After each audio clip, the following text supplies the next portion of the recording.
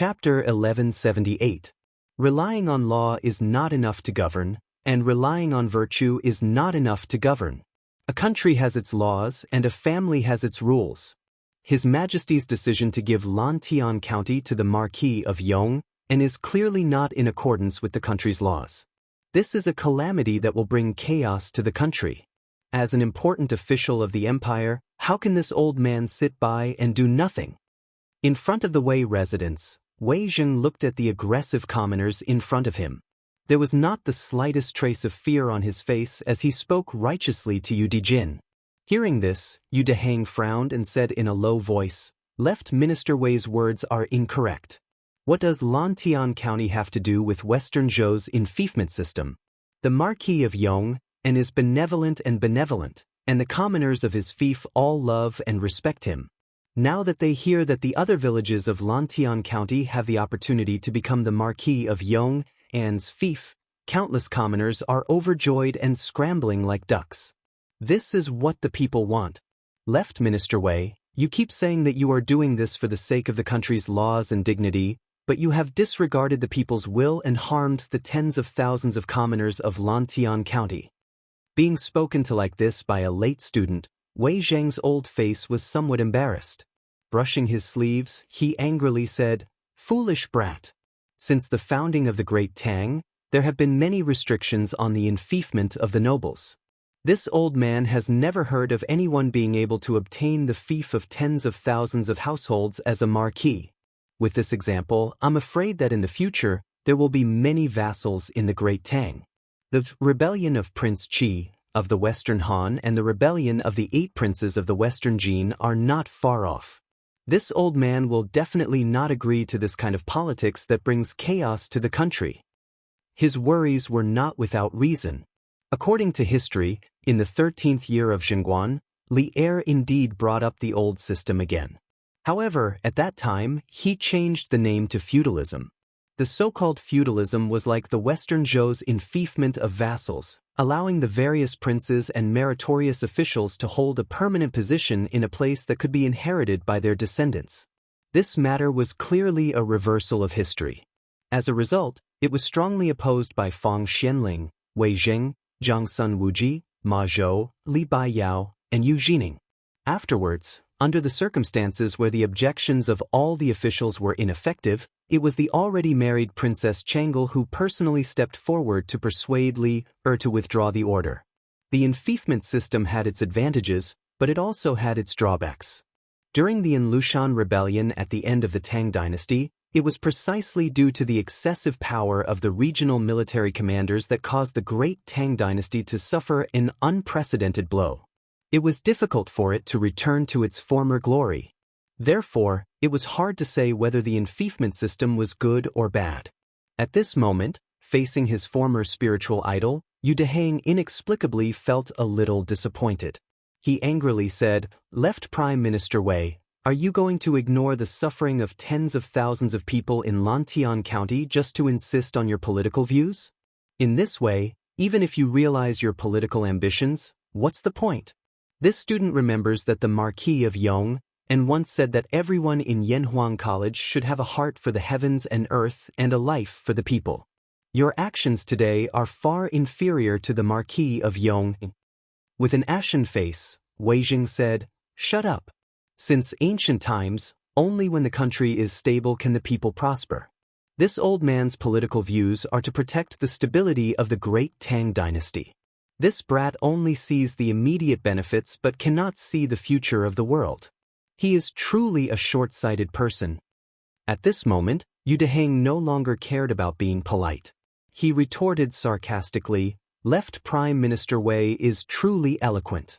This student does not understand how bestowing Lantian County to the Marquis of Yong and would affect the stability of the country. What you are worried about is that the Marquis of Yong and will gradually grow in power like the Dukes of Western Zhou. However, Lantian County is close to Chang. Rather than doubting the loyalty of the Marquis of Yong, and why not worry about the lives of the people in the counties surrounding Chang? Furthermore, the Marquis of Yong and had once said that if the people of Lantian County could not afford to eat meat, wear clothes, and study within 3 years, then he would automatically relinquish all of his lands. From this, it can be seen that the Marquis of Yong and only wants to let the people live a good life and not for the sake of fighting for power and profit.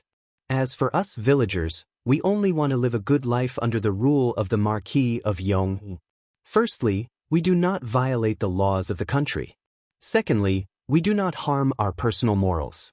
Why must left Prime Minister Wei force us? We only want to follow the Marquis of Yong and live a good life. We only want to live a good life. We beg left Prime Minister Wei to grant us this wish. Yu Dehang's last sentence could be considered to have spoken the hearts of all the villagers. Immediately, the several hundred villagers in front of the Wei residence all began to talk at once. Humph! Wei Zheng's insistence for many years was completely worthless by Yu Dehang's words. He wanted to say something, but when faced with the knife-like gazes of the people, he could only brush his sleeves and turn around to enter the house. Because at this moment, a trace of confusion appeared in his heart. Thinking about how he, Wei Zheng, had been cautious and conscientious all his life, wasn't it all to let the people live a good life? But now, he had become the target of the people's condemnation. Could it be that he had really done something wrong? Old master, are you all right? In the front yard of the Wei residence, Madame Pei came over with a gentle expression and asked Wei Zheng with concern. Sigh. I'm fine. Wei Zheng shook his head and sighed tiredly. At this moment, he seemed to have aged several years. Madame Pei wanted to say something but hesitated. Seeing this, Wei Zheng smiled bitterly and said, Madame also wants to persuade this old man to give up? Madame Pei hesitated and said, Old master, this concubine understands your ambitions, but there are times when people need to know how to be flexible. The Marquis of Yong, and obtaining a bigger fief will only benefit more people. This is in line with old master's original intention of helping the people. Why do you insist on being stubborn and offending tens of thousands of people just because of something that hasn't happened yet? Wei Zheng opened his mouth with difficulty and said, But, madam, the laws of the country cannot be violated, the ratio cannot be changed. Old master, the Marquis of Yong, and taking control of Lantian is still unknown whether it will be a blessing or a curse for the Great Tang. Why don't you wait 2 years and see? Moreover, the Marquis of Yong, and also said that if he doesn't have any political achievements in 3 years, he will voluntarily withdraw from all his fiefs. In other words, in these 3 years he is only helping the emperor and the imperial court to manage Lantian County. Old master, what are you worried about? Madame Pei said in a gentle voice. When Wei Zheng heard this, he couldn't help but feel enlightened. Because according to this, in these 3 years, Li Zishuan was only helping the imperial court to manage Lantian County. As long as he didn't do a good job, Li Er could take back all his fiefs at any time. This was very different from the hereditary fief system. Madame's words are like pearls. This husband will carefully consider it. Wei Zheng was silent for a long time before he came back to his senses. He waved his hand at Madame Pei and then walked into the room. However, his back seemed a little bent at this moment. Chapter 1179. Shaojing, did Wei Zwicheng agree or not? Zhong Lijing and the other villagers couldn't understand the battle of words between scholars. Seeing Wei Zheng flick his sleeves and leave, Zhong Lijing was a little puzzled. Yu Dehang shook her head and sighed. Uncle Zhong, tell everyone to disperse. Let's go back and eat first. Zhong Lijing understood the hidden meaning in Yu Dehang's eyes. His expression darkened, and he turned around to look at the main entrance of the Wei estate. He let out a long sigh and then turned around to shout at the villagers of the Yu residence, Let's go! Listen to Scholar Yu and go back first. Lijing? We're going back just like that? Wei Zwicheng hasn't agreed to us yet. A villager said in surprise. Zhong Lijing said in a bad mood, Just go when I tell you to go. Why are you talking nonsense? Although the Yu residence's villagers were unwilling, they still obediently left because of Zhong Lijing's scolding. However, the other villagers weren't as good-tempered as Yu Dehang. We originally had the chance to become a villager of the Marquis of Yong, but hateful Wei Zwicheng had to ruin it. But that's right. I heard that Wei Zwicheng was a good official, but now it seems that he's a treacherous official. Hey. Some of the more irritable commoners cursed and spat at the Wei estate's gate or picked up stones on the ground and threw them into the Wei estate's courtyard. Bang! Which wicked person is throwing stones into the sky? A cry of pain immediately sounded in the Wei estate's courtyard. The commoners outside hurriedly scattered when they heard the sound. After all, since ancient times, commoners didn't fight with officials. However, they couldn't throw stones openly, but no one could control them if they secretly threw them. Therefore, in the afternoon, the servants and maidservants of the Wei estate suffered because no one knew if a sudden disaster would fly over in the next moment. A stone or feces would fall from the sky and land on their heads. Hee. Now it's Wei Xuanqing's turn to have a headache, right? Imperial Palace West Court, Lijiang Hall. Li Er put down the newspaper in his hand and smiled at Empress Jiangxun. Your Majesty must have seen today's headlines, right? I don't know what the Marquis of Yong is thinking to suddenly publish such a notice on De Tong Daily. It looks like he's purposely hinting to the people that someone doesn't want Lantian County to be his fief. Empress Jiangxun had clearly read today's newspaper. When she heard this, she couldn't help but giggle. Li Er smiled but did not speak.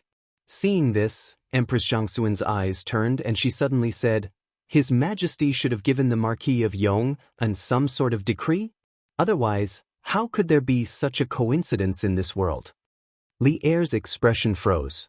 He opened his mouth, but neither admitted nor denied it. Hey, this kid didn't put in any effort at all, and he wants to obtain 10,000 households land. How can there be such a cheap thing in this world? Empress Jiangxun smiled, and then a worried expression appeared on her face, saying, It's just that the Marquis of Yong is talking too big this time, right? There were 60 to 70,000 people in Lantian County. To let everyone be able to afford to eat meat, wear clothes, and study was extremely difficult.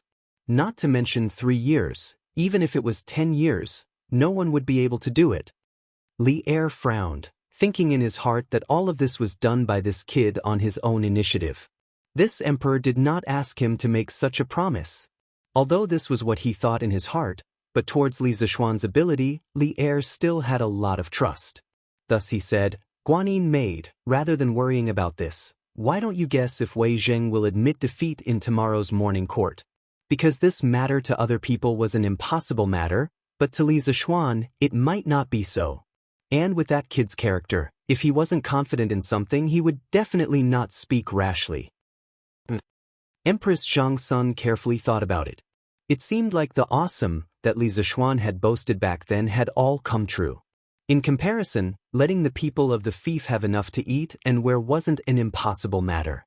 This concubine heard that when it was close to noon, Wei Zwicheng's house was surrounded by the citizens of Lantian County. However, with Wei Zwicheng's unyielding character, I'm afraid that even if the citizens opposed, he wouldn't easily give up. So I guess that in tomorrow's morning court, Wei Zwicheng will definitely not admit defeats. Li Er's eyes flashed and thoughtfully said, Hee. Then let's wait and see.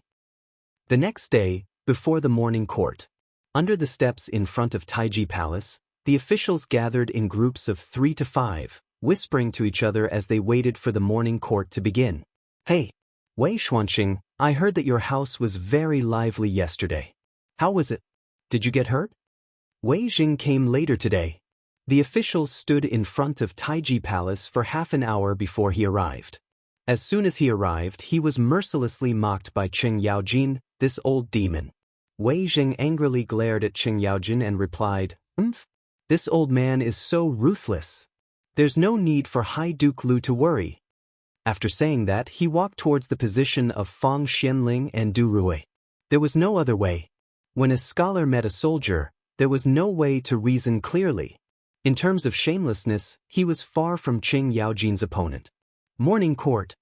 Fortunately, he didn't come very early today. After standing for a while, a eunuch came over and shouted. The officials lined up and entered Taiji Palace one by one. After the monarch and minister greeted each other, Li Er directly looked at Wei Zheng and said, Minister Wei, the 2 days have passed. Tell me, who won this bet? The officials in the hall all cast their eyes on Wei Zheng, guessing in their hearts how Wei Zheng would answer. However, most people felt that with Wei Zheng's temper, he would definitely not admit defeat. Wei Zheng had already thought about it before leaving this morning. At this moment he stepped forward, cupped his hands towards Li Er, and bowed. Replying to Your Majesty, this old official lost this bet. As Your Majesty wishes to punish, this old official will not refuse. Everyone, including Li Er, couldn't help but be stunned. The dignified Wei Zheng actually admitted defeat? Was this still the flamethrower Wei who dared to scold Li Er for half a day? Li Er was stunned for a moment. He thought that he would have to waste his breath. He didn't expect Wei Zheng to admit defeat so easily. After a pause, he laughed. Ha! Minister Wei is wholeheartedly devoted to the country. What crime is there? Back then, I only said that it was a bet, but I didn't say what the stakes were. Now that Minister Wei has admitted defeat, does anyone have any objections to the matter of Lantian County being awarded to Li Zishuan? This was called the demeanor of a victor. Between the monarch and his minister, timely tolerance was very necessary. Wei Zheng naturally cupped his hands and said, "This old official has no objections." The reason why he admitted defeat today was not because the people threw stones and feces at his house, but because he was deeply affected by his wife's words yesterday. Since Wei Zheng did not object, what reason did the other officials have to object? Thus, they all cupped their hands and said, "This official has no objections." Good. In that case, from today onwards, I will bestow Lantian County to the Duke of Jianghu. Chapter 1180. Your Majesty, today is already the 9th day of the Lunar New Year. I plan to leave tomorrow and bring the Cui family to Jianghu. In the Taiji Palace, after Li Er announced that Lantian County was officially under Li Zishuan's control, Wei Zheng cupped his hands and continued. Li Er was overjoyed. No, his expression turned solemn. He pulled a taut face and said seriously, "I'll have to trouble you with the Cui family's matters. In order to prevent any accidents, I will send a team of imperial guards to escort you along the way. When we reach Jianghu, I will have all the officials in Hunan listen to your orders." Wei Zheng would escort Cui Junchuo to Jianghu and thoroughly investigate the corruption of the officials of Hunan province. This was originally decided before the new year. Now that Wei Zheng had taken the initiative to leave for Jianghu before the Lantern Festival, Li Er naturally had no reason to disagree. He even had some faint expectations in his heart, because his ears could finally be quiet for a while. Cough cough. Although he thought so in his heart, Li Er still looked serious on the surface. The image of a harmonious ruler and his subjects was reflected in the minds of all the officials. Your Majesty, Your Majesty. Wei Zheng bowed and said. After experiencing this incident, Wei Zheng felt that there were still some areas that he needed to improve on in terms of governance. He could use the excuse of going to Jianghu to reflect on it. Li Er nodded and announced that the morning assembly would continue. At noon, as the morning assembly ended, Zhao Song rushed out of the palace on a fast horse with an imperial edict in his hand, heading straight for the east city gate of Cheng. Some of the quick-witted citizens saw the direction Zhao Song was heading in and roughly guessed what was going on. Someone from the palace came out to deliver the imperial edict. It's heading towards the east of the city. Could it be that the bestowment of Lantian County has been decided? If that's the case, that's great. The people of our manor have been looking forward to merging into the Marquis of Yong'an's fief for the past 2 days. Although it was only a guess, the tens of thousands of people in Lantian County hoped that this guess would come true. In a moment, all eyes were focused on Cloud Mountain. There lived a young man who was like an immortal. His chest was deep and he was talented. In the Cloud Mountain area, he could make clouds and rain with a flip of his hand. Sometimes, a single word from him could bring endless wealth to the people. In the eyes of the merchants, he was the god of wealth. In the eyes of the people, he was the Yamacho of Yanhuang College. He was the Marquis of Young Master. Head Steward Zhao was here. The imperial edict is here. In the imperial court, Li Zishuan and Wei Zheng had a battle of wits and courage. It was very lively. On Yunshan Mountain, Li Zishuan had just finished his lunch and was sitting in the small courtyard, watching the flowers bloom and wilt in front of the courtyard, watching the clouds roll and disperse in the sky, quite leisurely. At this moment, Xiao He hurriedly ran over, shouting as she ran. "Oh, I'm coming." Li Zixuan nodded and stood up. It had been 4 days since the incident in the palace. His body had more or less recovered. Not only did his strength not decline, but it had also improved slightly. However, it was only a slight improvement. If he wanted to break through, he would have to wait a few years under normal circumstances. However, Li Zixuan was not in a hurry. After all, he was still young. Moreover, with his talent and understanding, it was still very possible for him to enter the great Grandmaster realm in his lifetime. Head Steward Zhao, long time no see. Long time no see. After a while, Li Zixuan walked out of the house and saw Zhao Song in the front courtyard. The two old acquaintances naturally had to exchange a few pleasantries. After going through the ceremony to receive the imperial edict, they finally got to the main topic. Zhao Song opened the imperial edict and read, "The Emperor of the Tang Empire decrees, all great doctors must calm their nerves and resolve their illnesses. They must have no desires, and must first show great compassion to others. Today, there is the Marquis of Yong, who has superb medical skills and miraculous hands, who saved my beloved daughter Changle from danger.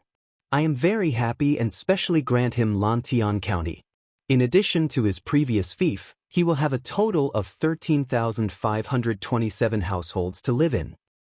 I, Li Zixuan, accept the imperial edict and thank you for your kindness." Li Zixuan heaved a sigh of relief in his heart, then stepped forward to receive the imperial edict.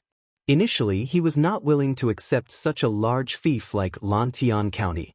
However, since Li Erqiang gave it to him, he had no choice but to accept it. After thinking about it, although his fief was bigger and his responsibilities greater, he would have more manpower and resources to use in the future. Only when there were more people working together could more wealth be created in society. Old Man Li, Madam Li, Han Yushi, and the 3 members of the Yi family were all dumbfounded. They had seen the announcement on Datang Daily yesterday, but they had thought that as long as Wei Jing did not yield, the imperial edict would not be issued. However, it had only been 2 days and the imperial edict had been issued. In other words, from today onwards, the entire Lantian County would belong to the Li family. In the entire Tang Empire, they were the nobles with the most fief under the title of prince. Li Zixuan's fief had already far surpassed those dukes in the imperial court. He, Marquis of Yong, and congratulations. Zhao Song congratulated him with a smile. Thank you. Li Zixuan immediately asked Xiao He to bring the money and stuffed it into Zhao Song's hands. Although Zhao Song was not greedy for money, he was still very willing to share in the joy of this kind of money. After everything was done, Zhao Song bade farewell and left. Cloud Mountain immediately became a sea of joy. Little Xian, from today onwards, all the land in Lantian County belongs to our family? Yi Yuzhu asked in disbelief. Li Zixuan smiled and said, That's right, Mother. Now you don't have to think about buying land in other villages, right? Yi Yuzhu had always had a little hobby, and that was to buy land.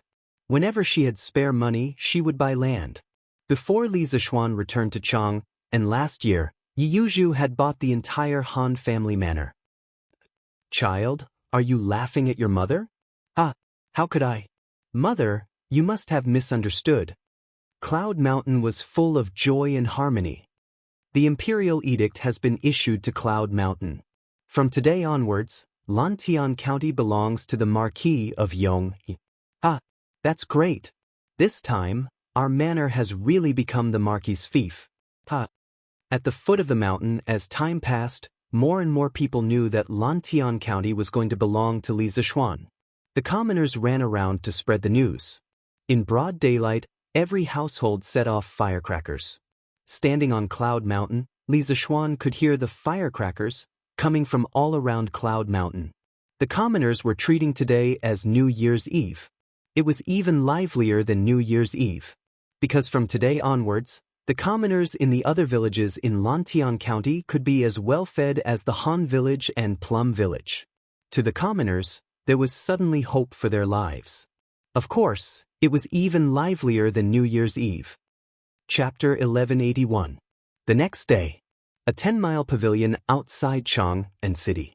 Since the Qin and Han dynasties, there would be a pavilion every 10 miles outside the main city. Later on, there would be a short pavilion every 5 miles for pedestrians and friends to bid farewell to each other. Today, Wei Jing led the imperial guards and escorted the Cui family to bid farewell to the officials and generals in the imperial court. Although Troll Wei's mouth was usually hated, most people still admired him for his conduct. His Majesty has arrived. Today's morning court was very short. The purpose was to make time for the officials to bid farewell to Wei Zheng. After the court, Li Er packed up in the palace and rushed over on a horse. "Greetings, Your Majesty." The officials bowed. Li Er said, "You may dispense with the formalities." Then he went straight to Wei Zheng and said earnestly, "My dear Wei Zheng, this journey is long and dangerous. No matter what, you must take care of yourself. The Tang Empire can't do without you." Li Er's feelings for Wei Zheng were very complicated. When Wei Zheng scolded him, he wanted to kill the old man in front of him countless times. After all, as the emperor, he also needed to save face. But every time after that, he would be glad that Wei Zheng could reprimand him at the crucial moment. This person was like a mirror to him, always able to find his shortcomings. So, in general, he both loved and hated Wei Zheng. Although he had sent Wei Zheng to Hunan province partly for personal reasons, it was mostly for official business. He also didn't want anything to happen to Wei Zheng in Hunan. Without Wei Zheng, he would feel that something was missing in his life. Wei Zheng felt that the feelings in Li Er's words didn't seem to be fake. He raised his head and said expressionlessly, "Your Majesty, don't worry. No matter how difficult the road ahead is, this old official will not fail his mission and eliminate the officials in Hunan. It's getting late. This old official will take his leave. Your Majesty, please take care of your body." Then, Wei Jing cupped his hands at Li Er and all the officials and turned to leave. "Retired emperor wants me to enter the palace again?" In the afternoon, eunuch Chao, who was by Li Yuan's side, came again. Everyone in the Li family felt a strong sense of vigilance rise in their hearts. A few days ago, Li Zishuan was invited by eunuch Chao to the imperial palace. He only came back when it was almost nighttime. Moreover, when he came back, his face was exhausted.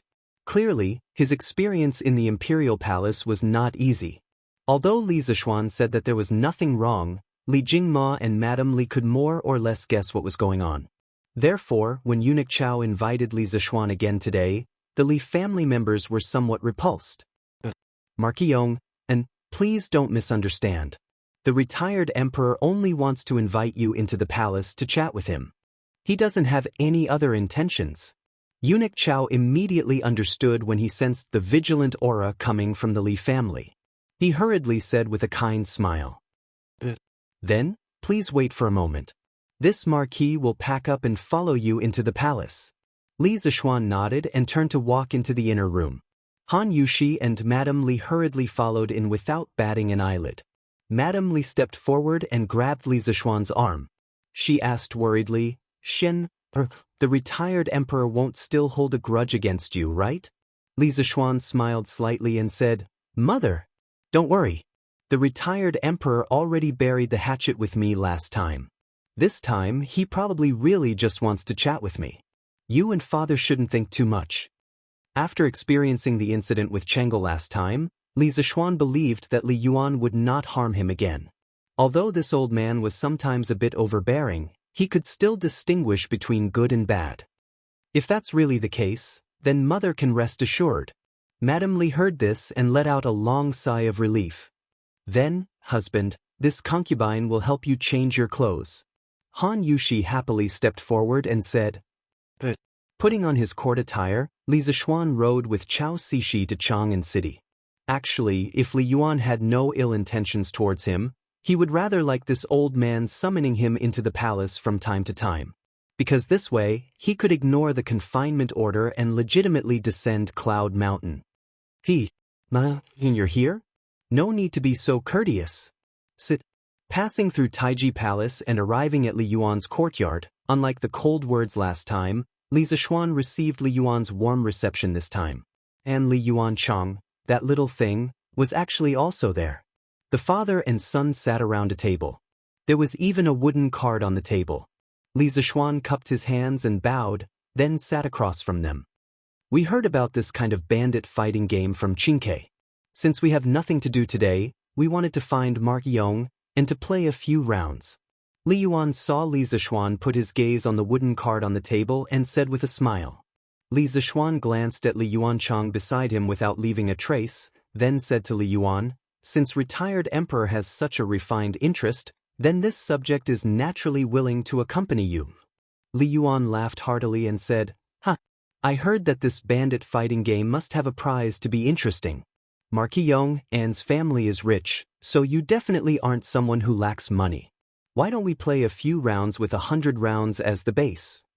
Li Zishuan couldn't help but be amused. He thought to himself that it was rare for him to go out, and he actually met someone who wanted to take the initiative to give him money. If he didn't agree to this kind of thing, then there was really something wrong with his brain. This subject has no objection. As long as retired emperor has fun. It should be as long as he loses happily, Li Zishuan silently added in his heart. Although he didn't know how Li Yuan's card skills were, he, as the founder of Landlord, no bandit fighting, was confident that his grasp of the rules and skills would definitely win against the two people on the field. Besides, with his powerful mental strength, his brain was simply a natural card holder. Facing him, this human cheat, what could Li Yuan and Li Yuanchang use to fight with him? Imperial grandfather, Chang'e has come to pay respects to you. Brother Xiaoxian is also here? At this moment, Chang'e walked in from the outside, wrapped up tightly. When she saw Li Zishuan sitting in the courtyard, a trace of surprise appeared on her face at just the right moment. What kind of person was Li Yuan? How could he not see through the little scheme in her heart? However, his face still revealed a trace of benevolence. Chang'e has come? Come in quickly. It's cold outside, don't catch a cold. It just so happens that your imperial grandfather wants to play 2 rounds of bandit fighting with the Marquis Yong. You can learn from the side. After you learn, come and play with imperial grandfather often. Then Chang'e will learn well from imperial grandfather. Chang'e responded crisply, then turned her head to glance at Li Zishuan. A complicated emotion flashed through her eyes and disappeared. Brother Xiaoxian, thank you for saving me that day. Otherwise, Chang'e. Chapter 1182. Call bandit. Don't call. Don't call. Super double. Taiji Palace. In the palace where Li Yuan was, 3 people were sitting around a table and happily playing bandit. Chang'e was at the side holding her chin and blinking her eyes at the changing game on the table. Of course, her little eyes would also glance at Li Zishuan from time to time. It was worth mentioning that there was already a pile of small notes with a red seal in front of Li Zishuan. This thing was something like a banknote that he made on the spot. One note was 100 strings of coins, and it was stamped with Li Yuan's private seal. Each person was given a banknote of 5,000 strings of coins, and they would settle the bill together after the game.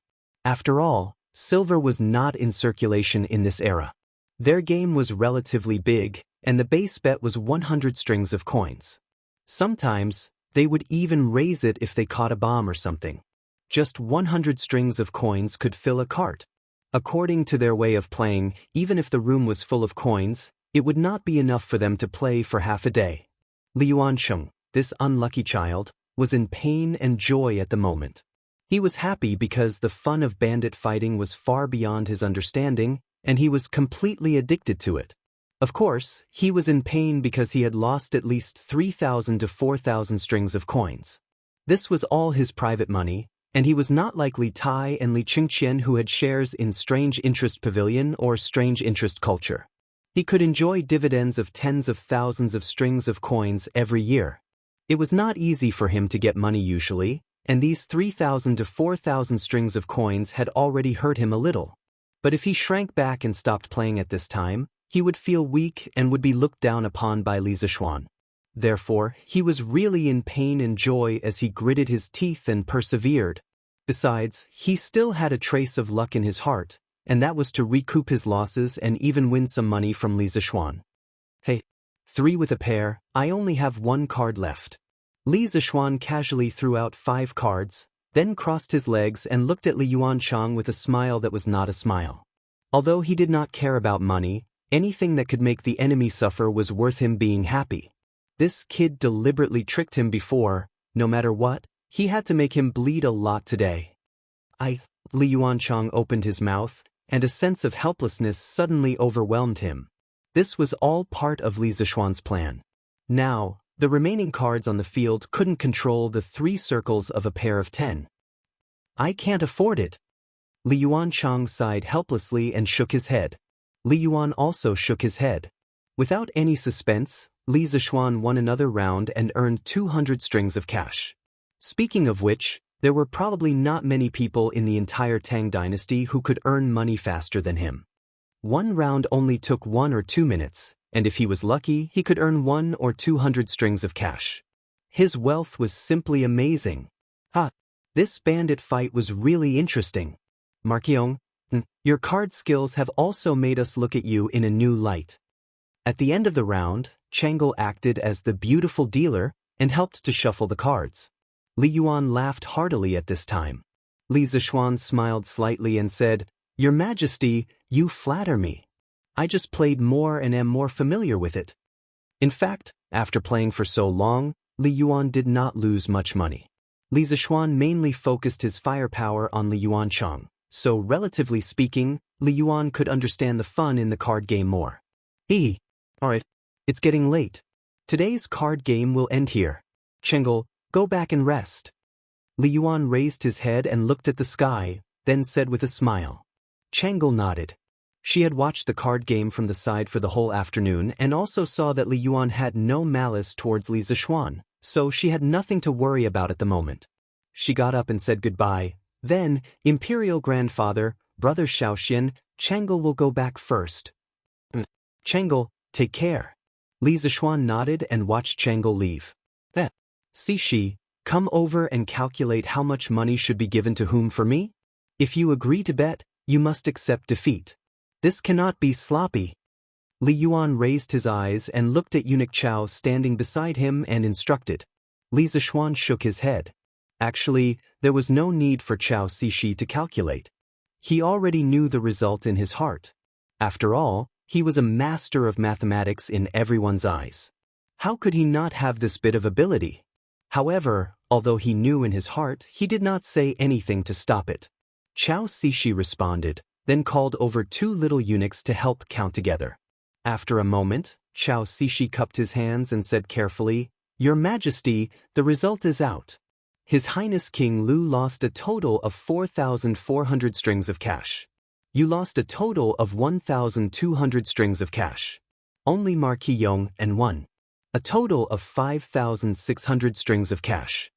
Li Yuan did not get angry after hearing this. He pointed at Li Zishuan as if reproaching, but more like half-joking and said, Good. I did not expect that I called you here today to give you money in the end. How do you plan on thanking me? 5,000 strings of cash was definitely not a small amount. With the price of goods in the beginning of the Tang dynasty, if placed in a relatively poor small county, 5,600 strings of cash was basically a county's tax income for a year. Li Zishuan's heart moved, and he replied, This subject thanks your Majesty for the reward. May your Majesty's dragon body be in good health. Good. Li Yuan laughed loudly, then said to Li Yuancheng, Yuancheng, tomorrow send the money you lost along with my money to Yunshan. If you agree to bet, you must accept defeat. As a person, you cannot go back on your words. Do you understand? For some reason, Li Yuancheng seemed to be very honest today. In the entire process of the mahjong game, he did not deliberately create trouble for Li Zishuan like before, nor did he fan the flames at the side. At this moment, he nodded obediently and said, Father Emperor, don't worry. This subject's son will take care of these matters tomorrow. Li Yuan said again, Then you go back first. We still have some things to discuss with Marquion. This subject's son will take his leave. Li Yuancheng cupped his fists and left. However, Li Zixuan's eyes flashed, secretly thinking that today's main topic had finally arrived. The afternoon mahjong game was just an appetizer. Markyong, and yesterday you saved Chang'e. We are very grateful in our hearts. We still have a request today. I wonder if you can agree to it? As expected, once Li Yuan opened his mouth, nothing good would come out of it. Li Zixuan cupped his fists and said, "Your Majesty's words are too serious. This subject's ability is limited. Within the limits of my ability, if your Majesty has any request, this subject will definitely do my best to fulfill it." When Li Yuan heard that, he sighed helplessly and said, "You really are a slippery fellow. Forget it. We won't beat around the bush with you either. You are very young, and your future is also limitless. We just want to ask you for a favor. I hope that after our 100 years, you can take care of Yuan Chang a little. It can also be considered as lessening some of Erlang's sins." Li Zixuan's heart skipped a beat. He thought to himself, "I reckon that in the entire imperial palace, only Li Yuan dares to say such words, right?" He frowned and pondered for a long time. Then, he said word by word, "Your Majesty, this subject cannot make things difficult for Prince of Lu. However, there is a saying, when the heavens commit a sin, it can be forgiven. When one commits a sin, one cannot live. His Highness Prince of Lu's future life and death is not in this subject's hands, nor is it in your Majesty's hands. It is only in his own hands." Chapter 1183. Thinking about it carefully, Li Yuan had a good plan. Today, he first called Li Zixuan over to play cards, but there was another person at the table, Li Yuan Chang. His goal was not as simple as it seemed on the surface. He wanted to use the card game to let Li Zixuan and Li Zixuan ease the relationship between each other, lose some money at the same time, and give some favors without leaving any trace. Finally, he would raise this request to Li Zixuan. The whole thing was one loop after another. Li Yuan's wishful thinking could be said to be well planned.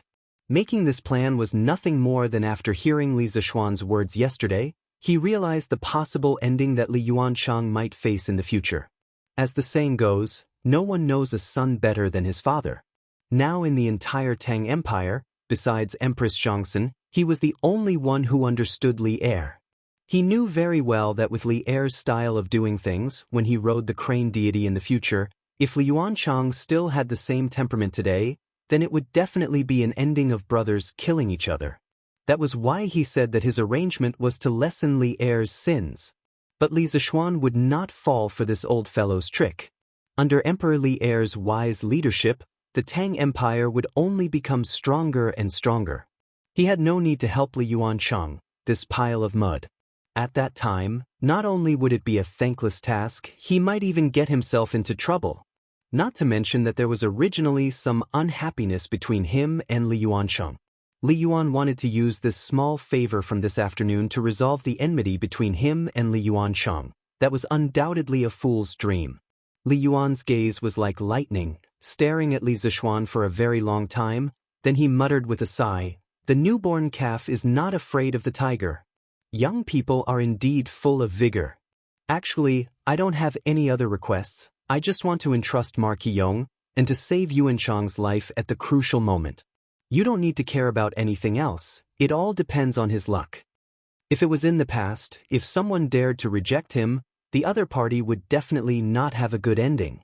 But today, his power had fallen, and he was past his prime.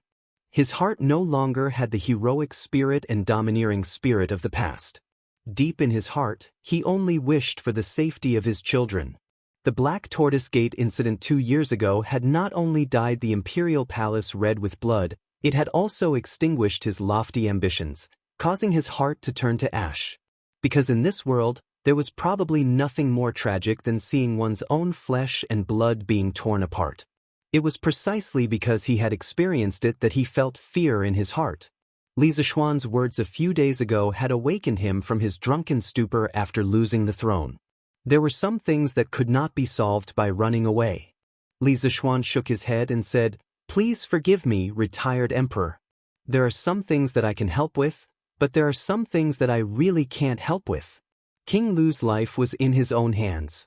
If he really did something outrageous in the future, no one in the world would be able to save him.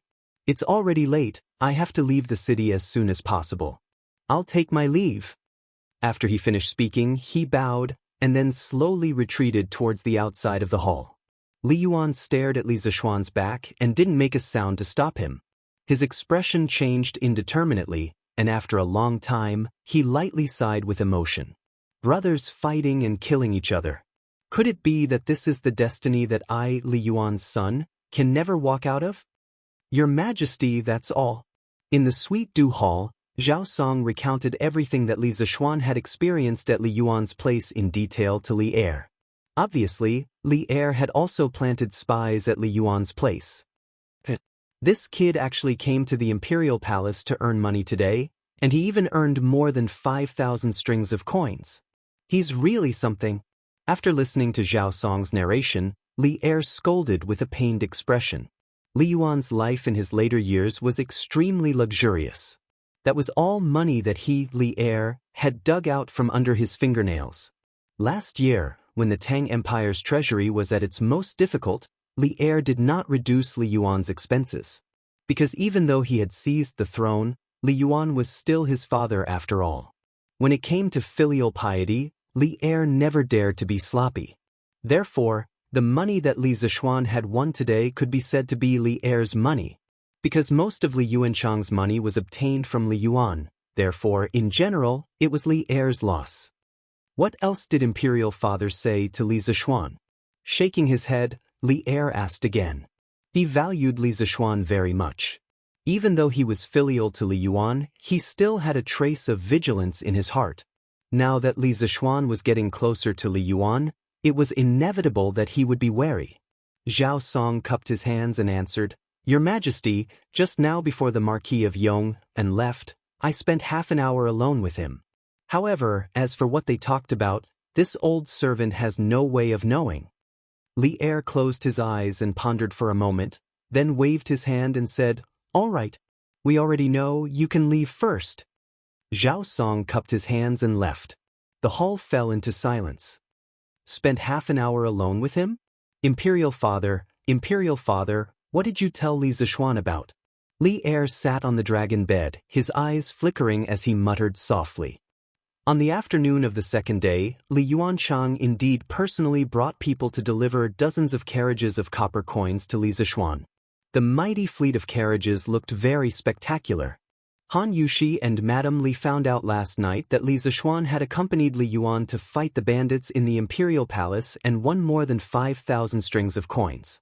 Therefore, today, the servants and accountants here were already waiting in formation, waiting for Li Yuanchang to deliver the money.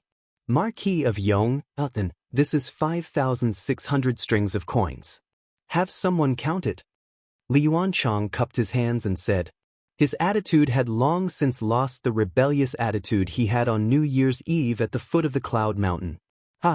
Then I'll have to trouble your highness. Li Zishuan returned the greeting with a smile, then said, Your Highness King Lu keeps your word, delivering the money so quickly. This marquis deeply admires you. Come, quickly brew a cup of hot tea for His Highness to warm his body. Li Yuanchang's heart was both pained and angry, but he still concealed these negative emotions very well, not revealing the slightest abnormality on his face. There's no need. I was originally willing to bet, so there's nothing to say. On the other hand, I had no intention of offending you on New Year's Eve. I truly shouldn't have. Today I came to apologize. I hope that the Marquis of Yong and can let bygones be bygones. Seeing Li Yuanchang's refined and courteous appearance, Li Zishuan couldn't help but feel suspicious. If a person's temperament changed greatly in just a few days, then there were only two possibilities. Either his life suddenly changed and he had an epiphany, or he was forced by some external pressure to deliberately disguise himself. Based on his judgment, Li Yuanchang definitely belonged to the second situation. False feelings. This kid should have been taught a lesson by Li Yuan in private. Otherwise, why would he come to apologize today? Your Highness King Lu is thinking too much. I already don't remember what happened that night. Li Zishuan couldn't be bothered to show off his acting skills with this little brat. He still had a lot of things to do. Right now, he just wanted to get rid of him as soon as possible.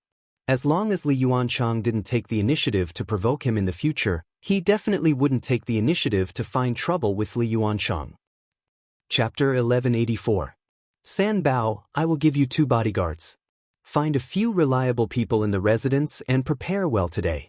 Tomorrow, you will leave for Bashu and help me find the vanadium mine. The reason why Li Zishuan didn't want to waste time with a brat like Li Yuanchang was because he had more important things to do. This more important thing was to continue building his industrial blueprint. Looking back at his actions in the first year of Zhengguan, other than the big event of Yanhuang College, he had only done some experimental experiments, such as voltaic batteries, telegraph machines, electric lamps, generators, and so on.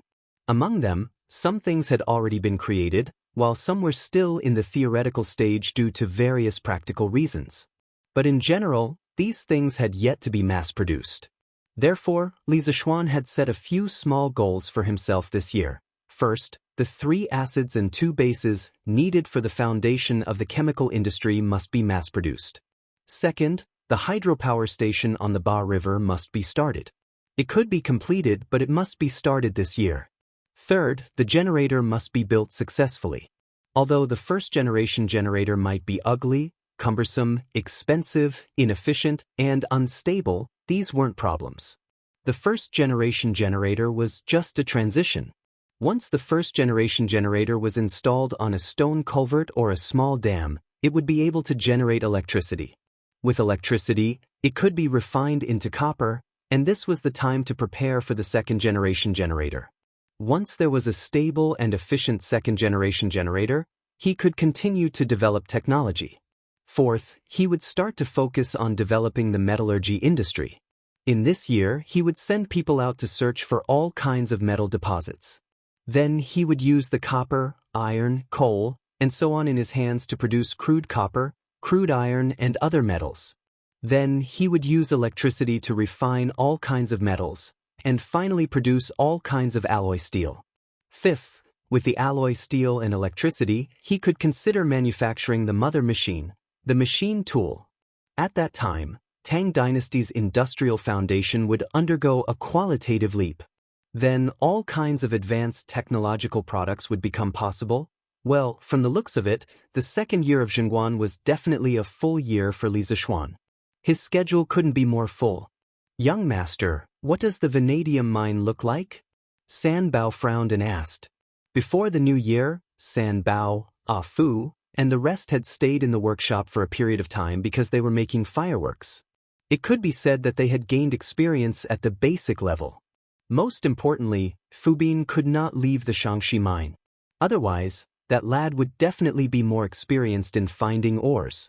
Li Zishuan took out a small booklet and handed it to San Bao. I have recorded the appearance and characteristics of the vanadium ore here. Prepare well today. It would be best if you can set off tomorrow. San Bao took the booklet and flipped it open. There were colorful illustrations with textures and lines, as well as some descriptive words. It was really quite detailed. He closed the booklet, scratched his head, and smiled. Young master, it's a good thing that I've been learning to read since last year. Otherwise, San Bao wouldn't be able to understand a single word on this. Li Zishuan laughed and said, Young master, I told you to study more when you had nothing better to do. It was still useful, right? San Bao nodded and said, Yes. It was useful. This time, San Bao will bring a dictionary to Sichuan. If I come across words that I don't know, I can look it up myself. Now, because of the widespread distribution of the Tang Dynasty dictionary, more and more people in the Tang Dynasty could read.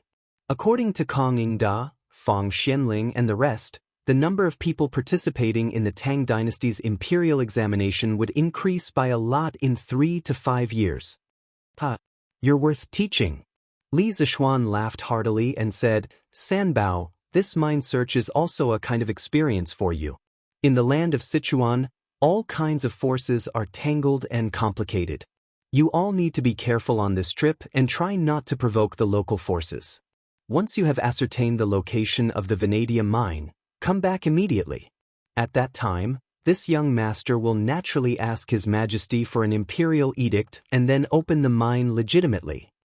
The ancient Sichuan referred to the modern Sichuan Basin and some of its neighboring areas. It was not only a geographical concept, but also a cultural one. The land of Sichuan was surrounded by mountains.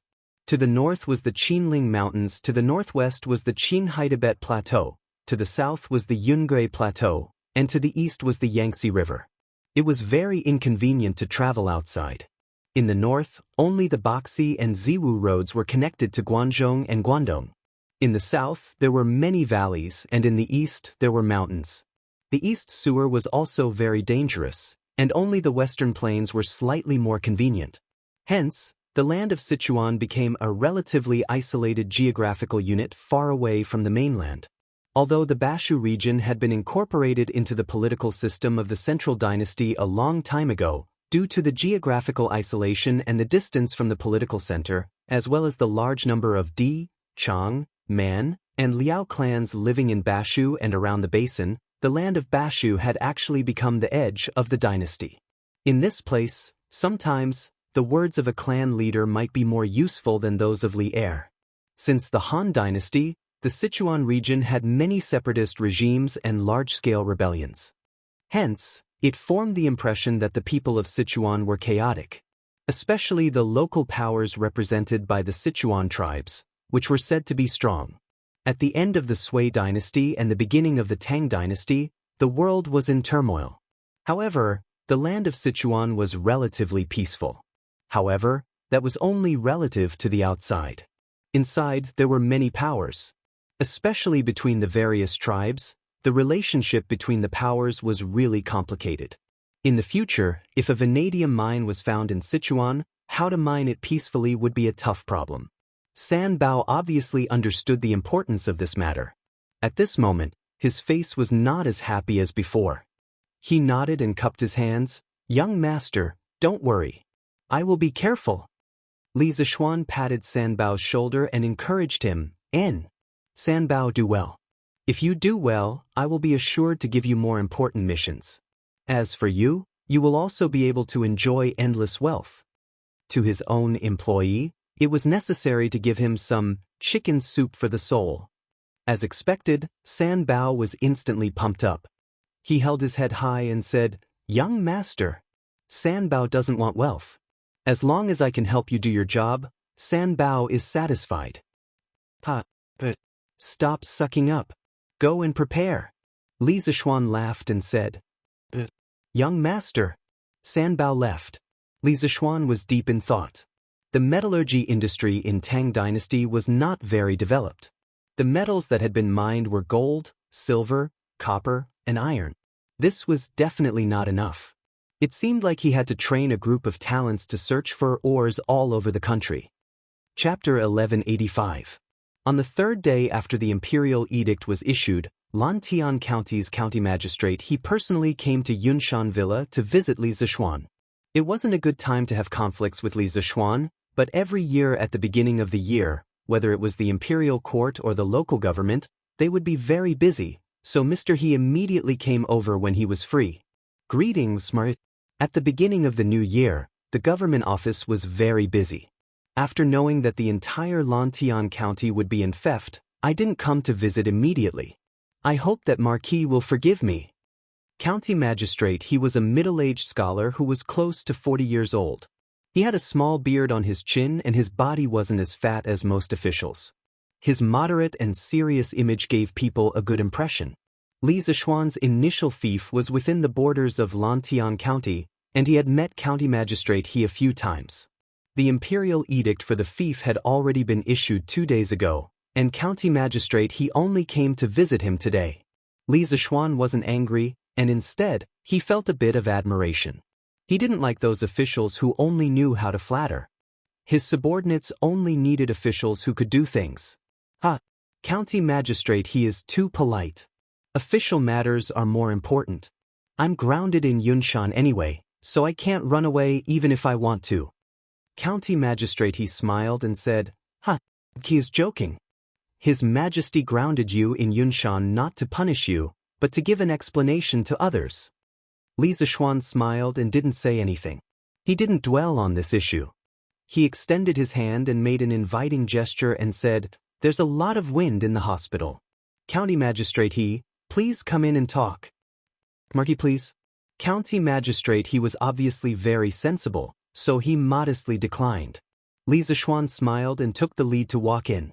After the two entered the house, Li Zishuan asked someone to brew a cup of hot tea for County magistrate he. After the hot tea was served, County magistrate he took out a gray package from behind him and opened it on the table. He then smiled at Li Zishuan and said, Marquis, this is the name list of all the citizens of Lantian County, as well as the tax revenue of Lantian County for the past 3 years, including agricultural tax and business tax. If you have the time, you can take a look at it. If there are any problems, you can send someone to summon me at any time. After the entire Lantian County became Li Zishuan's fiefdom, not only were all the people and officials in the county under the jurisdiction of Li Zishuan, all the taxes collected every year in the county would all belong to Li Zishuan. It was not an exaggeration to call Li Zishuan the local tyrant of Lantian County. That was why County Magistrate he handed over the household registration of all the people in Lantian County as well as the annual revenue of the county government to Li Zishuan. This was because from today onwards, Li Zishuan would be the highest-ranking official of Lantian County. Li Zishuan did not look at the name list of the people. He opened the account book at the back and scanned through it. He could not help but frown. Lantian County alone collects about 100,000 dan of agricultural tax and 1,000 strings of business tax every year. County Magistrate he's eyebrows twitched. He thought that Li Zishuan felt that the taxes collected were too little, so he hurriedly said, Marquis, the tax system used by Lantian County for the past 2 years was issued by the imperial court. In addition to the poor harvest, the people are already suffering. It is not easy to collect so much agricultural tax. I hope that Marquis will not increase the taxes on account of the people's suffering. Li Zishuan did not know whether to laugh or cry as he said, When did I say that I want to increase the taxes? I was just lamenting that Lantian County's agricultural tax is so high, but the business tax is so little. 100,000 dan of grain, according to the current market price, was only 5,000 strings of business tax. But the business tax was only 1,000 strings of business tax. Was this not a joke? In the modern era, even if it was a poor county, the business tax would not be collected so miserably. County Magistrate he heaved a sigh of relief. He then looked at Li Zishuan with a strange gaze and replied, Marquis, Lantian County is adjacent to Cheng. Merchants usually go to the east and west to do business. Although there are various shops in Lantian County, it is not easy to collect so much business tax in a year. Actually, what County Magistrate he said was only one of the reasons. The reason why the business tax was lower than the agricultural tax was because of the business tax system of this era. China's ancient business tax started in the Western Zhou dynasty. It was first collected in the bazaar. It was related to the use of land in the bazaar and measurement equipment. It had nothing to do with the tax on goods. The mountain and lake tax was also collected. But in essence, it was a kind of rent for the use of the country's natural resources. During the spring and autumn period, the various vassal states collected business tax. But in the city tax, other than the occupation of land, registration, and other things, the tax was based on a certain percentage of the trade volume. This was actually quite similar to the modern business tax. At the beginning of the spring and autumn period, the more developed countries started to have tariffs. In the later spring and autumn period, it became more common. Not only were there tariffs at the borders, there were also many checkpoints on the roads in the interior.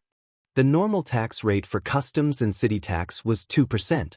During the Warring States period, the business tax was collected as before.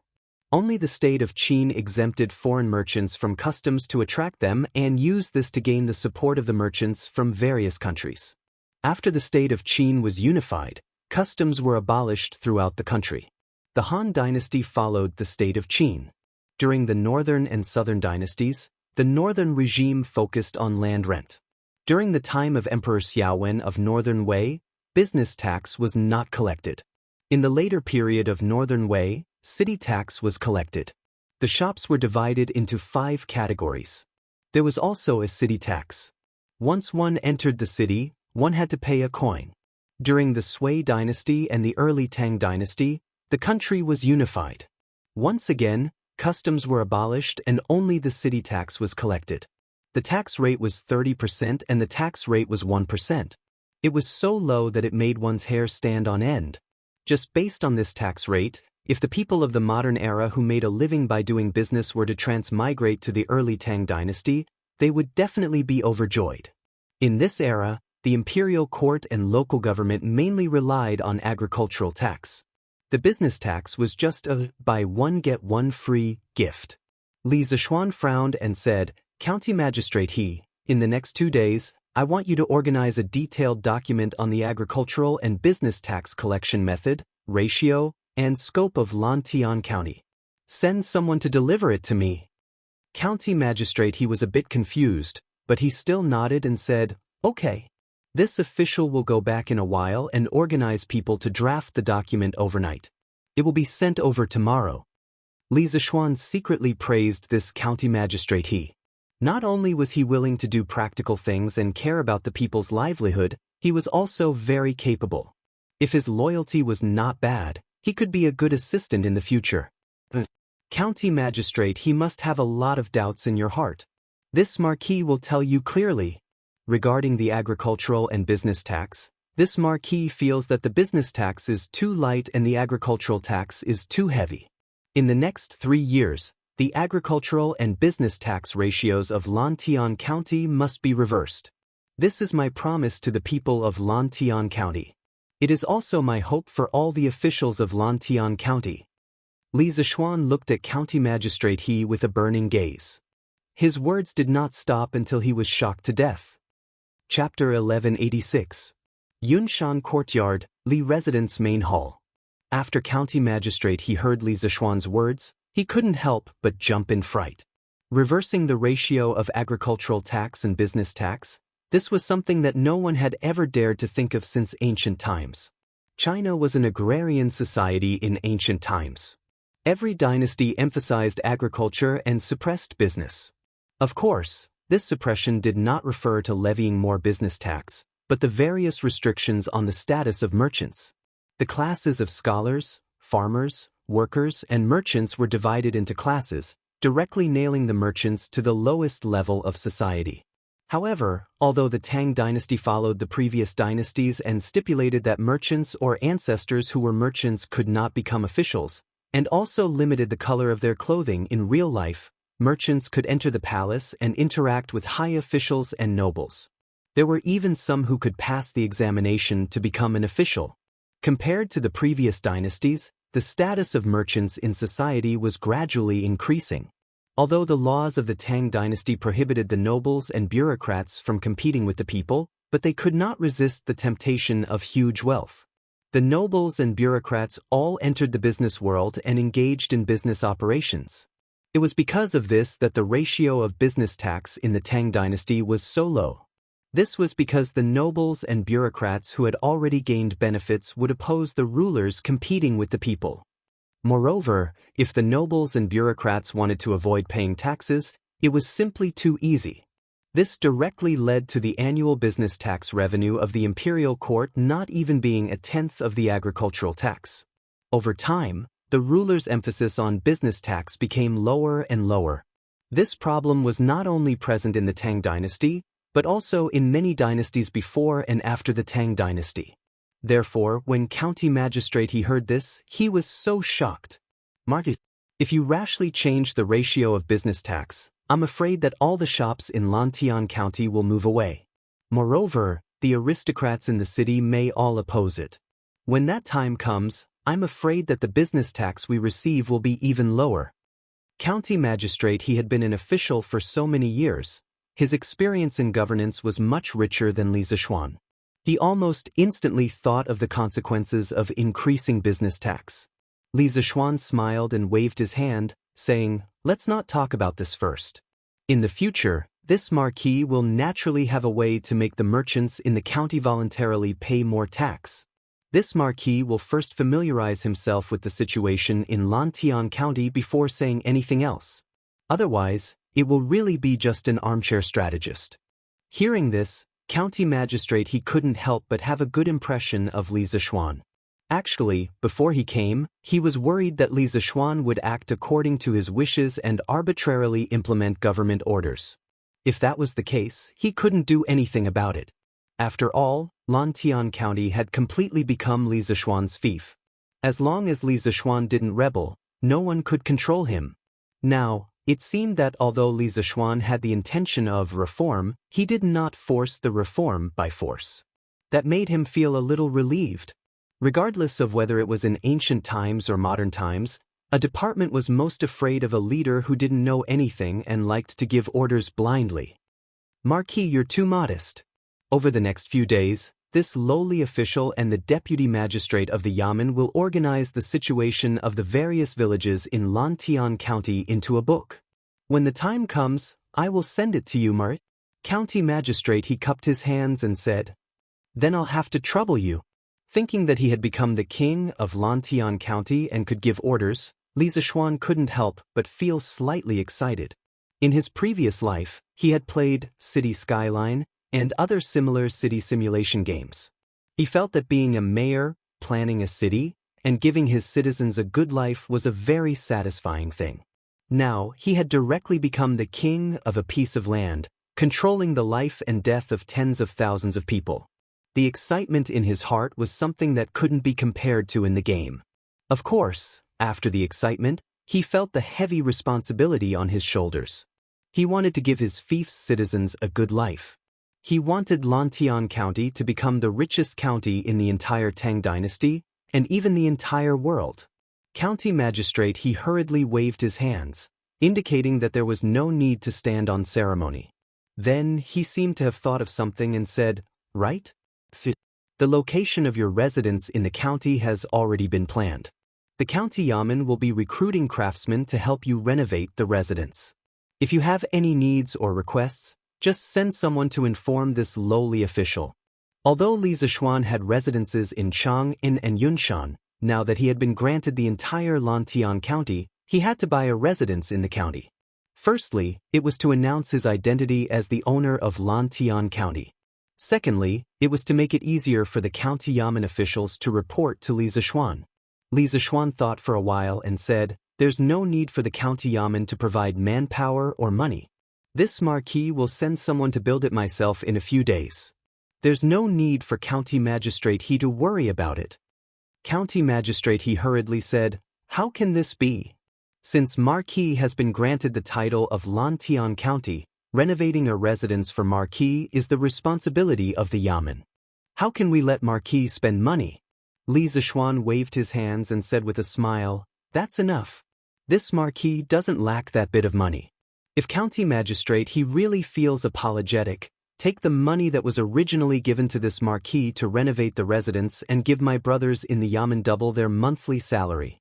Just treat it as a token of my appreciation. Others would be strict with new officials, but Li Zishuan was giving everyone a piece of candy as soon as he took office. However, his candy wasn't that delicious. In the future, if he discovered that someone in the county yamen wasn't doing their job well, he wouldn't hesitate to take it back by double. County magistrate, he thought of Li Zishuan's current wealth and couldn't continue to persuade him. He could only cup his hands and say, then this lowly official will represent everyone in the yamen in thanking Marquis. County magistrate, he said his goodbyes after he finished explaining the matter and did a preliminary handover of some affairs in Lantian County. He was very satisfied with the outcome of this negotiation. Li Zishuan did not make things difficult for him, and for the time being, he would not interfere with the county yamen's personnel structure and government decrees. Lantian County would also not be thrown into chaos because of a sudden arrival of a new master. Time passed quickly, and in the blink of an eye, it was the 15th day of the first lunar month, the Lantern Festival, also known as the Lantern Festival, the Lesser First Lunar Month, the Lantern Festival, or the Lantern Festival. The 15th day of the first lunar month was the first full moon of the year. It was also the night when spring returned to the land. People celebrated it and also celebrated the continuation of the new year. Sima Qian created the Taichu calendar and listed the Lantern Festival as a major holiday. Since the Sui, Tang, and Song dynasties, it had flourished. Fiery trees and silver flowers combine, the iron locks of the star bridge open. And Qin left with the horse, and Ming Yu chased after the man. The roaming horsemen all trotted to the Li, and the song ended with the plum blossoms. Gold doesn't stop the night, and jade doesn't rush it. From the Tang people's 15th night of the first lunar month, one could roughly see how the Tang people celebrated the Lantern Festival. Actually, since the 14th night of the first lunar month, Chang and city had already lifted the curfew. On the 14th, 15th, and 16th, the people in the city could go out to enjoy the lanterns for 3 consecutive nights. It was called night release. Therefore, in these rare 3 nights, from the nobles to the peddlers, everyone went out to enjoy the lanterns. As a result, the streets of Chang and city were filled with people and carriages. It was very lively. As for Li Zishuan, because he was trapped in Yunshan, he naturally couldn't feel the liveliness in Chang and city last night. However, early in the morning, someone rushed from Chang and city to Yunshan. Chapter 1187. Qingqian? Why are you here? That's right, Li Qingqian came to Cloud Mountain near noon. Little Xian, I'm here today to ask for a favor. Li Qingqian said with a chuckle after entering the main hall. Li Zishuan shook his head helplessly and said, Qingqian, just say what you want. I can't bear such words. Li Qingqian grinned and said, cough, cough. Little Xian, it's actually nothing much. I'm here to ask if you're planning to set off fireworks at the academy tonight? Li Zishuan was taken aback. Then he said with some amusement, Qingqian, you want to bring a batch of fireworks back to Chang, and right? He would never believe that Li Qingqian came all the way here just to ask such a boring question. The only possible explanation was that this fellow was here to ask for fireworks. To be honest, I want to make use of the Lantern Festival to set up a fireworks show in the palace, this time to make father, mother, grandfather, and Chang'e happy. Li Qingqian said with some embarrassment. Seriously speaking, this fireworks show was Li Zishuan's original patent. It felt a little strange for him to ask for it at this time. Li Zishuan did not care about this. He smiled and said, I was wondering what it was, so it's fireworks. Qingqian, why did you have to come personally for such a small matter? There will indeed be a small fireworks show at the academy tonight, but there are still extra fireworks in the warehouse. I'll get someone to send them to the palace later. Compared to New Year's Eve, Li Zishuan prepared plenty of fireworks this time. The day before yesterday, he even got someone to send an ox cart of fireworks to Old Cheng. Old Cheng had pre-ordered this long ago. Something would happen if he did not give it to him. Even so, he was still quite rich. He did not plan to sell this in the short term. It was good to give it to Li Qingqian. Then I'll thank you. Li Qingqian said with a smile and cupped his hands. But Qingqian, you have to take care of the fireworks and prohibit all sources of fire from getting close. Otherwise, this thing will cause a lot of damage. No, I'll send a craftsman over to take care of the fireworks for you. The Imperial Palace was an important place. Once an explosion or fire occurred, the impact would be no small matter. Li Zishuan had no choice but to be cautious. That's for the best. When the time comes, I will also send some people to watch over them carefully. Li Qingqian nodded seriously and replied. Li Zishuan explained some other things to take note of. Seeing that it was already noon, Li Zishuan symbolically asked Li Qingqian to stay for lunch. Unexpectedly, Li Qingqian agreed without hesitation. It turned out that this guy was not only here to ask for fireworks, but also to freeload a meal. After all, the food here was even more delicious than the ones in the palace. At 5 in the afternoon, the sky gradually darkened, but Chang and city was brightly lit. Since ancient times, the Lantern Festival was the last festival of all kinds of festivals during the Spring Festival. After this festival, everyone would settle down and do what they needed to do. Therefore, the people also attached great importance to this festival. Before the sky turned dark, every household and every neighborhood hung 2 lanterns in front of their doors. The eastern and western cities did not implement a curfew tonight, and all the big shops were operating as usual. Neat rows of lanterns were hung on both sides of the street. There were many types of lanterns, and each had its own characteristics. There were egrets twirling flowers, yellow dragons spitting water, golden mallards, silver swallows, transient light cave, star-gathering pavilion, and so on. It was dazzling. Such a beautiful display of lanterns naturally attracted all the people, from the emperor to the commoners. When the sky turned dark, the city was immediately filled with carriages and horses. No one cared about the people. The families of the kings and lords made merry on horseback, praising and competing with each other. The scholars all composed poems to record the event. After dinner, most of the commoners in Chang and city brought their families out to shop. Some restaurants and shops took the opportunity to launch some promotional activities to attract a large number of rich people to spend money in their shops. They all wanted to make a lot of money tonight. Ahem, except for the men who would go out, the women also went out tonight. According to records, on the night of the Shangyuan festival, Chang in city was as bright as day. The mountain shed was more than 100 feet high. After the divine dragon, there were many decorations. Scholars and women all went out at night, and the roads were blocked by carriages and horses. The Lantern Festival was also known as the Valentine's Day in ancient China. The beauties in ancient times were usually very honest. Basically, they lived a monotonous life of not going out of the house, not going out of the house. They were watched too strictly. However, it was different during the Lantern Festival. Not only could they go out of the house, but they could also go out at night. This made the ladies very excited. Therefore, many Tang poems left verses of beauties playing and looking at the lanterns during the Lantern Festival. There are many beauties on the river and bridge. There are many fragrant carriages on the road, the South Mo black silk ride, the East neighbor pink dress, and so on. As a result, the night of the Shangyuan festival was even more lively. Everywhere in Chang and city could be seen children chasing each other, girls playing, and single men giggling. On Yunshan Mountain, the festive atmosphere was also quite strong. Although the number of lanterns was definitely not as many as those in Chang and city, the variety was not inferior at all. The entire Yunshan Mountain was decorated and surrounded by lanterns. Looking up from the bottom of the mountain, it was as if there was a dreamy fairy palace on the mountain. Chumo, why don't you go back to Chang and for the festival? Maybe you can bump into a lady on the street. If you two catch each other's eye, Uncle Cheng will be very gratified. After Li Zishuan came to the brightly lit academy, he met Cheng Chumo, Li Tai, Sun Zifan, and the others who were fighting bandits on the lawn in front of Guanghua Building. He couldn't help but make fun of them. There was no other way. Cheng Chumo was the only leftover man among them. If he didn't make fun of him, who else could he make fun of? What lady? Pair of sharp. Cheng Chumo didn't hear too clearly.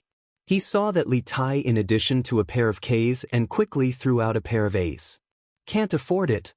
Li Tai replied subconsciously. Lady. Pair of As. Can't afford it. On the other hand, Li Zishuan was dumbfounded and almost laughed out loud. Because the unintentional conversation between these two guys reminded him of some modern jokes. Cough, cough. He coughed twice and shook off the nonsensical thoughts in his mind. Then he repeated the words just now to Cheng Chumo. Lady? Forget it. Those ladies from the noble families in Chang and were all so weak that they couldn't even lift a finger. They were so weak that they couldn't even stand a gust of wind. Fighting bandits is more fun. 3, 4, 5, 6, 7 straights. Cheng Chumo curled his lips and complained. In the blink of an eye, he continued to join the battle. Chapter 1188. Yamacho, will there be lanterns at the academy tonight? After the game, a piece of paper appeared on Cheng Chumo's forehead. While the cards were being shuffled, Li Tai raised his head and asked Li Zishuan. Of course. Not only will there be lanterns, but there will also be riddles. The riddles will begin at 5:45 p.m. Li Zishuan nodded. Riddles?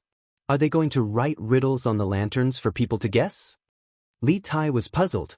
Although lanterns were popular in the Tang dynasty, riddles had not appeared yet. Riddles were riddles written on lanterns. They originated from China's folk and were later turned into riddles by scholars. They had a long history in China. During the spring and autumn period and the Warring States period, there were riddles. During the Qin and Han dynasties, riddles were written creations. During the Three Kingdoms period, riddles were popular. However, it was not until the Song dynasty that riddles officially appeared. People tied riddles to colorful lanterns for people to guess. Li Zixuan nodded and praised, "That's right. The riddles are riddles written on lanterns. Every time you guess a lantern correctly, you will receive a small prize. After the riddles are over, you can take the lanterns and go to the teachers to receive your prize. In addition, the 3 students who correctly guess the most riddles will receive a special prize." Alright.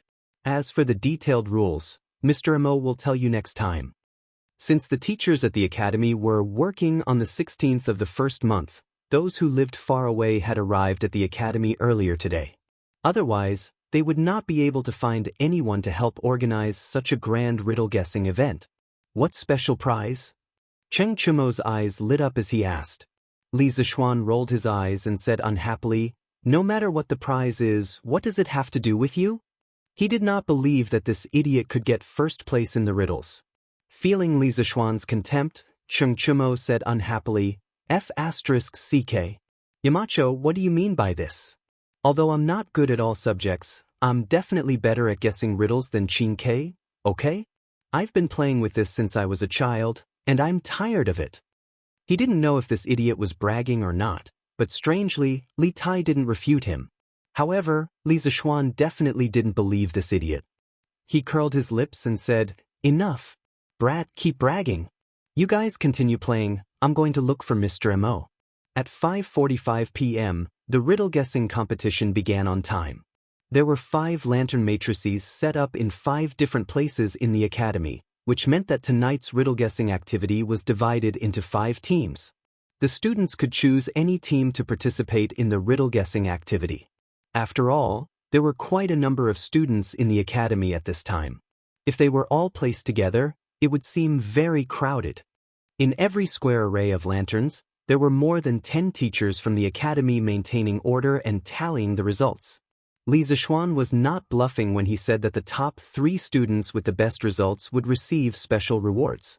He really had prepared 3 special rewards for tonight. 2 big ones and 2 small ones. Type a word. Li Tai stared at a piece of paper under the lantern and murmured. In fact, guessing riddles was not his strong point. This was because it was similar to brain teasers, which required a lot of imagination.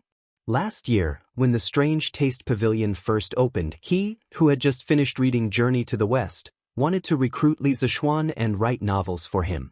At that time, Li Zixuan had set 10 questions and claimed that if he could answer one correctly, he could go back with him and write novels for him for free for 3 years. But who would have thought that he couldn't answer a single question correctly out of the 10 questions and was beaten black and blue? It was all because his imagination wasn't big enough. Hey, it's a Qin word. Isn't this too easy? As Li Tai frowned and pondered, Cheng Chumo's voice suddenly came from beside him. This guy's arrogant laughter immediately attracted everyone's attention. Wang Ji, who was in the crowd, laughed and said, "Yo, not bad, not bad. I didn't expect someone to guess a lantern riddle right so quickly. And it's Cheng Chumo. I'll give you 1 point." After that, he lowered his head and added 1 point to Cheng Chumo in his little notebook. Cheng Chumo laughed proudly and opened the next level. Noodles but no mouth, feet but no hands. You can eat rice and drink wine. Make a family of furniture. Hee. I've got it. Cheng Chumo seemed to have the help of God tonight. As soon as he finished reading the next riddle, he immediately shouted, "It's the table." "Is it, Mr. Wang?" Wang Ji was surprised. He thought that Cheng Chumo's usual grades were not good. Why was he like a child prodigy when he guessed the riddle? The answer came out of his mouth easily, and his accuracy was surprisingly high. That's right. It's the table. Cheng Chumo at another point. The students were in an uproar. They all looked at Cheng Chumo in surprise. At the same time, they also sighed in their hearts that this riddle was very interesting. It was much more interesting than just guessing riddles. "Chonyo, how can you guess so accurately? When did you become so good?" Sun Zifan could not help but tug at Cheng Chumo's arm and wonder.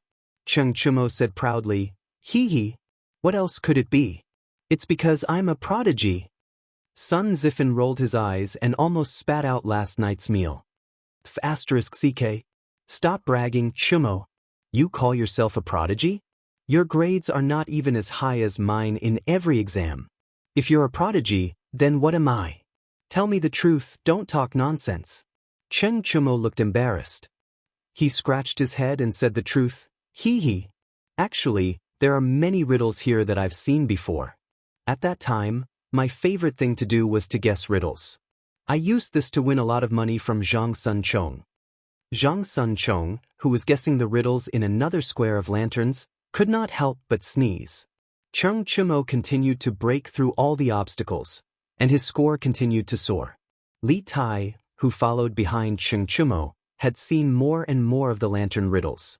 He also began to understand some of the rules, and the riddles he solved slowly increased. The rest of the students showed their magical powers and displayed their intelligence. They wanted to get more prizes. Some people even wanted to fight for the top 3 places to get the so-called special prize. The academy suddenly became a sea of joy. The festive atmosphere was not worse than some places in Chang and city. After 2 hours, Li Zishuan announced the end of the lantern riddles. The students received their prizes from the teachers of the academy according to the number of lanterns they guessed. The prizes were not expensive.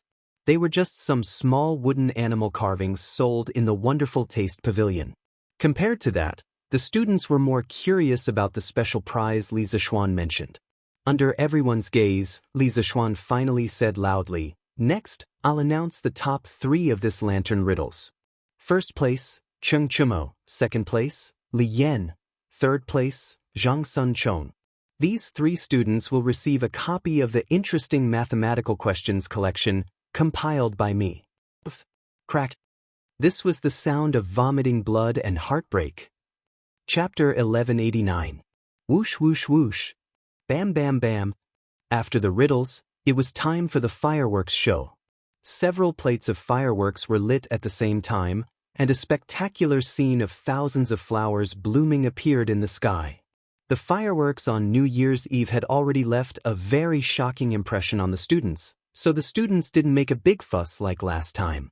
However, the beauty of the fireworks had once again conquered them.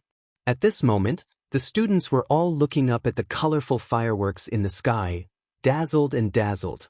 At the same time, in Chang'an City, in the sky above the palace, a few bright flames suddenly appeared without any warning.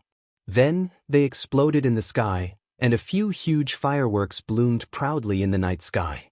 They were colorful and extremely gorgeous. The ever-changing fireworks gracefully unfolded her smiling face in light yellow, silver, green, light purple, clear blue, and pink.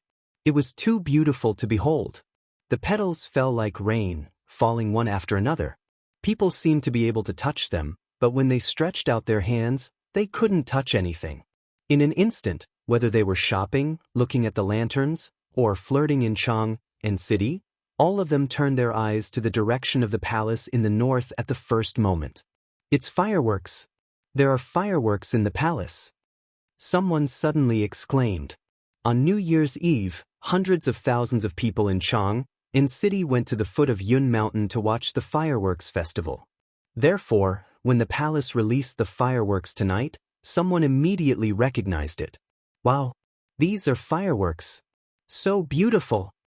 The ladies who came out to the Lantern Festival tonight were seeing the legendary fireworks for the first time, and their hearts were instantly hooked. Since ancient times, beautiful things had always been a fatal attraction to women. "Huanlang, these fireworks are so beautiful. Can you personally set off a plate of fireworks for me in the future?"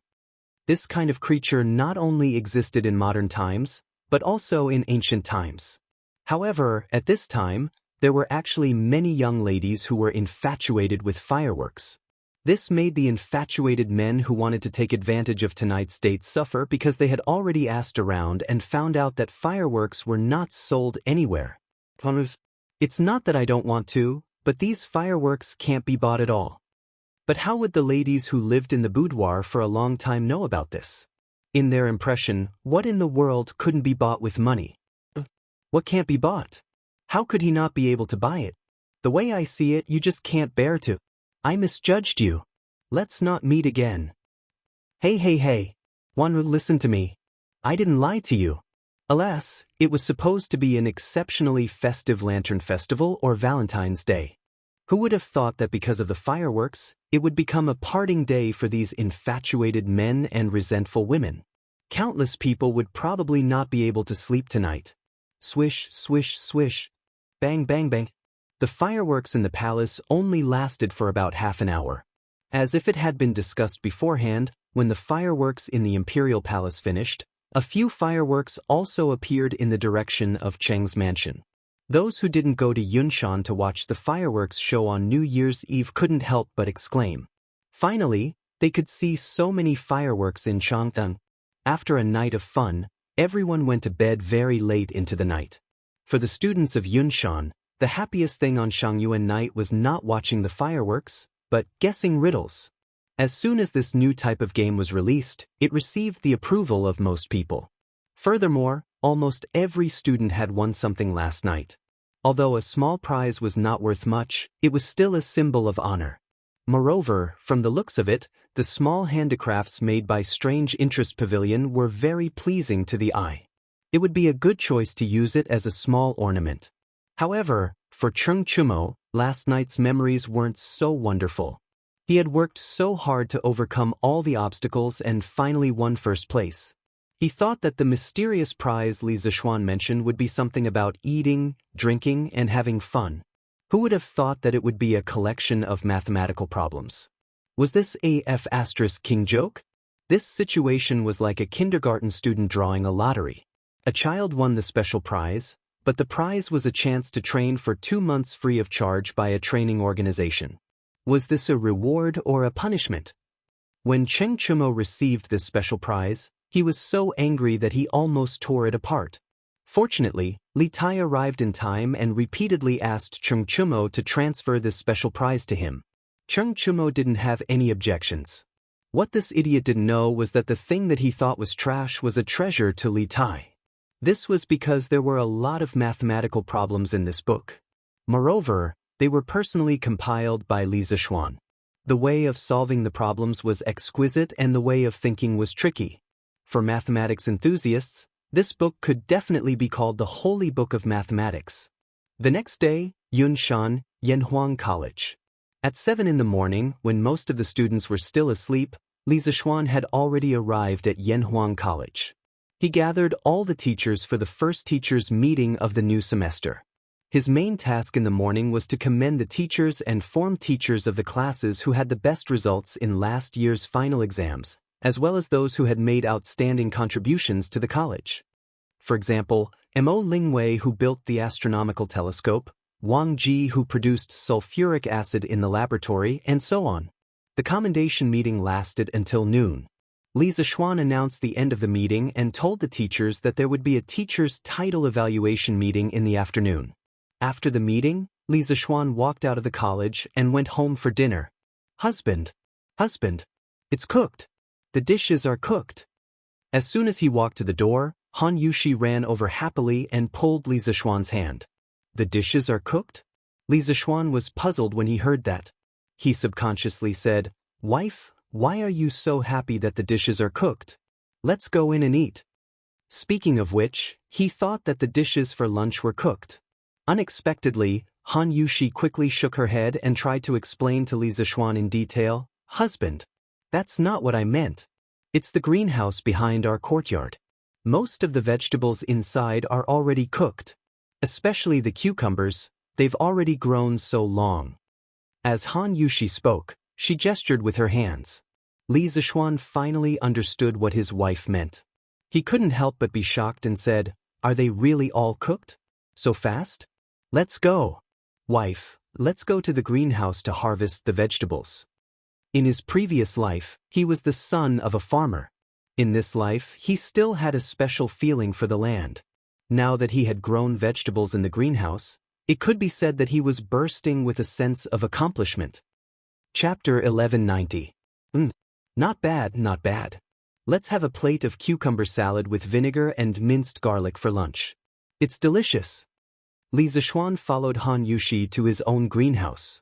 What he saw was a patch of green. There were mustard greens, spinach, shepherd's purse, leeks, onions, lentils, eggplants, and cucumber sprouts climbing on the rattan frame. Seeing so much green in the middle of winter, his mood immediately improved. Spinach was brought back by Zhang Qian from the western regions during the Han dynasty. Lentils were originally from India and were introduced during the Han and Jin dynasties. Eggplants were originally from Southeast Asia and India and were introduced to China during the Jin dynasty. Emperor Yang of the Sui dynasty was especially fond of it and named it Kunlun purple melon. Although the variety of fruits and vegetables in the Tang dynasty was not as much as in modern times, it was definitely not a small number. Looking at the variety of vegetables in front of him, Li Zishuan was very satisfied. When they had hot pot before the new year, the vegetables in it were just bean sprouts and tofu. Now that the vegetables in the greenhouse had matured, they could finally have a good combination of meat and vegetables when eating hot pot later. Husband. Han Yushi nodded and went in to pick the cucumbers. Although it was cold in winter and inconvenient to eat cucumbers, for the Li family who had heating, let alone cucumbers, they could even eat watermelons. Wow! He was actually able to grow vegetables in winter. Xiao Xian, your greenhouse is really amazing. After knowing that some of the vegetables in the greenhouse had matured, Li Jingma, Mrs. Li, and the 3 members of the Yi family hurried over to take a look. When they saw the vibrant vegetables in the greenhouse, Yi Guizhong was shocked. To him, the trip to Chang and last year was not in vain. Not only did he resolve the misunderstanding with his daughter for many years, but he also saw more new things than he had seen in the first half of his life. Sometimes he could not help but sigh at how fast the times changed. My good grandson is so capable. He did all the things that others would not even dare to dream of. Mrs. Yi looked at Li Zishuan proudly and praised him. Yi Fashion personally went up to take a look at the vegetables in the field. He pursed his lips and didn't say anything. This old-fashioned brat still felt that Li Zishuan had violated the natural laws of spring planting and autumn harvesting. At noon, a hot pot was set up in the courtyard again. Lan, who used to have a special fondness for mutton rolls, only ate spinach, shepherd's purse today, especially the cabbage. The tender leaves were boiled in the hot pot for a moment, then dipped in the dipping sauce bowl and put into the mouth to chew. It could be said to be fresh and juicy, perfectly neutralizing the saltiness of the dipping sauce. At the end, there was still the sweetness of the cabbage juice at the root of the tongue. It was simply an endless aftertaste. Brother, this dish is too delicious. How come Lan has never eaten such delicious spinach before? It wasn't that the world had changed too quickly, but that the great Tang didn't have any vegetables in the past during the winter. Li Zishuan smiled indulgently and said, Eat more if it's delicious. The cabbage in the greenhouse in our backyard is all yours.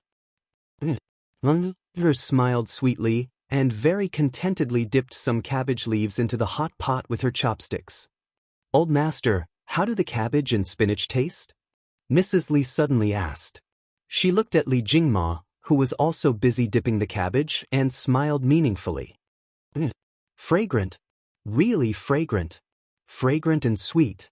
This cabbage is much better than the cabbage at the end of autumn. And this cucumber, crispy and refreshing, it's really top grade. I didn't expect to be able to eat cucumbers in the harsh winter. It's really delightful. Li Jingma, who was eating very happily, didn't notice that Mrs. Li's smile was a little strange. He sighed a lot and didn't expect to be mercilessly interrupted by Mrs. Li. If I remember correctly, when Xian wanted to build a greenhouse to grow vegetables, someone said that if vegetables could be grown in the greenhouse in winter, he wouldn't eat a single one even if he starved to death. The room suddenly fell into a strange silence. Everyone put down their chopsticks and looked at Li Jingma with sparkling eyes. Obviously, everyone remembered who had said those words at that time. Cough, cough. Eat quickly. Eat quickly. Today's food is so delicious, don't waste it if it gets cold later. Li Jingma's face was red, and he glared at his wife, but Mrs. Li mercilessly glared back and secretly stepped on his foot. Mrs. Li now had her son and her family backing her up, so why would she be afraid of him? Father, we're eating hot pot.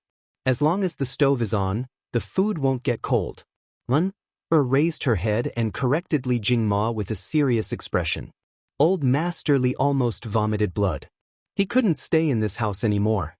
His wife was mocking him, and even his daughter was against him. Eat quickly, don't talk. Father, you should eat quickly too. That was just a joke back then. At the critical moment, Li Zishuan couldn't bear to see his father embarrassed, so he spoke up to help him out. Li Jingma was crying in his heart. His son was still the best to him. Come, one for each of you. Have a taste. In the afternoon, Li Zishuan brought Fu to the conference room of the Academy's Guanghua building with a basket of freshly picked cucumbers.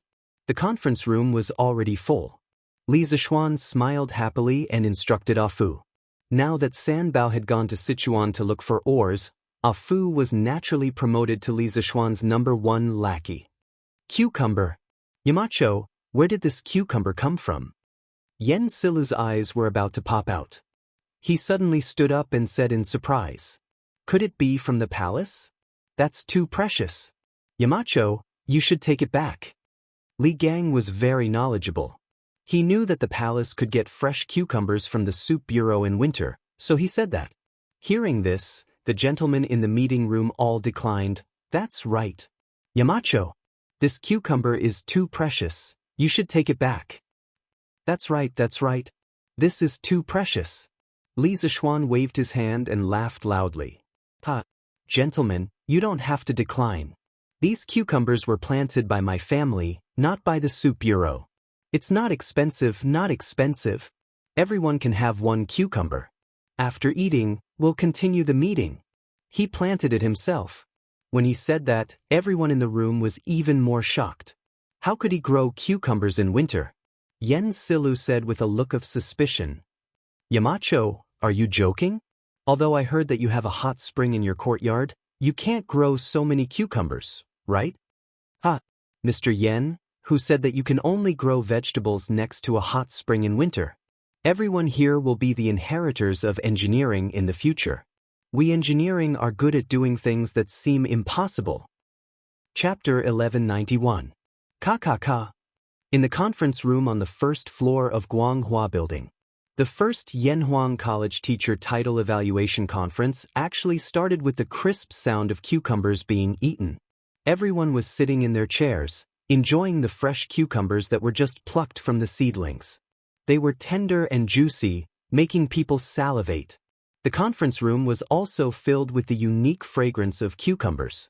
For many people, this was not only a feast for their taste buds, but also a feast for their ears. Because the sound of so many people eating cucumbers was too pleasing to listen to. That crisp sound seemed to be able to stir people's nerves, making them unable to stop even if they wanted to. So much so that some people's faces were not only filled with enjoyment, but also a trace of intoxication. Li Zishuan expressed his understanding of this. In his previous life, there was a short video of watching others eat cucumbers for more than a minute on the internet that went viral on Weibo. Many people said that the sound was too crisp and they were already deeply immersed in it, unable to extricate themselves. Actually, this phenomenon was very normal, and it had a special term, ASMR.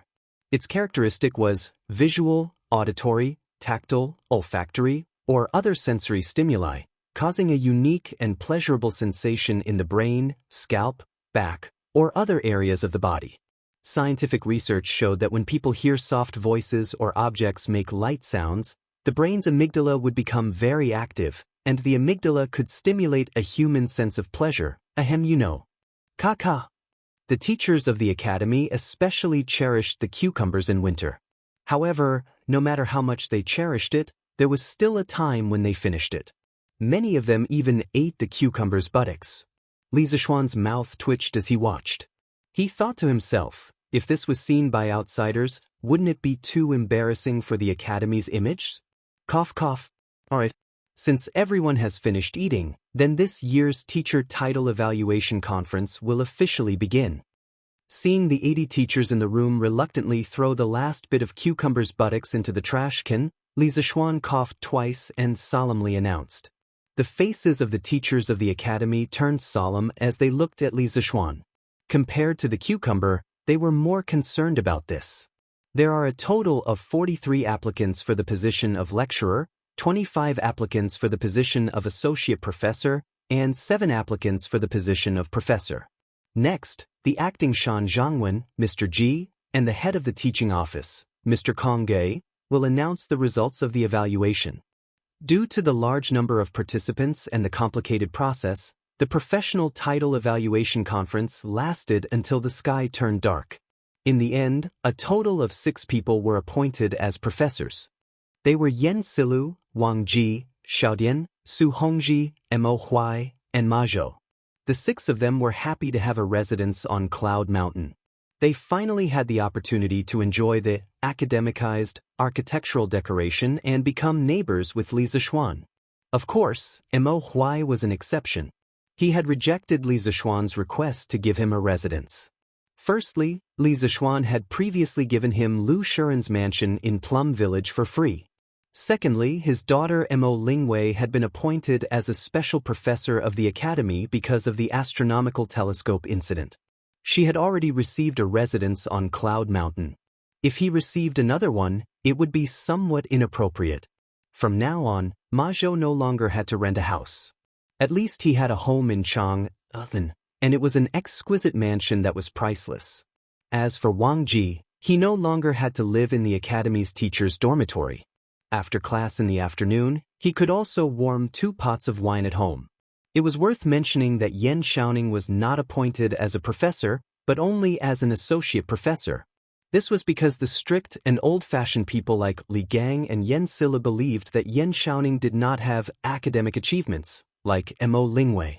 Giving him the position of associate professor was already giving Li Zixuan face. Being a professor was definitely out of the question. As a result, the poor Yen Xiaoning was subconsciously suppressed by Mo Lingwei. There were a total of 20 associate professors in the academy. The rest were all promoted from teaching assistants to lecturers. Although this result was somewhat unsatisfactory for a small number of people, it was still a happy ending overall. The next day. In the morning, Han Lijing and Old Hu came to Cloud Mountain early in the morning to look for Li Zixuan. Father-in-law, Uncle Hu, come and sit. As the academy had officially started work, Li Zixuan did not sleep in today. He had already woken up at this time. Seeing Han Lijing and Old Hu coming together, he quickly greeted them. The 3 of them sat down in order. Han Yushi brought 2 cups of hot tea for Han Lijing and Hu Hanyun. Han Lijing took it, then looked at Li Zixuan and said, "Xiao Xian, I've already packed up yesterday. I plan to leave for Hedong Road today to buy all 3 estates and then start to treat the sewage." "Father, you're leaving so soon?" Han Yushi was a little reluctant. She looked at Han Lijing and couldn't help but ask. Yushi, it's not early anymore. It's already the 17th day of the 1st month. If we don't leave now, the sewage at the mines will affect the people's spring planting." Han Lijing said with a smile. Then, he said earnestly, "After your father leaves, you and little Xian will have to take care of Tai Dan. In any case, this kid is much more promising than before. I'm not worried about him. It's you. I hope that you and Xiao Xian can live a good life. I'll only be at ease if the 2 of you live well. Speaking of which, if I can become a grandfather this year, I'll be completely satisfied." Although Han Yushi also wanted to give Li Zixuan a boy or a girl, how could she say such words? She couldn't help but feel embarrassed. "Father, what are you saying? It's still early." Good. I won't say it. This matter, you and Xiao Xian can do as you see fit." Han Lijing stroked his beard and comforted her. Since father-in-law has decided to leave today, this son-in-law will arrange for guards to pack up the money and escort father-in-law to Hedong Road. Once you've settled down there, this son-in-law will ask them to come back. Li Zixuan said with a serious face. That's good too. The money needed to buy a manor isn't a small amount. Xiao Xian, you can send some people to protect it." Han Lijing nodded, then patted Hu Hanyun's shoulder and said to Li Zishuan, Xiao Xian, other than this, I have another matter. This time, I'm going to Hedong Road and I probably won't be back in a short period of time. So, I'm thinking that it's better to let Old Hu be the Han Manor's village chief. Otherwise, if I'm not around for a long time, I'll delay the Han Manor's affairs. Chapter 1192. No. Li Zheng, you can't say that. What capabilities do I, Old Hu, have to be the Li Zheng? Only you can be the Han family village's Li Zheng. If you let me be the Li Zheng, wouldn't you be harming the entire Han family village? In Cloud Mountain First Courtyard, after Hu Hanyun heard Han Lijing's words, he hurriedly said. Looking at him, he obviously didn't know beforehand. Han Lijing waved his hand and smiled. Old Hu, you don't have to be too humble. Last year when I wasn't at the Han family village as the acting Li Zheng of the Han family village, you did everything very well. But the Han family village cannot continue to be without an official Li Zheng. Now that I am away for so long, Old Hu, you will have to take on more responsibilities in the future. This is also for the good of the Han family village. But Hu Hanyun still wanted to argue. Being a straightforward person, he subconsciously felt that this was snatching the rice bowl from Han Lijing and it was very unethical. No buts. Apart from you, there's no one more suitable. Without waiting for Hu Hanyun to finish, Han Lijing directly interrupted. After saying that, he looked towards Li Zishuan and urged the latter to make a decision quickly. Little Xian, you should quickly consider this matter. I have to leave today, but the Han family village cannot be without a Li Zheng for too long. Li Zishuan frowned. He looked at his own wife's expression and realized that Han Yushi's face didn't have any special expression. He thought for a while and said, Father-in-law is right. How about this? After father-in-law has completely settled down at Hedong Road, I will hand over the Han family village's Li Zheng to Uncle Hu. What do you think? Now, the entire Lantian County was his fiefdom. So to decide on a village's Li Zheng was just a matter of a sentence to him. Hearing that, Han Lijing nodded and said, That's good too. After I have completely settled down there, I will get someone to send a letter back to you, little Xian. It's settled then, I will go back first. Little Xian Yushi, take care. Father-in-law, be careful. Li Zishuan stood up and cupped his hands towards Han Lijing. He said, In a moment, this son-in-law will have the manor's guards send the money to the Han family manor. After that, I will go with father-in-law to Hedong Road. Han Lijing nodded and took his leave. Only Li Zishuan, his wife, and Hu Hanyun were left in the room. At this moment, Old Hu could not help but sigh. Han Lijing had stayed in the Han family manor for so many years. If the manor head knew that he was leaving, he reckoned that he would not be willing to part with him for the time being. To be honest, I, Old Hu, am hoping that Li Zheng won't be able to buy the manor at Hedong. That way, Li Zheng will be able to come back and continue being Li Zheng for everyone. Li Zishuan sorted out his thoughts and said to Hu Hanyun, Uncle Hu, actually, what my father-in-law said is not without reason. It's not impossible for you to take the position of village chief of the Han family manor. Father-in-law still has other important matters to attend to in Hedong Road. So, from today onwards, you will have to take on all the responsibilities of the Han family manor. Hu Hanyun opened his mouth and after hesitating for a while, he could only say helplessly, Yes. Young master. The main hall was silent for a moment.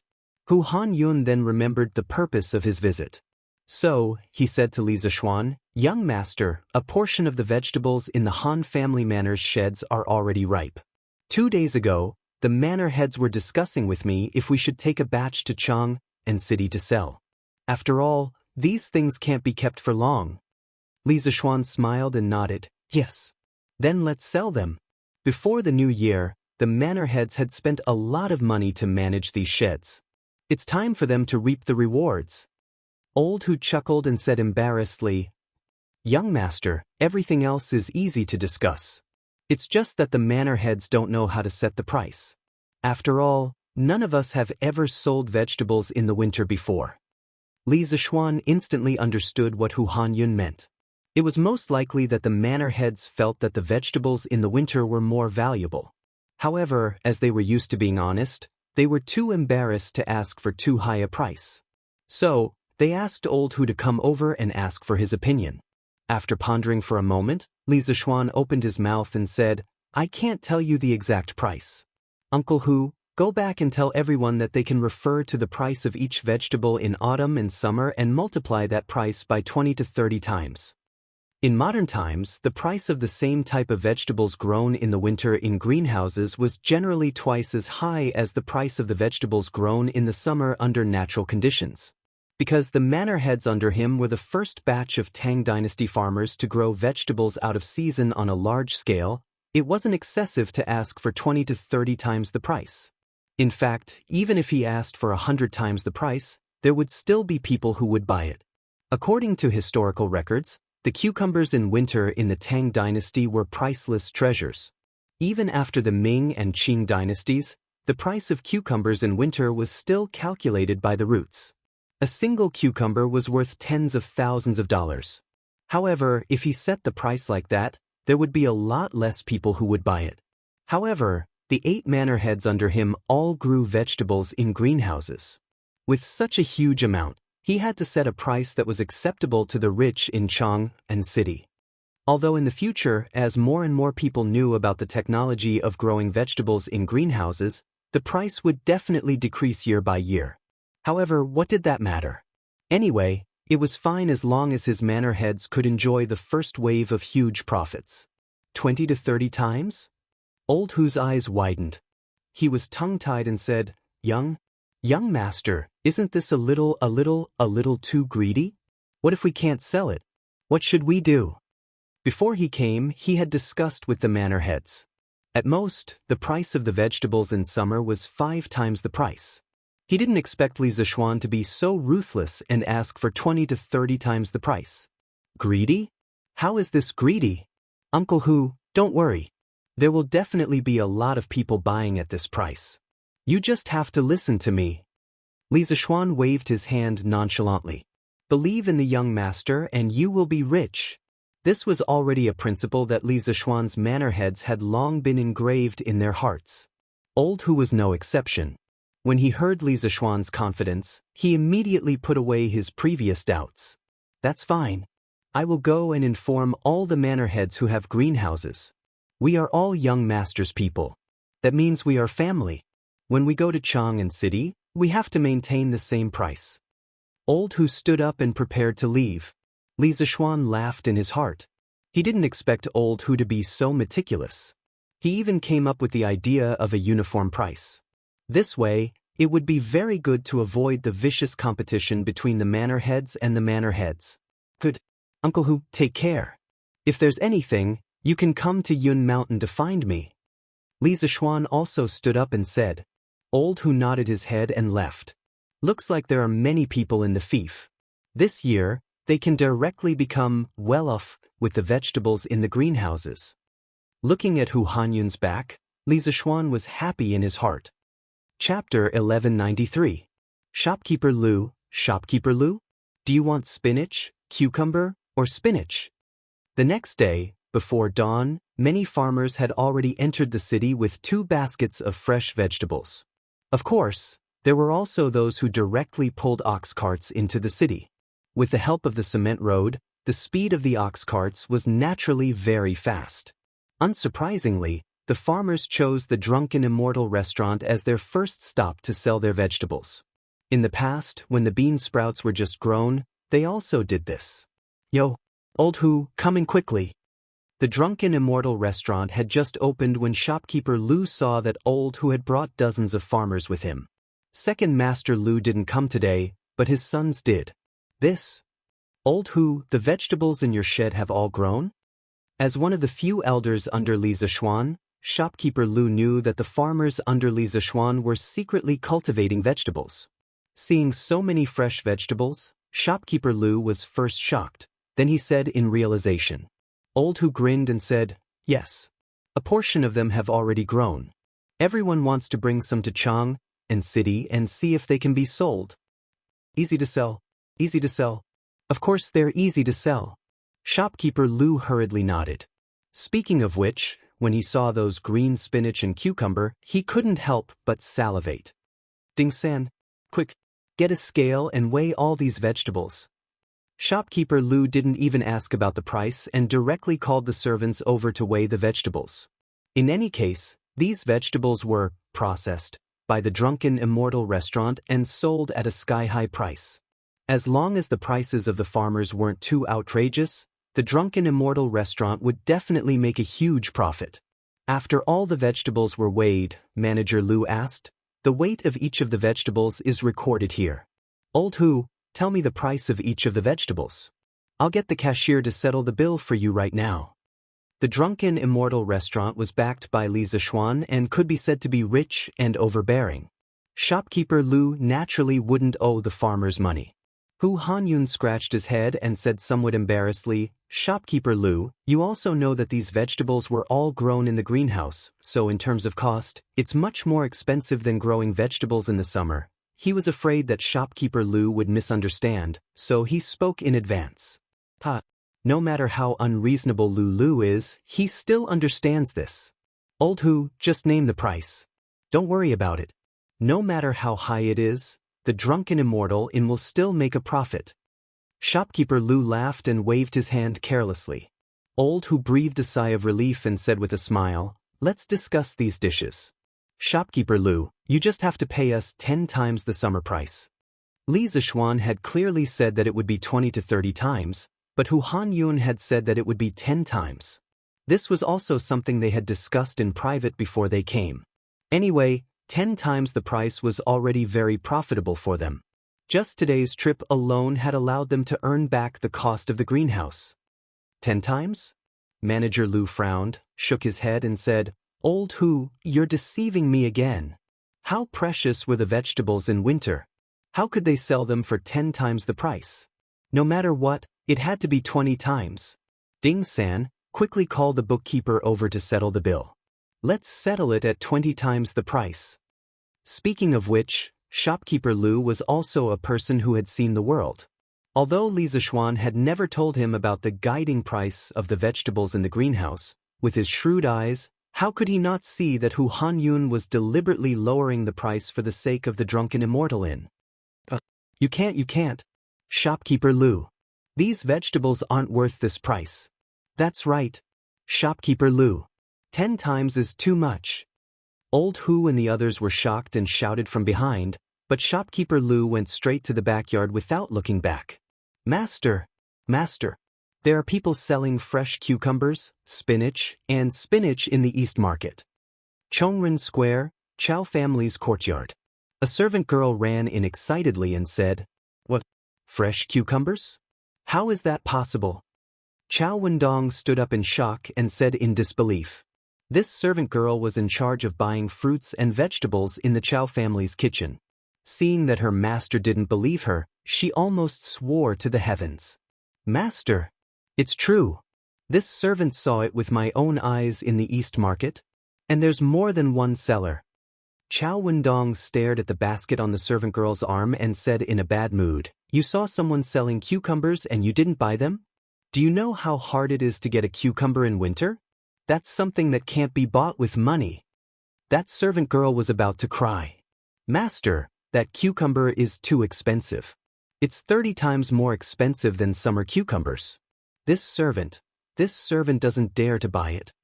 Chow Wendong said resentfully, What's so expensive about it? You call this expensive? Go quickly. Get someone to carry the money and go quickly. Buy as much as you can for this old man. Don't you know that your master likes to eat cucumbers the most? Master, this servant will go right away. Chow Wendong's family wasn't the only one who knew the news.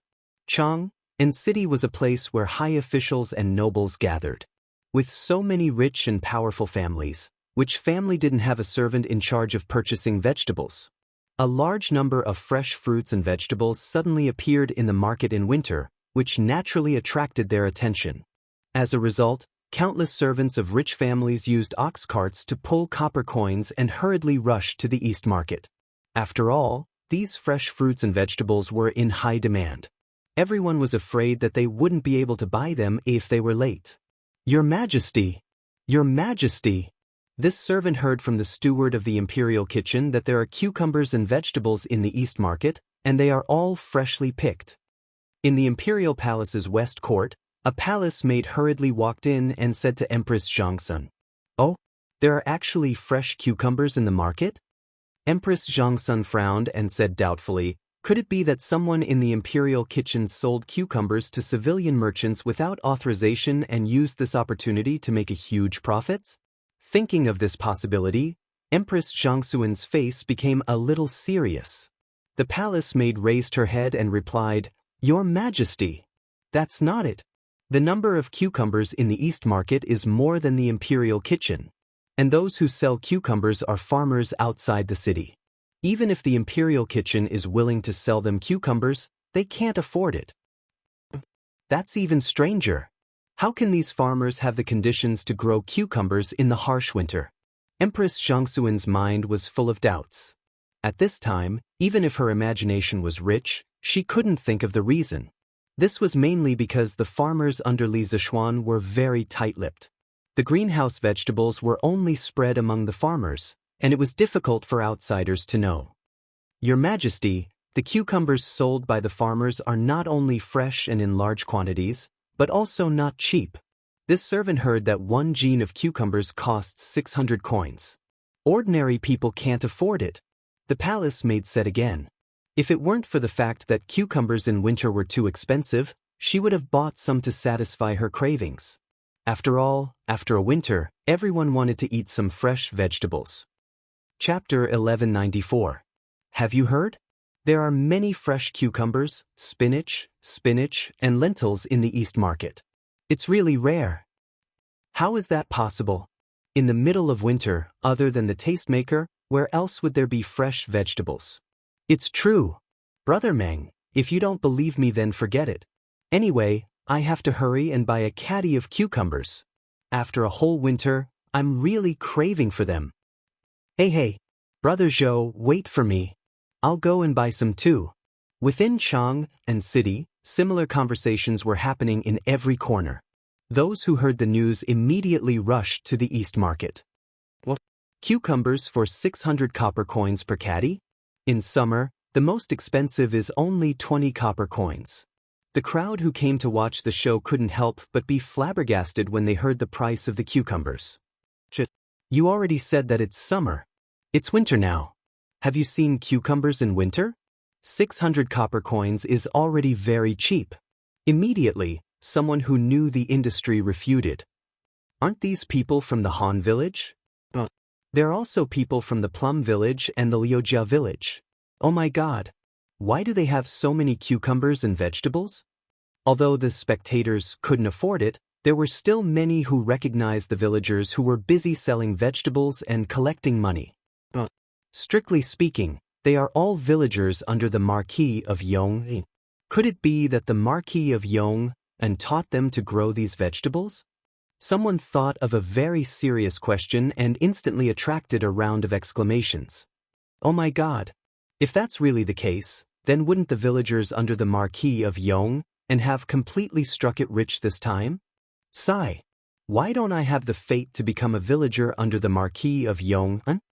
These people were lamenting the good luck of the Han village and the Plum village while lamenting that they couldn't be in their place. As for those farmers who came to sell their vegetables with baskets, they had already been surrounded by the servants of those rich families. They couldn't even win money. My master wants all the cucumbers you have here. Can you help me send them to my master's residence? A well-dressed manservant shouted at a villager. The farmer wiped his sweat and said with some embarrassment, "Little brother, if it were any other time, I would definitely help you deliver it. But as you can see, I can't leave at all." The manservant rolled his eyes and said, "Why can't you leave? Other than the cucumbers, bring the rest of the vegetables to the residence. My master wants them all. I definitely won't shortchange you." The villager thought about it, nodded, and said, All right then. Little brother, please lead the way." "Oh no. What right do you have to buy all the vegetables by yourself? This big brother, don't go. My master is willing to pay twice the price to buy 10 caddies of cucumbers from you." Seeing that all of the farmer's vegetables were about to be snatched by this manservant, someone at the side was immediately unwilling to do it. Hem! Get out of the way! Let this old man buy first. This old man will pay 3 times the price. In the morning, Hu Hanyun and the others sold a batch of vegetables to shopkeeper Lu at 20 times the original price. When the other farmers found out, they immediately raised the price of the vegetables to the rich people in Chang and by 30 times. Their thoughts were extremely simple. In any case, the price they sold to the Immortal Indulgence in absolutely couldn't be higher than the price they sold to outsiders. In other words, the price they sold to outsiders absolutely couldn't be lower than the price they sold to the Immortal Indulgence Inn. Since he sold it to the Drunken Immortal restaurant at 20 times the original price, then if he sold it to someone else, he would sell it at 30 times the original price. At first, they were a little nervous, but later, they found that even if the price was 30 times higher, it would still be immediately sold out. Moreover, there was a large number of people willing to buy at a higher price. The farmers happily counted their money while secretly rejoicing in their hearts. Fortunately, they had asked Li Zishuan about the price yesterday. Otherwise, if they foolishly came to Chang and to sell vegetables at 5 or 6 times the price, wouldn't they be cheated miserably by outsiders?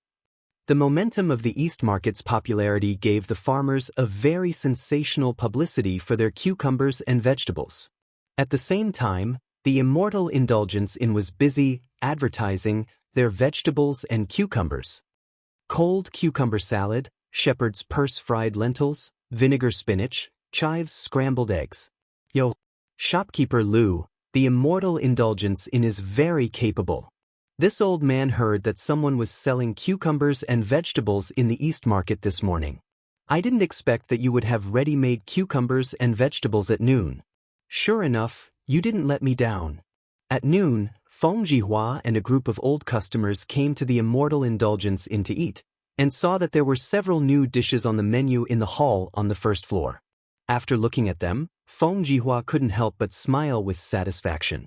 When he heard the news in the morning, he immediately sent someone to the East Market to buy vegetables, but who knew that he was still a step late and didn't get anything. After all, Chang and city had a population of over 1 million, and there were countless rich people in it. Although there were many farmers who came to sell vegetables, there were still so many people who came to buy at the same time. Therefore, Feng Jihua, who didn't get any fresh vegetables, wanted to come to the Immortal Indulgence Inn to try his luck. He didn't expect that he would really come across it. Since things had developed to this point, many people had already guessed that behind this group of farmers selling vegetables, it was very likely that Li Zishuan had taught them how to grow vegetables in winter. Feng Jihua also thought so, otherwise, he wouldn't have chosen to come to the Immortal Indulgence Inn to try his luck. Boss Feng, you flatter me. What do you want to eat today? Shopkeeper Lu smiled like a Maitreya Buddha as he greeted. Feng Jihua asked for the opinions of a few friends who came with him, then smiled and said, I'll have to trouble shopkeeper Lu to order all the new vegetables that were released today. To be honest, just thinking about these dishes makes this old man's mouth feel a little hungry. This winter, I'm really tired of eating meat and pickles. Although the price of each dish was indicated at the bottom of the menu, Feng Jihua didn't look at the price from beginning to end. Now that he had status, and wealth, he was indifferent to money. No matter how expensive these dishes were, as long as they were delicious and made people happy, it was fine. Shopkeeper Lu chuckled and said, good. Ding-san, quickly serve Boss Feng to a seat. The market price of these greenhouse vegetables was about 30 times the price of the same type of vegetables in summer. After the Immortal Indulgence Inn's vegetables had undergone secondary processing, the price naturally doubled or even more than the original price. For example, a plate of cucumber salad was actually sold as high as 3 strings of coins. A moment later, all the dishes were served. Feng Jihua picked up a piece of cucumber salad with his chopsticks and put it into his mouth to chew for a moment. Accompanied by a series of crunching sounds, the clear and sweet juice of the cucumber, mixed with the aroma of garlic and vinegar, instantly made all his taste buds active. He couldn't help but praise, crispy and juicy, sweet and refreshing. It's been a long time since I've eaten such a refreshing cucumber. Moreover, the chef of this immortal indulgence is amazing. A plate of cucumber can actually make such a delicious dish. It's really not a wasted trip. Chapter 1195. The news of the drunken Immortal restaurant releasing a large amount of fresh fruits and vegetables spread throughout Jianghu city in a very short time. Countless customers rushed over upon hearing the news. The drunken Immortal restaurant, which usually had good business, was suddenly filled to the brim. Although the vegetables released by the drunken Immortal restaurant were generally expensive, with a plate of cold cucumber costing 3 strings of cash and a plate of vinegar spinach costing 3 strings of cash, fresh vegetables in winter were exclusively provided by the royal family. It had always been difficult for the commoners to obtain them, so what if they were a little more expensive? And relatively speaking, this price was not outrageous at all. Those who were slightly wealthier were completely able to accept it. Thinking back to the grand occasion when the bean sprouts were first released, the diners standing outside the drunken Immortal restaurant had a bright idea and clamored for Manager Liu to provide a takeout service. Thus, the grand occasion from 2 months ago reappeared. The street in front of the drunken Immortal restaurant was packed with people. Some people carried the food they bought from the drunken Immortal restaurant and directly ate in the carriages parked by the side of the road or in the shops next to it. In an instant, the fragrance spread everywhere.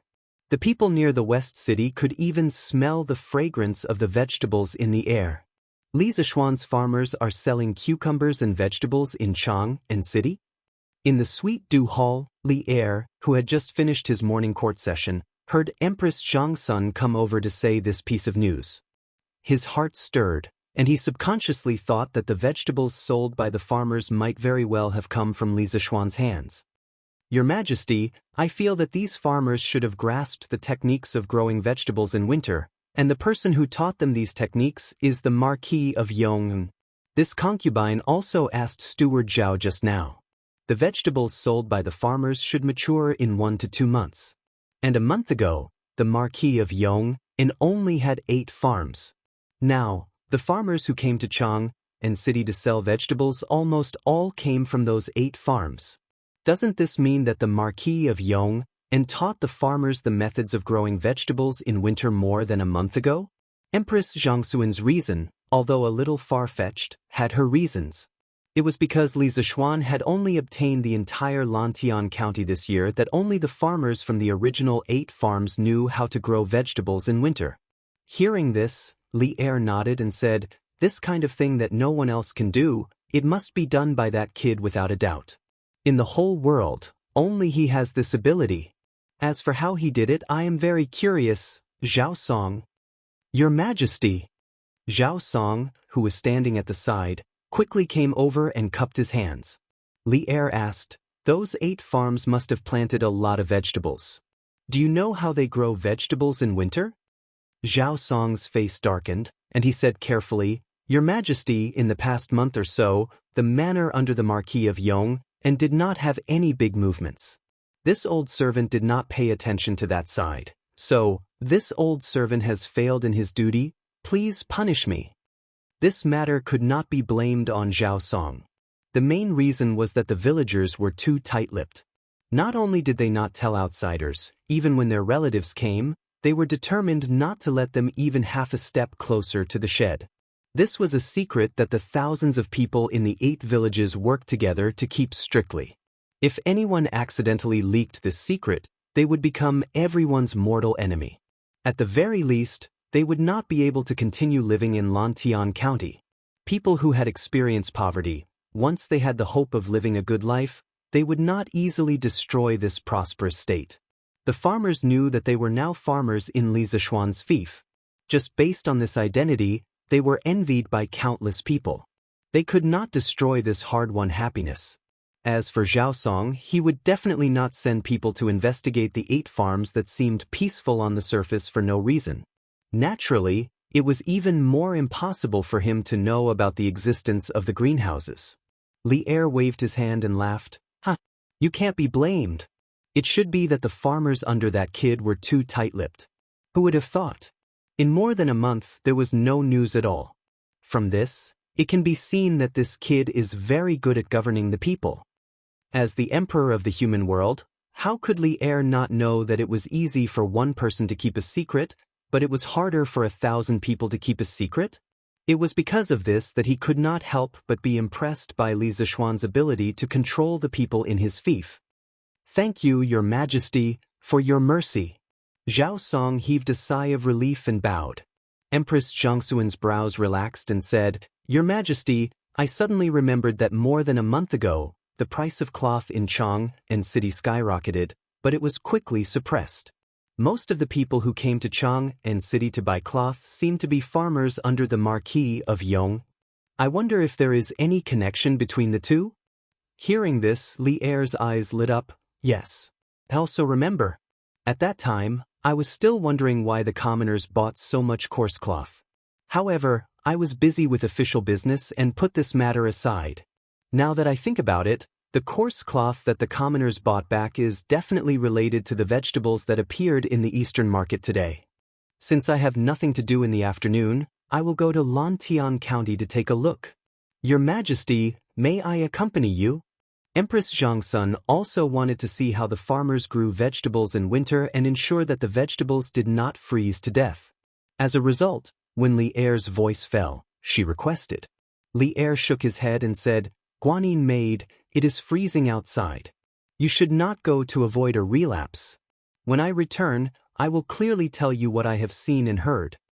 A few days ago, Princess Changel had suffered a relapse due to the invasion of cold air.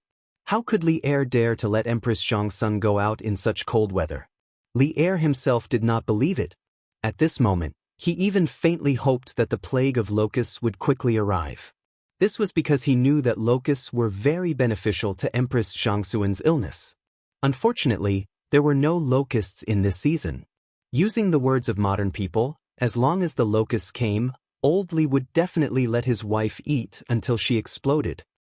Then, many thanks to your majesty. Although Empress Zhangsun felt regretful, she was not the type of woman who was unreasonable and liked to pester endlessly. She nodded her head and softly replied, "Your Majesty, His Imperial Highness, the Crown Prince, requests an audience. He says that he has prepared some new vegetables at the Drunken Immortal restaurant and wishes for your Majesty and Her Imperial Highness to taste." At this moment, an attendant walked in through the yellow door and bowed in salute. It is likely to be vegetables from the Drunken Immortal restaurant.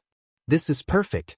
I can see the difference between the vegetables from the Drunken Immortal restaurant and those from the palace. Quickly let Qingchen and Li Er and Empress Zhangsun looked at each other and then laughed heartily. Chapter 1196. Husband, you're back? Quickly go sit down and rest.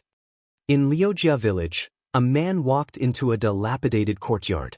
A farmer woman quickly came out to greet him. While helping to take the man's shoulder pole from the ground, she quietly observed the latter's expression.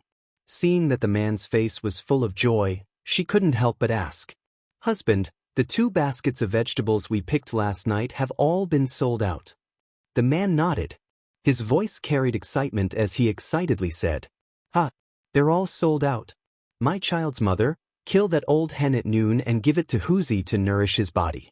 In 2 days, I'll prepare some gifts and go to the village entrance to find old Mr. Sunday. I'll see if Huzi can go to the village school this year." So this man was Lu Meng from Liujia village. Previously, when Li Zishuan gave the villagers interest-free loans to build the greenhouses, he also went. For the past month, their family had been carefully looking after the 2 greenhouses behind their house. They were afraid that insects would grow in the vegetable fields or that the sprouts would freeze to death. Those 2 greenhouses were the hope of their entire family. If they could grow vegetables, then it would be fine. If they couldn't, then they would owe a huge debt and their son would have no hope of going to school for the rest of his life. "Husband, who's he going to school will cost a lot of money. Do we have enough money?" That woman heard this and said worriedly. Speaking of this, Lu Meng couldn't help but smile. Of course we have enough. Even if we don't have enough, we still have extra. My child's mother, you don't know how valuable these vegetables are. Especially cucumbers and spinach. Casually selling a caddy of them would be enough to cover the cost of the 2 greenhouses. The money we earn today would be enough for our entire family to eat for several years. Spinach and cucumbers had not been introduced to the Central Plains for very long. For a long time before that, they were even exclusive to the nobility.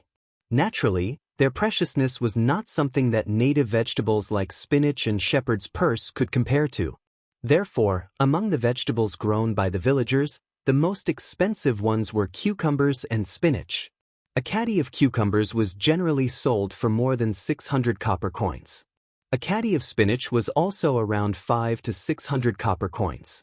When Lu Mang said that casually selling a caddy of these 2 vegetables would cover the cost of the 2 greenhouses, he wasn't boasting. "Master, how much did you sell it for?" Hearing this, Lu Mang's wife's face was filled with excitement. Before this, their family was already unable to live anymore. She did not expect that hope would come so quickly. "I don't know how many there are in total. I didn't have time to count them. They're all in this basket." Although the top was covered with grass, the bottom was covered with copper coins. Judging by the weight of the coins, it should be more than 100 caddies. There was a master who didn't have that many copper coins with him, so he gave me 2 gold beans. It was definitely real gold. Our family is really rich this time. Lu Mang pointed at the bamboo basket and then carefully took out 2 soybean-sized pieces of gold from his bosom. They glittered under the sunlight. Although gold was not a circulating currency in the Tang dynasty, in large transactions, copper coins were often unable to meet the demand, so occasionally, people would use gold leaves or gold beans as currency. Under normal circumstances, people who received gold could take it to a nearby pawn shop and exchange it for copper coins.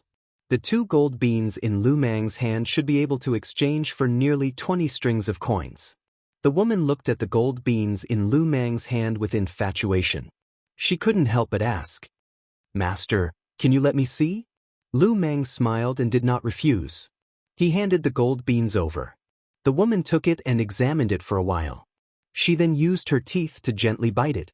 After seeing some slight marks, she happily said, "Master, it's really gold. It's really gold." Lu Mang grinned and said with disdain, "You melon woman, these gold beans were given by Lord Chow. How can they be fake? Quickly go and cook." This woman probably forgot that when she received the gold beans, she secretly bit it with her teeth and secretly rejoiced for a long time. Young master, old who, have asked around in the afternoon. The vegetables that the farmers brought to Chang and city have all been sold. Every household has earned at least 10 strings of money from this trip. Everyone is discussing how to return the money they borrowed from young master as soon as possible. In the afternoon, Hu Hanyun came to Yunshan to report to Li Zishuan. With Han Li Jing gone, Li Zishuan's subordinates that were previously in charge of the surrounding villages were now under old Hu's management. Li Zishuan originally came to the academy in the afternoon to preside over the evaluation of the students' study plans for the next semester. Hearing that old Hu was coming, he had to take some time out to meet him. "Uncle Hu, the matter of money is not urgent. Everyone can return it whenever they want. When the time comes, please help me keep it first. Right now, we need to make everyone pay attention to the safety of their vegetable fields. After all, with such a big commotion today, the news of our farms being able to grow vegetables in winter cannot be hidden. It is inevitable that people from other farms will covet it. Let every farm arrange for some people to keep watch at night to prevent others from entering the village to steal vegetables." Stealing vegetables was an online game developed by an online company in his previous life that simulated the operation of a farm in real life. In the game, people could operate their own farms just like in real life, planting vegetables, fertilizing, harvesting, etc. Of course, the biggest joy in this game was stealing vegetables. For a time, stealing vegetables became popular, causing this game to quickly become popular on the internet. However, the stealing vegetables that Li Zishuan was talking about was definitely not the same as on the internet. It was also not that he was making a fuss over nothing. It was because the price of vegetables had skyrocketed. As the saying goes, profit moves people's hearts. When other people saw that the vegetables grown by his farmers were so valuable, it was hard to guarantee that there would not be some thieves coming to steal vegetables. Old Hu's eyes widened and said excitedly, "Young master, you can rest assured. I will go and inform the village officials of each farm. If anyone dares to steal vegetables, they will not be able to return." Li Zishuan's eyebrows twitched and quickly said, "Uncle Hu, be careful. Don't kill anyone." In this era where people relied on the heavens to make a living, there were some people who came out to steal. It was probably because they were forced to make a living. Their crime did not warrant death. Moreover, if they really killed someone, the authorities would hold them accountable and it would be a troublesome matter. Old Hu laughed and said, "Young master, Old Hu knows what to do." After saying that, Hu Hanyun said goodbye and left. Li Zishuan was about to leave. Li Gang and the rest were still waiting for him to attend a meeting. If he did not go over, the old man would probably get angry. Hu knew that just as he stood up, he heard footsteps outside the door. Then came Li Er's energetic voice. "Ha! You are trapped in Yunshan, but you can still control the situation. Not bad, not bad." Chapter 1197. Greetings, Your Majesty. Yanhuang Academy, Guanghua Tower. In a small meeting room, Li Zishuan clasped his hands and bowed to Li Er. He had already guessed the purpose of Li Er's visit. It must be for the vegetables in the greenhouse. After all, there was such a big commotion in Chang and city today. As the ruler of the empire, it was impossible for Li Er not to have received any news. You have done so many things behind my back. Aren't you going to explain to me?" Li Er walked in with his hands behind his back and sat on the sofa at the head of the table. He crossed his legs and looked at Li Zishuan. Li Zishuan stared blankly at first, then felt a chill run down his spine. From Li Er's tone, why did it feel like a resentful housewife complaining that he had an affair outside? He quickly shook his head to get rid of the messy thoughts in his mind. Li Zishuan went forward and cupped his hands. "Your Majesty, are you talking about the farmers growing vegetables?" Li Er grunted and said unhappily, "If not, what else could it be? You are asking the obvious again." Li Zishuan answered truthfully, "Your Majesty, this method of growing vegetables in winter was something that I came up with by chance. I saw that most of the farmers in my fief lived in poverty, so I imparted this method to them. However, I didn't expect that the farmers would be so tight-lipped and have kept the secret until now." Li Er thought to himself, "You are not the only one who didn't think of it. I didn't think of it either. I have to say, the farmers in your fief are quite united. As for growing vegetables in the winter, tell me how you did it." Li Er looked at Li Zishuan and said calmly. Li Zishuan thought for a while and cupped his hands. "Your Majesty, there are 2 vegetable fields on Yunshan Mountain. Why don't you take a look at them personally?" Li Er's eyes lit up. "Oh, that's great. Lead the way then." "Please wait a moment, Your Majesty. I will speak to Mr. Wenji and come immediately. This is where you grow vegetables." 15 minutes later, Li Zishuan brought Li Er to the large shed in the backyard of his courtyard. Li Er looked at the 2 long sheds in front of him and asked with a frown. Alas, Li Zishuan had never studied biology. Li Zishuan had no choice but to patiently explain, "Your Majesty, the reason why the soup supervisor can grow vegetables in the winter is mainly because of the warm and humid climate near the hot spring, which is suitable for the growth of vegetables. I used this kind of coarse cloth soaked in tung oil to build these 2 houses in order to maintain the temperature and provide a suitable environment for the growth of vegetables. In this way, it is not difficult to grow vegetables in the winter." Li Er nodded in realization and said, "Oh, so that's how it is." More than a month ago, countless people poured into Chang and city and bought coarse cloth wantonly, causing the price of cloth in Chang and city to soar. Presumably, this was the reason? Li Zishuan was not surprised that Li Er could think of this. He cupped his hands and said, "Your Majesty is wise. More than a month ago, the people did go to Chang and city to buy coarse cloth in order to build sheds." It was indeed so. Li Er could not help but secretly rejoice at his own brilliant foresight. After a while, he opened his mouth and said, "Let's go. Follow me in to take a look." "Your Majesty." Li Zishuan did not have any objections. He stepped forward and helped Li Er open the door to the greenhouse. he extended his hand and said, "Your Majesty, please." Li Er nodded his head and walked in. Inside the greenhouse, when Li Er saw the tender green vegetables in the field, the shock on his face could no longer be concealed. After taking 2 steps, he suddenly felt a little thirsty and wanted to pick a cucumber to quench his thirst. But when he walked into the cucumber vine and saw the bare cucumber sprouts, his head was filled with question marks. "Marquis Yong, and did your house get burglarized recently?" When Li Zishuan heard this, he was a little confused. But when he followed Li Er's gaze and looked at the cucumber vine, he suddenly understood and hurriedly replied, "Your Majesty, it was not burglarized. It was just that the cucumbers on the seedlings were all plucked yesterday." Then he explained to Li Er in a few words. Yesterday, during Yanhuang College's first teacher title evaluation conference, Li Zishuan treated each teacher of the college to a cucumber. Although 1 cucumber per person did not seem like much, there were many teachers in the college. In the blink of an eye, 40 to 50 caddies of cucumbers were gone just like that. His greenhouse was only so big. It would be strange if the cucumber vine was not bare. Teacher title evaluation conference? When Li Er heard this, his eyes flashed and he said lightly, "Tell me the results of the evaluation in detail." "Your Majesty, there were a total of 6 people who were evaluated as professors yesterday. They were respectively." As they walked out of the greenhouse, Li Zishuan explained the Academy's teacher title evaluation conference in detail to Li Er. After listening, Li Er nodded his head and said, "Your teacher title evaluation conference was very interesting. You can continue to stay in the college in the future.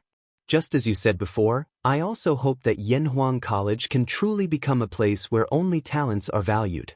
Only then can the college become a college that benefits the country and the people." Li Zishuan nodded his head and said, "Your Majesty, rest assured. As long as I am here, I will definitely not let the college become a place for flattery. Establishing a heart for the world and establishing a life for the people is the foundation of Yanhuang College's existence." "I still believe in your words." Li Er laughed lightly and turned around to look at the greenhouse behind him. Then he said thoughtfully, "Mark Yong, and this method of growing vegetables in winter, can it be promoted to benefit more people?" Different people, in different positions, would naturally think of different problems. As the king of Lantian County, Li Zishuan usually thought of the people in his fief. As for Li Er, as the emperor of the Tang Empire, he naturally thought of the people of the world. Now that the price of vegetables in Chang and was comparable to gold, Li Er felt that this method could be used to let the people of the Tang Empire live a good life. When that time came, the Tang Empire would be rich and the people would be strong. Li Zishuan frowned and thought for a while. Then he shook his head and said, "Your Majesty, it is not that I am stingy, but even if this method is promoted, it will not benefit all the people in the world. As the saying goes, the rarer something is, the more precious it is. Your Majesty, although the price of vegetables in Chang and is very expensive now, it is only temporary. As more and more people know how to grow vegetables in winter, the price of vegetables will definitely drop greatly. When that time comes, those farmers who grow vegetables in winter will not only not be able to earn as much money as they do now, but also have the risk of losing money when the weather is very cold." The reason was very simple. The modern people clearly knew that vegetables in the greenhouse in winter were more expensive than in summer. Why didn't they all grow vegetables in the greenhouse? It was only because there were more people and the profits were less. Chapter 1198. Cloud Mountain. After listening to Li Zishuan's analysis, Li Er felt that it made sense. However, it was because it made sense that he felt disappointed. Sigh. What a pity. After a moment of silence, Li Er sighed regretfully. Li Zishuan understood what Li Er was thinking. He was disappointed that the greenhouse vegetables could not benefit all the people in the world. He went forward and cupped his hands. "Your Majesty, actually, if you think about it from another angle, there's nothing to be regretful about. In the future, this method of growing vegetables using cloth sheds will definitely be widely spread. When winter comes, ordinary people can also afford to eat fresh vegetables. Doesn't this also mean that the Tang Empire is getting stronger? Furthermore, I only said that the people who start growing vegetables in greenhouses will not be able to earn as much as they do now. However, overall, they will still be able to earn. Every winter, there will be many empty fields among the people. The people can use them to grow vegetables and more or less subsidize their families, right? Therefore, on the whole, this thing can still be of benefit to many hundreds of people. Li Er thought carefully and realized that this was indeed the case. He could not help but feel happy again. From what you're saying, you still intend to spread this method of growing vegetables in winter in the future? Li Zishuan smiled. Your Majesty, actually, even if I don't say it, this method of growing vegetables will slowly spread out. There's no secret in this world that can be kept forever. Now, his farmers had sold a huge amount of vegetables in Chang and city and caused a huge sensation. Naturally, more and more people would be attracted. It would definitely be more and more difficult to keep a secret in the future. In fact, according to Li Zishuan's intentions, it would be fine as long as his farmers could earn the first huge amount of profit from the birth of the greenhouse vegetables. He could even give the rest of the profits to the farmers of other farms. This was like eating fish. His people only needed to eat the head of the fish and leave the body and tail for others to eat. Ha! You're quite open-minded. Li Er didn't expect Li Zishuan to be so open-minded. When he came, he was still thinking about how to persuade Li Zishuan to hand over the method of growing vegetables in winter. He didn't expect that Li Zishuan had already thought of this without his persuasion. He couldn't help but point at Li Zishuan and sigh. Your Majesty, this subject is deeply indebted to the country, so it is only natural for this subject to do something for the people of the Great Tang. After Li Zishuan expressed his political position, he took the opportunity to say, Your Majesty, I plan to build a dam beside the Ba River in Mei Village to accumulate water from upstream. Please allow it, Your Majesty. Now that the entire Lantian County was his fief, this section of the Ba River was naturally under his control. In principle, there was no need to report to the court about the construction of the dam. He only needed to give Li Er a heads-up. Building a dam? Why are you building a dam? Li Er was confused by Li Zishuan's words and couldn't help but ask. Li Zishuan was already prepared. He cupped his hands and said, Your Majesty, this subject is building a dam to prepare for a rainy day. Previously, this subject told Your Majesty that in June this year, locusts will appear all over Guangzhou. As the saying goes, a drought and locusts are inseparable. After a drought, there will be locusts. Thus, this subject estimates that this year's drought will also be very serious. This subject wants to build a dam to accumulate water in advance for a rainy day. Li Er frowned. Previously, he had been thinking about how to prevent a plague of locusts but had forgotten that after a drought, there would be locusts. After Li Zishuan's reminder, his mood instantly became gloomy again. It's hard for you to be so meticulous. If there really is a drought this year, then I should make preparations in advance. However, will the dam you're building on the Ba River really work? Not to mention other places, just Lantian County alone has millions of mu of fertile land. How much water do you need to accumulate to ensure that all the fields can be watered by a mere Ba River? Hearing this, Li Zishuan furrowed his brows and thought for a moment.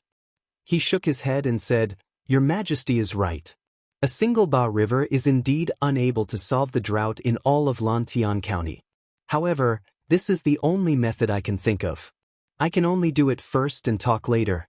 This subject still believes that nothing in the world is difficult. If one has the will, there will definitely be other methods before the drought arrives. Furthermore, other than building a dam to fight a drought, this subject also plans to build something on the dam and use this thing to create something new that the Tang Empire has never seen before. If it succeeds, the impact on the Tang Empire will be unprecedented. Li Er raised his eyebrows in surprise. Something that Li Zishuan was so serious about was definitely not ordinary. He asked, What new thing is it? Li Zishuan smiled mysteriously and said, It's electricity. You are electricity, you are light, you are the only legend, asterisk cough cough asterisk. For some reason, Li Zishuan suddenly thought of a song from his previous life. Electricity? The surprise on Li Er's face grew. He pondered for a moment and suddenly said, The telegraph machine you built previously, Did it use electricity to send messages? Li Zishuan smiled and said, Your Majesty is wise. The telegraph machine needs electricity to work properly. Actually, there is electricity in this world, but that kind of electricity is too powerful and it is difficult for mortals to use it. Li Er was not a stupid person. On the contrary, he was very smart. Hearing Li Zishuan's words, he instantly thought of something and asked, Are you talking about thunder and lightning? Li Zishuan nodded and replied, Your Majesty, it is indeed thunder and lightning. In fact, the electricity that this subject created is the same thing as thunder and lightning. However, compared to thunder and lightning, its power is much weaker. However, it is just right for our daily use. In the future, if we want to popularize the telegraph machine on a large scale, we must have an endless supply of electricity to support it. That is why this subject said that as long as we can create a machine that can generate electricity, it will definitely have an unprecedented impact on our Tang Empire. Li Er's gaze became deep. Now, it seemed that the dam on the Ba River must be built. He said decisively, Since this dam is so important, then build it. And build it immediately. Build it as big as you can. I really want to see what the Tang Empire will look like with electricity. Li Zishuan heard this and was delighted. He rubbed his hands and laughed. Hee, thank you, Your Majesty. Your Majesty, the money for the dam, what do you think? This guy wants money, cough cough. I suddenly remembered that there are still important matters in the palace. You should build the dam as soon as possible. I will return to the palace first. Li Er's expression changed. He hurriedly waved his hand at Li Zishuan and then turned to leave without looking back. Seeing this, Li Zishuan was stunned. **CK, you are really a miser. You are so stingy. Li Zishuan only regained his senses after Li Er had walked away. He was dumbfounded. Chapter 1199. Emperor Li Er walked away slowly, leaving Li Zishuan alone in the wind in a mess. Actually, to Li Zishuan, even if the imperial court did not give him the money, he would still build the dam. The reason why he asked Li Er was just to test him. If Old Li gave him the money, he would naturally make a killing. If not, he would not lose out either. But in the end, Li Er's stingy way of doing things made him a little stunned. He did not expect Old Li to become even stingier now that he was rich. Indeed, the richer the person, the more stingy they were. But he was an exception. He was generous regardless of whether he had money or not. Since Old Li did not give him the money, he would pay for it himself. After all, Lantian County was his fief. He would not lose out by building some public facilities for his fief. Not long after Li Er left, Chao Wendong, Lin Wenyuan, Feng Jihua, and the other members of the Flaming Yellow Chamber of Commerce all came to look for him. Marquis, we are here today to ask for fresh vegetables from Marquis's farm. Li Zishuan brought them to the main hall of the Cloud Mountain residence. After taking a seat, Chao Wendong directly stated the purpose of their visit. Obviously, not only did Li Zishuan guess that the fresh vegetables sold by the farmers today came from Li Zishuan, these merchants also more or less guessed that this matter had something to do with Li Zishuan. That was why they came to look for him. Li Zishuan did not deny it. He leaned back in his chair and smiled slightly. Oh, you are also interested in these fresh vegetables? Chao Wendong coughed dryly and said embarrassedly, cough cough. To be honest, Marquis, we all have restaurants, so we also want to sell some fresh vegetables recently. But Marquis, don't worry. After we buy the vegetables from the farmers, we will not provide them to the restaurants in Chang and City. We will sell them to the restaurants in other states and counties, so it will not affect the business of the Drunken Immortal restaurant. Chao Wendong had been in the business world for so many years, so he had a sense of propriety when he spoke and did things. After hearing what he said, the other people who came with him also nodded in agreement. Li Zishuan waved his hand and said, everyone, there's no need to be like this. This Marquis is not that petty. There are over 1 million residents in Chang and City, and the Drunken Immortal in alone is unable to meet such a huge demand. So even if you have restaurants in Chang and City, you should sell them. You don't have to worry about forcing the Drunken Immortal in out of business. Speaking of which, This marquis is very confident in the culinary skills of the chefs in my restaurant. Today, the drunken Immortal restaurant was just an insignificant property in Li Zishuan's hands. He no longer valued it as much as he did last year. Besides, he wasn't so overbearing as to allow only his family to open a restaurant in Jianghu and city. Hearing this, everyone looked at each other, and a trace of joy flashed in their eyes. They all stood up and cupped their fists. "Thank you, Marquis, for your understanding." Li Zishuan waved his hand and smiled. "Boss Chow, just now you said that you want to buy fresh vegetables from the farmers. What price do you plan to buy them at?" Compared to other things, this was the question that Li Zishuan was concerned about. Now, in the Tang Empire, there was no other place that could grow vegetables in greenhouses except for his. Although Qing Yaojin and Qin Qiong also grew vegetables, they weren't ripe yet. So he was fully qualified and had the confidence to fight for more benefits for the farmers. Chao Wendong cupped his fists and said, "Marquis, we've discussed and decided to buy the vegetables at the price that the farmers sell them in Jianghu and city today. This way, not only will they not make less money, but it will also save them a trip. What do you think?" Offering such a price didn't mean that Chao Wendong was crazy or that he didn't want to make money. But they felt that the price that the farmers sold the vegetables in Jianghu and city today was a little too cheap, and there was still room to raise it. Once they monopolized all the goods in the hands of these 8 villages, it would be even easier to raise the price. It could be seen that some capitalistic monopolies, whether in modern times or ancient times, existed. In this way, we can't let you suffer a loss. As for the so-called purchase price, I allow you to fluctuate according to the market demand. Because according to my speculation, the current high price of vegetables won't last long. In another half a month, all the vegetables in the Cheng and Qin families' farms would be ripe. At that time, the price of vegetables in Jianghu and city would definitely drop. So Li Zishuan added such a rule for Chao Wendong and the others. Otherwise, this group of people would definitely suffer a loss in the end. They were all members of his Chamber of Commerce and could be considered as his own people. He didn't need to cheat them for such a small amount of money. Chao Wendong and the others were delighted. "Thank you very much, Marquis." Li Zishuan waved his hand and said, "In a while, I will send someone to pass down the order. When the time comes, you can go directly to each farmer.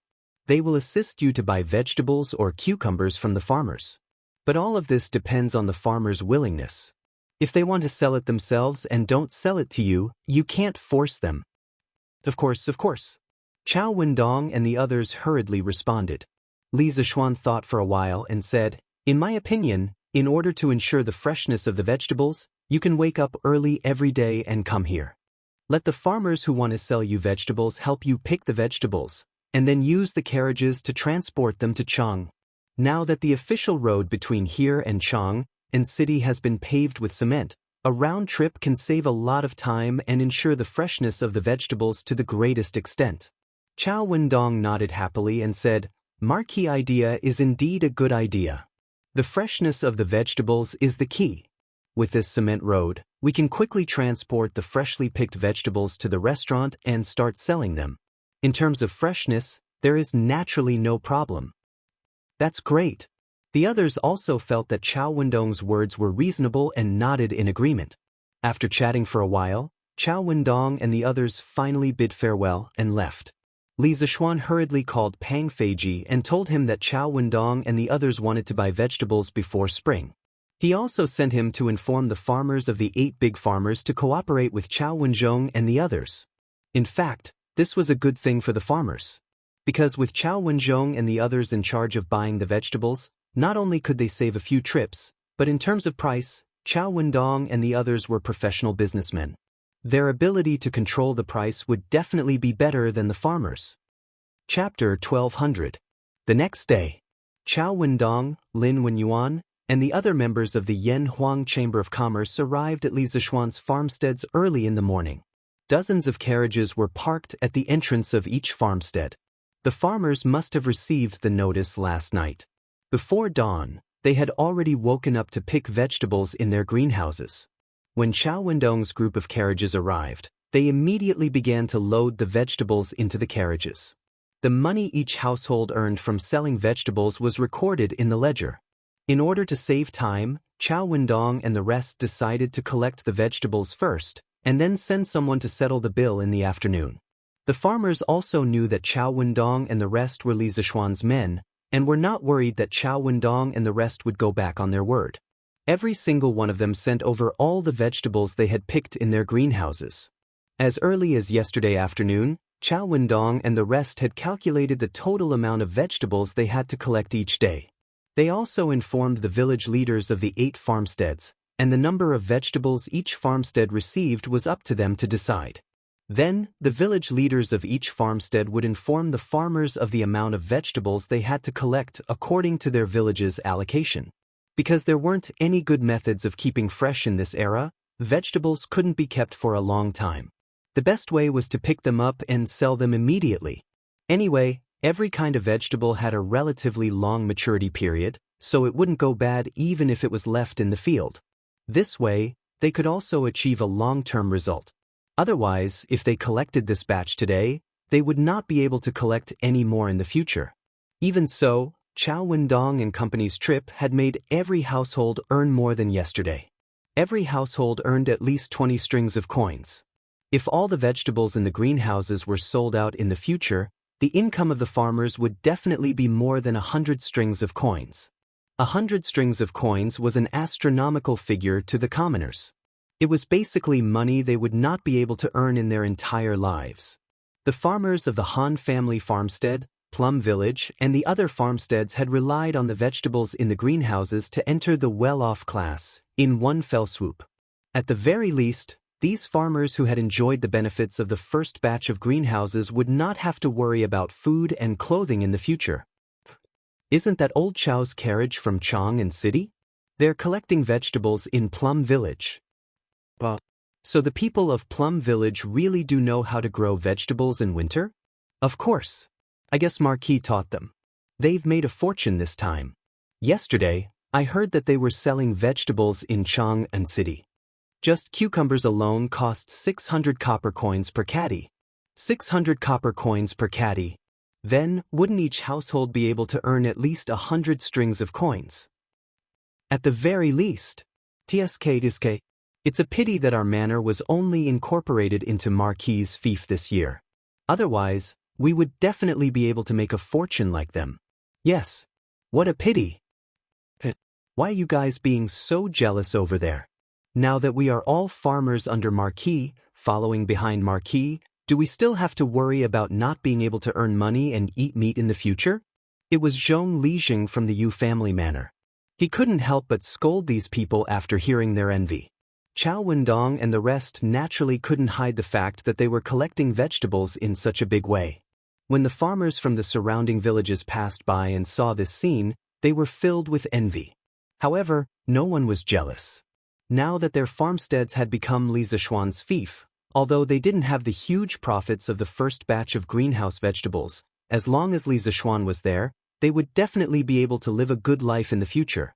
This wasn't blind confidence in Li Zishuan, but the consensus that everyone in the world had for Li Zishuan. In the world, the person who was the best at creating wealth was definitely Li Zishuan.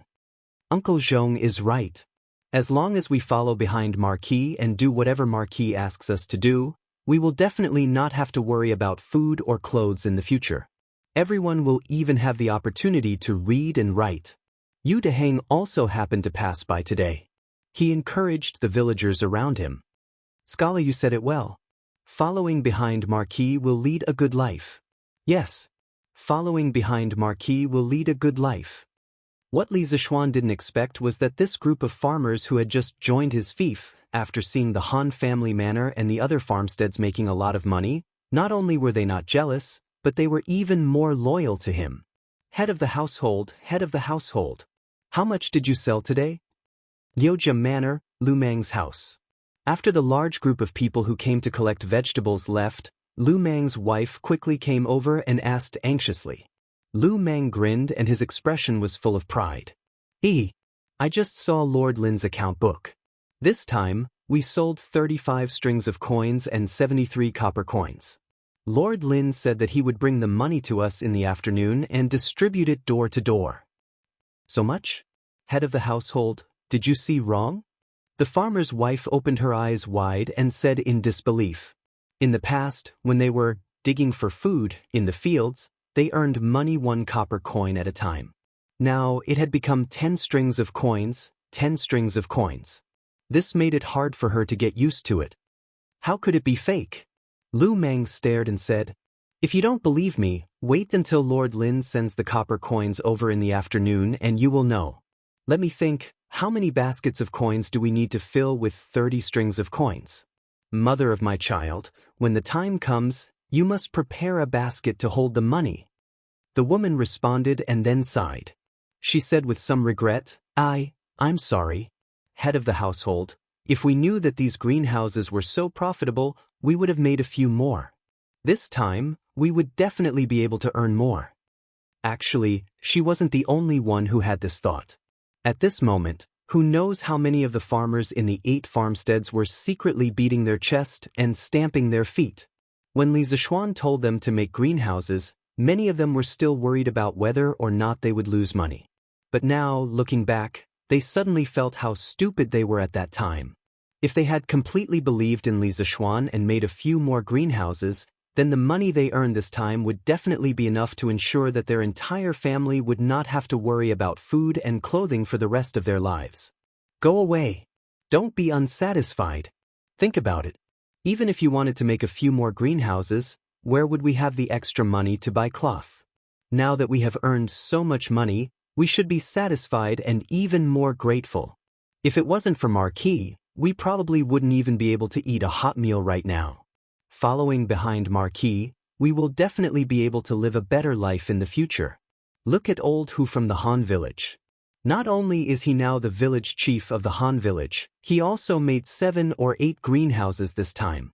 This time, he made the most greenhouses out of all the 8 farmsteads. His family will probably be able to earn thousands of strings of coins this time. But who told him to be an old man by Marquis' side? Not only does Marquis believe in him, he also believes in Marquis. Otherwise, he wouldn't have made so many greenhouses at once. Chapter 1201. In the afternoon, more than 100 ox-drawn carriages left Yanxing Gate in the east of Chang, and city one after another and went straight to the Han village, Plum village, and other big villages in the east. Each ox-drawn carriage was piled with 4 or 5 red wooden chests. As the road was bumpy, the chests swayed and clanked, and the sound of something breaking inside could be heard. This huge convoy naturally attracted countless gazes along the way. Wow, there are so many ox carts. What are they carrying? What else could it be? It must be money. Didn't you hear the clanking sound when the cart shook? Some of the more experienced people had already seen through the contents of the large chest on the ox cart. Money? There are so many carts filled with money. How much money do they add up to? It's at least tens of thousands of strings of cash. You have no taste. What tens of thousands of strings of cash? It's at least close to 100,000 strings of cash. 100,000 strings of cash. Someone shouted. The passers-by heard it and could not help but hold their breath. Whose ox cart is this? 100,000 strings of cash. They actually spent so much money. What are they going to do? Hey! It looks like there's more than one family. The Chow family's cart is at the front. Behind them are the Lin families, Feng families, Liao families. I know. They're going to give money to the Plum Village, Han Manor, Lu Manor, and Wang Manor's manors. Give money? What money? Don't you know? This morning, old Master Chow and the rest collected a lot of vegetables from the manors near the Han Manor. Today in Chang and City, those old masters' restaurants are all releasing all kinds of vegetables. They must have collected them from the manors. They're probably going to settle the bill for the manors now. Whoa, settle the bill. Do they need so much money to settle the bill? Well, doesn't that mean that the farmers of those villages have really struck it rich this time? That's right. It's not just those manors. If you ask me, under Marquis' leadership in Lantian County, every family will have thousands of strings of cash in a few years. Let's not talk about it. A few days ago, There was even a matchmaker who wanted to matchmake for my daughter. The other party was from Lantian County. I have to hurry back and agree to this marriage. If my daughter marries over, she will definitely be able to enjoy life in the future. The commoners could see the bright future of Lantian County from the profits of these 8 villages. In an instant, all the villagers in Lantian County became the object of envy of the commoners around Chang. Those who had daughters were all wondering if they knew any young men in Lantian County so that their daughters could marry over. Who knew, they might be able to enjoy a good life in the future. After a long stretch of the cement road, the money delivery team finally arrived at the Han family manor, Plum Village, and a few other manors. At this time, Chao Wendong and the others couldn't help but admire Li Zishuan's foresight in building the road. With the cement road, their trip back and forth was more than twice as fast. 2 or 3 times. For businessmen, time was money. When the villagers heard the news, they all came to the village entrance to line up and wait. When they saw the servants moving boxes of money down, they were all stunned. For these farmers, it was likely that most of them had never seen so much money in their entire lives. Now, a considerable portion of this money was going to be theirs. This made the farmers feel like they were living in a dream. Han Xiaodong, 45 strings of coins and 300 copper coins.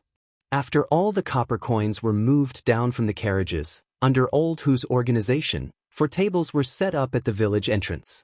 The commoners were divided into 4 groups and began to distribute money from house to house. Hey, coming. Thank you, old Master Chao. Han Xiaodong eagerly took a step forward and thanked Chao Wendong who was beside him. Then he stood in front of the table, holding a gunny sack and waiting to receive the money. Yes, it was a gunny sack. After all, there were so many copper coins. He couldn't possibly hold it all in his hands. Here, 45 strings of coins and 300 copper coins. Please count it in person. The middle-aged scholar opposite Han Xiaodong said after putting a few dozen strings of money into Han Xiaodong's gunny sack. Yes, thank you. Han Xiaodong chuckled and lifted the gunny sack to the side and began to count. Speaking of which, with this sum of money, he would be able to renovate his house and get himself a wife. Thinking of this, he couldn't help but be overjoyed. Next, Niu Dahai, 38 strings of coins and 700 copper coins. Coming. All the way until the sky turned dark, the money from selling vegetables was distributed to all the villagers. The workers who were in charge of counting the money were really counting the money until their hands cramped up. All the villagers had a bountiful harvest and were beaming with joy. As the evening approached, the smell of meat wafted from every house. Although it wasn't a festive season, the villagers still wanted to reward themselves after earning so much money. After experiencing this, the 8 villages under Li Zishuan could be considered to have become rich overnight. For example, Old Hu's family had 7 or 8 greenhouses. His family's wealth was even greater than many of the rich merchants in Chang'an City. Logically speaking, with their current wealth, most of them could buy a house in Chang'an City. However, no one thought of doing so. In their opinion, being a citizen of Li Zishuan's fief was much better than being a citizen of Chang'an City. Hey, Green Sparrow, have you heard? These 2 days, the villagers at the foot of the mountain are busy selling vegetables. TSK, shall we go down the mountain tomorrow to buy some cucumbers to eat? In Yanhuang College, Sun Zifan, who had just finished eating in the cafeteria, patted Li Tai's arm and laughed. Li Tai rolled his eyes and said with a sly smile, Heh, why do we need to go down the mountain to buy some? If I remember correctly, Yamacho should also have cucumbers at home, right? Last time when the academy teachers had a meeting, Yamacho brought 2 baskets of cucumbers. Let's go to his house tomorrow and take 2. Yamacho won't ask us for money, right? Sun Zifan couldn't help but be very interested when he heard this. He nodded vigorously and said, It's settled then. Tomorrow morning, we'll go to Yamacho's house. Little Ku, are you going? Li Tai was a little excited to find a partner. After all, other people's cucumbers would undoubtedly be more delicious. So he looked at Li Tai and asked. Now that school was about to start, most of the students had come to stay at the academy in advance. Li Ku was among them. He came after the Lantern Festival. Green Sparrow, is this okay? Li Ku frowned. He still respected Li Zishuan very much. Li Tai laughed and said, "Hey, what's wrong with this? Yamacho is not a stingy person. Tomorrow, we can ask Yamacho how our exam results were last semester." Li Ku was finally convinced. "But let's go together tomorrow." Chapter 1202. The next morning, Li Zishuan had just woken up and was about to have breakfast when Li Tai, Li Ku, Cheng Chumo, Sun Zifan, Yuchi Baolin, and Qin Huayu arrived. It turned out that all the students from Dormitory 01 were here, and they even brought Li Ku with them. "Heh, why are all of you here so early today? Are you here to scrounge for food?" Li Zishuan was overjoyed and immediately laughed. Speaking of which, the courtyard was only a few steps away from Yanhuang College. In the past, Li Tai, Cheng Chumo, and the others often came over to scrounge for food. After so many times, Li Zishuan had gotten used to it. However, it was the first time that so many people had come today. Yamacho, don't make it sound so bad. What's scrounging for food? We're here for something important. Li Tai licked his lips and laughed. If that's the case, then I won't get anyone to add more bowls and chopsticks for you. Find a place to sit yourselves. If there's anything, wait until I'm done eating. Li Zishuan said casually and then started eating, ignoring the students. Li Tai was speechless and secretly regretted why he had pretended to be good just now. Fine, now he could only watch Li Zishuan eat from the side, right? Speaking of which, they hadn't eaten in the morning. Now that they were standing at the side and watching Li Zishuan eat, it was really a kind of torture. Han Yushi couldn't help but cover her mouth and laugh when she saw Li Tai's choked look. She turned to Li Zishuan and said, "Hubby, don't tease Qin Ke and the others. It's so early now. They definitely haven't eaten yet. I'll get someone to add more bowls and chopsticks for them." With that, she got up and went to instruct the servants. Master's wife was still more reliable than Master at critical moments. Li Tai was so touched that he cried. "Thank you, Master's wife." A moment later, "Yes. This cucumber salad tastes really good. The stir-fried spinach is pretty good too. Green Sparrow, have a taste.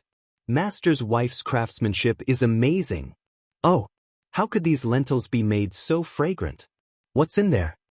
Once they were on the table, Li Tai, Cheng Chumo, and Sun Zifan, these three chatterboxes, couldn't stop talking. After looking around, only Yuchi Baolin was more honest. This child didn't have the time to comment at all. He only focused on stuffing the food on his plate into his mouth. Han Yushi saw that the dishes on the table were about to be eaten up, so she quickly went to the kitchen to cook a few more dishes at the last minute. Only then was she able to let these people eat their fill. Burp. After breakfast, Li Tai lay on the old-fashioned wooden armchair in Li Zishuan's house. He rubbed his stomach contentedly and burped. This was the happiest time of his life because to him, there was nothing happier than just having a full meal. He had already secretly made up his mind to look for a princess consort in the future. Other conditions could be worse, but the other party had to have outstanding culinary skills like Han Yushi. In Li Tai's eyes, Li Zishuan's current state was a proper winner in life. Yamacho, have the final exam results from last year been tabulated? Unlike Li Tai, who didn't care about his image, Li Ku still cared about his image very much. Even after eating, he sat upright and still. At this moment, seeing that all the plates on the table had been removed, he asked respectfully. Li Zishuan replied, "It's out, but if you want to ask me about the results today, then I think you should wait for another 2 days. After 2 days, all of your results should be posted." In fact, last year's final exam papers had been marked long before the holidays, but everyone's results hadn't been tabulated yet. A few days ago, the teachers of the academy started school first, partly because they wanted to tabulate the students' results in advance. Oh! Li Zishuan nodded somewhat disappointedly. Unlike Li Tai and Sun Zifan, who had been learning new mathematics from Li Zishuan at the School of Mathematics since the beginning of last year, he only started learning from Li Zishuan in the second half of last year. He really wanted to know the results of his studies in the past 6 months. After all, he had been crowned with the hat of a master of both literature and martial arts since he was a child. Sometimes, honor was also a kind of pressure that made people worried about their gains and losses. He was in such a state now. Oh, in that case, we'll take our leave. Oh, by the way, Yamacho, these 2 days, the farmers at the village at the foot of the mountain have been selling cucumbers and vegetables. I heard that you also have a greenhouse that can grow vegetables in the winter. Can we go in and take a look? Li Tai stood up and was about to take his leave when he suddenly seemed to have inadvertently thought of something and added, "Don't worry." Sun Zifan, Li Ku, and the others looked at Li Zishuan nervously. Li Zishuan didn't know about the little fatty's dark thoughts. He nodded casually and said, "Qing, if you want to take a look, then go ahead. The greenhouse is behind the courtyard. I still have something to do at the academy, so I'll take my leave first." Yes. Take care, Yamacho. When the little fatty heard this, he became even more excited. He couldn't wait for Li Zishuan to leave right away. Li Zishuan looked at Li Tai with a baffled expression. Then, he said goodbye to his wife and left the room. He had to go to the academy in the morning to discuss the construction of the dam on the Ba River with Mo Huai. As the head of the Mo family, Mo Huai's achievements in engineering were definitely not below Li Zishuan's. With such a great master in the academy, Li Zishuan naturally had to humbly ask for advice. After Li Zishuan left, Li Tai gave a look and whispered, "What are you waiting for? Go pick the cucumbers." After saying this, he took advantage of the time when Han Yushi and the maidservants of the Li residence went to the kitchen to take the lead and walked towards the greenhouse behind Li Zishuan's courtyard. A moment later, damn, it turns out that this greenhouse can really grow vegetables in the winter. Yamacho is really too talented to be able to think of this method. After seeing the green vegetables in the greenhouse, Sun Zifan suddenly exclaimed. This was because he had never seen such a scene in the winter before. Li Tai curled his lips. It wasn't like he had never been to the soup kitchen. Vegetables in the winter were not rare to him. What made him feel strange was Li Zishuan's method of growing vegetables in the greenhouse. Quickly pick the cucumbers and leave. Don't let Yamacho catch us by surprise. Li Tai called out, and the group immediately walked to the cucumber rack. However, when they got closer, they were stunned. Damn, where are the big cucumbers? Why are there only small cucumbers the size of a thumb left? Cheng Chumo widened his eyes and wailed. The cucumbers in his family's greenhouse were far from fully grown, so he wanted to take a few cucumbers. However, now it seemed that they were destined to return empty-handed. Chapter 1203. Yamacho, the Ba River's riverbed is nearly 1,000 feet long. How can it be easy to cut it in the middle and build a dam? In the meeting room on the first floor of Guanghua Building in Yanhuang College, Mo Zhong looked at a large map on the table and gestured with his hands as he spoke in a deep voice. Other than him, Li Zishuan, Mo Lingwei, Yan Shaoning, and a follower of the school of Mo called Mo Chue were also in the room. It was said that he was a disciple that Mo Huai had focused on nurturing and was likely to be the next generation of the Mo family. Among the members of the Mo family, besides Mo Huai, Mo Lingwei was the most talented. However, Mo Lingwei was a girl and Mo Huai couldn't bear for his daughter to shoulder too much. Therefore, he had never counted Mo Lingwei as one of the candidates for the next generation of the Mo family. Other than Mo Lingwei, the most talented person should be Mo Chue. He was about 25 or 26 years old and already had a family. He taught physics at Yanhuang College. Last semester, before the college opened, all the teachers were tested. In that test, Mo Chue's results were close behind Mo Huai's, which showed how talented he was. It was just that the Mo family had Mo Huai and Mo Lingwei, this pair of amazing father and daughter, which overshadowed his brilliance. Otherwise, he would definitely become a figure of the Mo family. At this moment, everyone in the meeting room was staring at a map on the table, frowning and deep in thought. Li Zishuan spoke in an unquestionable tone. There's nothing impossible in this world. The Ba River is only 1,000 feet wide. It's not impossible to build a dam on the riverbed. What we need to do now is to find a solution, not discuss whether it's feasible or not.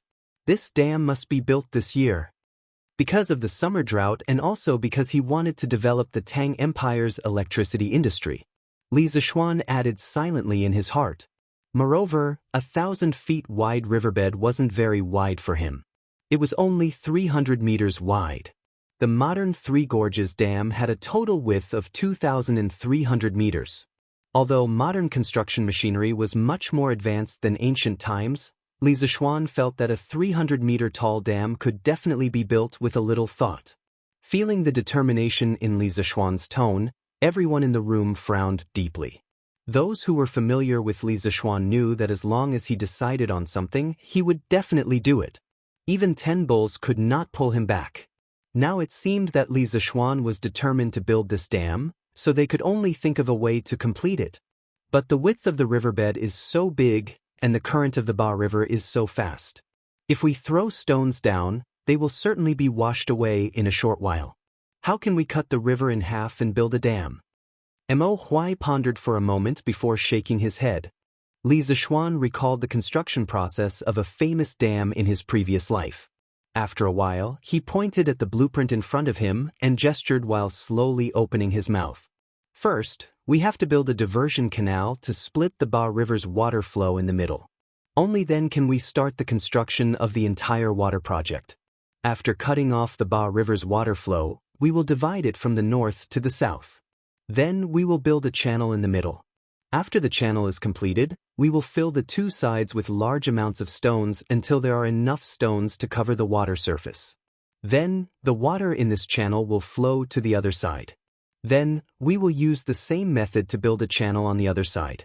In the beginning, we will use pine wood to strengthen the foundation of the dam. First, we will use vertical pine wood to drive piles on top of the sand and stones. Then we will lay them flat and vertically like building a house. Then we will build a stone dam. Later, we will use cement pillars wrapped in steel rods to nail into the riverbed as the foundation of the dam. Once we have the foundation, the next step is to add stones to the dam.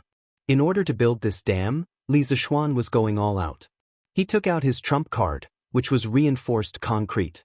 In ancient times, when building dams, wooden piles and sand were usually used as the main body of the dam. However, the Ba River's riverbed was too wide, and the water flow was relatively rapid. If wooden piles and sand were used, the dam would definitely burst after a long time. So, he could only use the more solid reinforced concrete. Anyway, he had a mine at home, and the production of steel in the workshop was gradually increasing. For the time being, he didn't lack iron. Moreover, if this dam was completed, it would give a huge boost to the industrial foundation of Lantian County. So, even if he had to invest a large amount of capital, Li Zishuan was willing to do it. Cement stone pillars wrapped in steel rods? Mo Huai muttered. Suddenly, his eyes lit up. Cement is a hard material. If steel is mixed into it, after it is formed, it will definitely be very tough. Moreover, it will be able to withstand the violent impact of the river for many years. It is indeed a good material for building dams. But, won't the consumption of steel be too large? The rest of the people also looked at Li Zishuan. Obviously, they had also thought of this problem. However, Li Zishuan was still determined.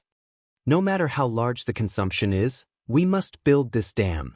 Even if we don't have enough iron, I will think of another way. Mo Huai was speechless. This was the first time he had seen Li Zishuan so stubborn about something. Of course, this also showed how important this dam was. Yamacho, I wonder if the imperial court will provide support for building this dam?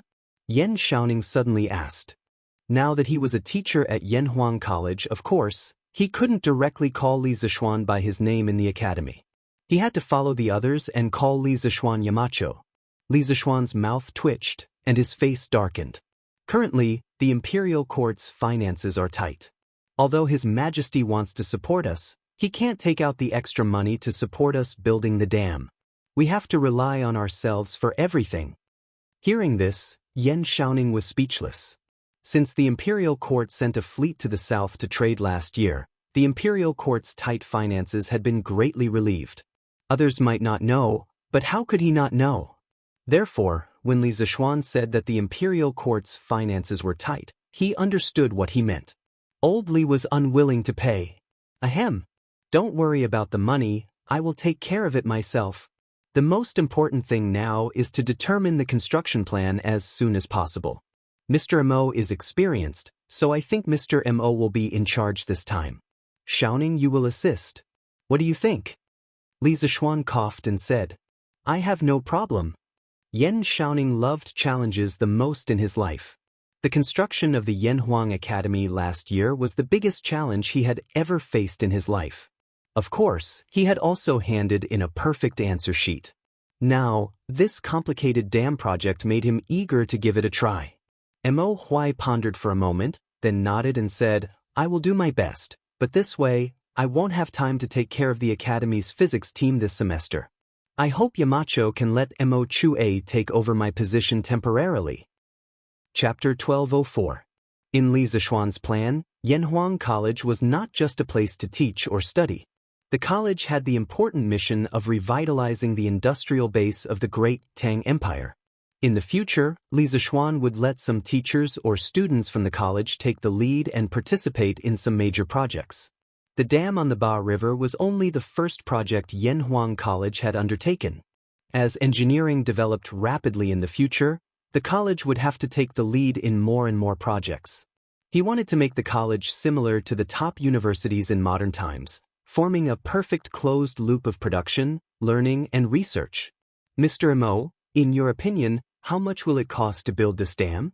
In the meeting room, after confirming the candidate to preside over the construction of the dam, Li Zishuan turned to Mo Huai and asked. Mo Huai thought for a moment and shook his head. It's hard to estimate at the moment, but I'm sure that the cost of building this dam will be much higher than building the cement road last year. I'll think about the dam's construction plan and estimate the cost when the time comes. Li Zishuan nodded and said, Then I'll have to trouble you, Mr. Mo. No problem, no problem. Mo Huai waved his hand. Putting aside his identity as a teacher of the college, as the son of the Mo family, he was very passionate about this kind of project. Although the task given by Li Zishuan seemed difficult, it was also a difficult challenge for Mo Huai. He was very willing to accept this challenge. In this aspect, he was somewhat similar to Yan Xiaoning. Yamacho, what should I do? Ever since Mo Lingwei came to the meeting room, she hadn't said a word for a long time.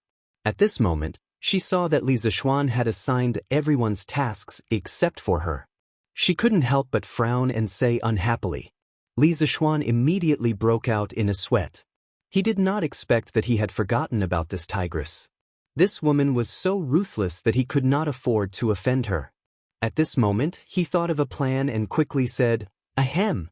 Ink girl, it's indeed inappropriate for a girl like you to participate in the construction of the dam, but Mo Lingwei hated it when people thought that women were weak.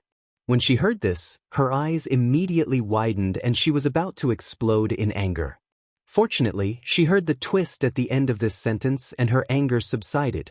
She wanted to hear what Li Zishuan had to say next. When Li Zishuan saw the girl's reaction, he found it funny and continued. However, I still have a very important matter that I want to hand over to the Ink Girl. Its importance is no less than the dam on the Ba River. Mo Lingwei's eyes lit up, and her expression quickly turned to one of excitement. Yamacho, what kind of mission is it? Looking at her competitive appearance, Li Zishuan felt a little speechless. He thought to himself, why is this like coaxing a child? Last year, I made the telegraph machine. Ink Girl should already know the general principle behind it. The reason why I want to build this dam this year, other than to store water to prevent drought, is to use this dam to generate electricity. The most important thing is the generator. I have already drawn the blueprint for the generator, but having the blueprint does not mean that it can be built successfully. There are still many technical difficulties. Therefore, I am giving this mission to you, Ink Girl. If you succeed, Tang Dynasty will have a new thing because of you. This thing will also bring about earth-shattering changes to Tang Dynasty. Mo Lingwei was taken aback. From Li Zishuan's words, she could feel the unparalleled importance of this generator. However, she still did not understand what this generator was, so she asked, what is it? Yamacho, what is a generator? What does this generator have to do with the dam? Li Zishuan thought for a moment with his hands behind his back. After a while, he said, in this world, all things are energy conserved. We can usually obtain energy from food by eating. The energy we obtain is usually used to walk, talk, think, or perform other activities. For example, when I push this chair, I use my own energy to generate kinetic energy for the chair. The energy I use is equal to the kinetic energy generated by the chair and the heat generated by the friction between the chair and the ground. This is the principle of energy conservation. As for the relationship between the dam and the generator, I built the dam mainly to raise the distance between the river and the riverbed to create a potential difference. When the river flows from a high place to a low place, the kinetic energy of the river will cause the generator to move. The generator will then convert this kinetic energy into electricity, and we will be able to obtain the electricity we need. Conservation of all things energy? Before Mo Lingwei could say anything, Mo Huai could not help but exclaim. Back then, the Mo family's divine ancestor also said that all things in the world are born from something, and something is born from nothing. However, something cannot be created from nothing. Could this be what you mean, Yamacho? Although Li Zishuan had previously said that he was not the reincarnation of the Mo family's divine ancestor, Mo Huai could not help but think so sometimes. After all, Li Zishuan's knowledge was too advanced. Li Zishuan said in surprise, I didn't expect the Mo family's divine ancestor to have such knowledge back then. This junior is really impressed. Mo Lingwei said proudly, Of course, there is nothing the divine ancestor doesn't know. However, Yamacho, you have to give me the blueprint as soon as possible. I will take it back and study it carefully. Li Zishuan nodded and said, Okay. I will get someone to send the blueprint to Ink Girl in the afternoon. I hope you can understand it as soon as possible. In fact, he was laughing in his heart. This generator was not like an astronomical telescope. Its internal structure was very complicated. Although the Mo family was good at engineering, they definitely did not know anything about electricity. He hoped that when Mo Lingwei saw the blueprint, she would not come looking for him with a big head. Yes. Mo Lingwei did not know about Li Zishuan's sinister intentions. She nodded happily and replied, It will take a long time to complete the dam. During this time, I suggest that Ink Girl study the Academy's physics textbooks for the first and second semester. It will be very helpful for you to build the generator. Li Zishuan thought about it and gave Mo Lingwei a suggestion out of goodwill. This was because the Academy's second volume of physics textbooks had already started to explain electricity. If Mo Lingwei studied it carefully, she would encounter much less resistance when building the generator. Then I will ask my father for 2 textbooks. Chapter 1205. In the afternoon, Iron Egg left the academy and planned to go to the Lin family to continue teaching Lin Hao new mathematics. However, Li Tai found out and insisted on going with him. During this period of time after the New Year, other than the Lunar New Year's Eve and the Lantern Festival, Iron Egg would go to the Lin family every day to help Lin Hao with his mathematics problems. After all, he had received such a generous salary from the Lin family. If he were to slack off every day, he would feel guilty. On New Year's Eve, Lin Hao and his father, Lin Wenyuan, went to Yunshan together. It was then that Li Tai found out that Iron Egg had become someone else's mathematics teacher. He felt that the position of a teacher was quite new to him. After all, he had never been anyone's teacher since he was young. Today, when he saw that Iron Egg was going to the Lin family to teach, he excitedly wanted to go with him. When they arrived at the entrance of the Lin family, Li Tai looked at the luxurious entrance of the Lin family. He turned to Iron Egg and asked, Tai Dan, you were the teacher of this kid from the Lin family last year? Iron Egg nodded and replied, Yes, that's right. Although the young master of the Lin family is a loner, he has a good heart and is a very interesting person. When Li Tai heard this, he couldn't help but be interested in Lin Hao, whom he had never met before. He smiled and said, Oh? After hearing what Iron Egg said, I really want to meet this Lin Hao. Iron Egg thought to himself.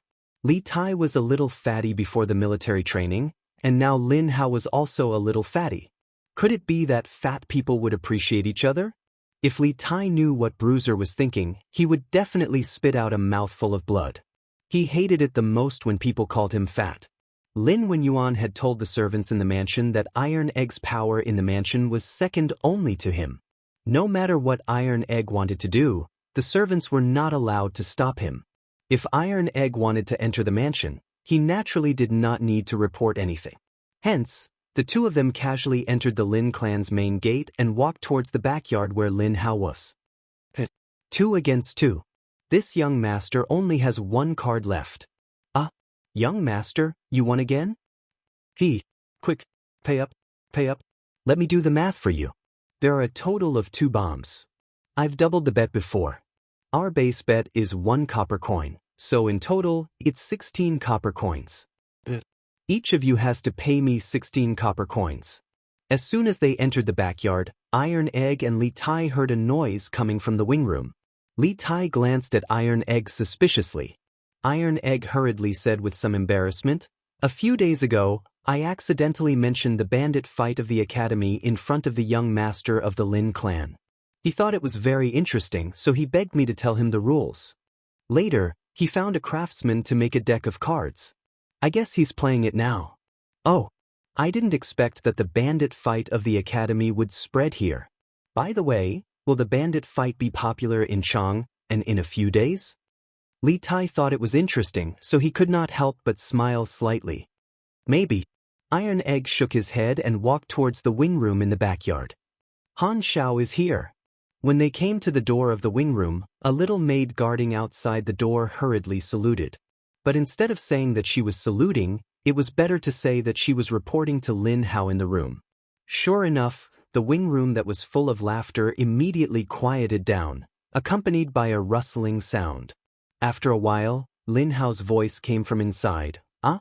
Han Xiao is here. Come in. Come in." Iron Egg and Li Tai looked at each other and shook their heads helplessly. Then they pushed the door and entered. They saw Lin Hao sitting at the desk with a book in his hand, as if he had been doing his homework just now. At this moment, when he saw Iron Egg coming in, he hurriedly got up and saluted, "Greetings, sir." He noticed Li Tai beside Iron Egg. "Young Master Lin, this is my classmate at the academy, and also my best friend. His name is Qing Ke.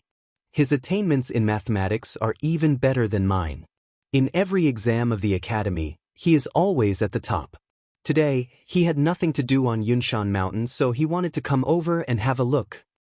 On the way here, Li Tai had told Iron Egg not to reveal his identity as the Prince of Wei to Lin Hao, so Iron Egg said this. "Mr. Han, your friend is so amazing?"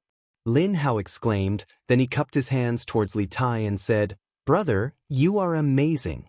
You can still stand out in Yanhuang College, where talents gather.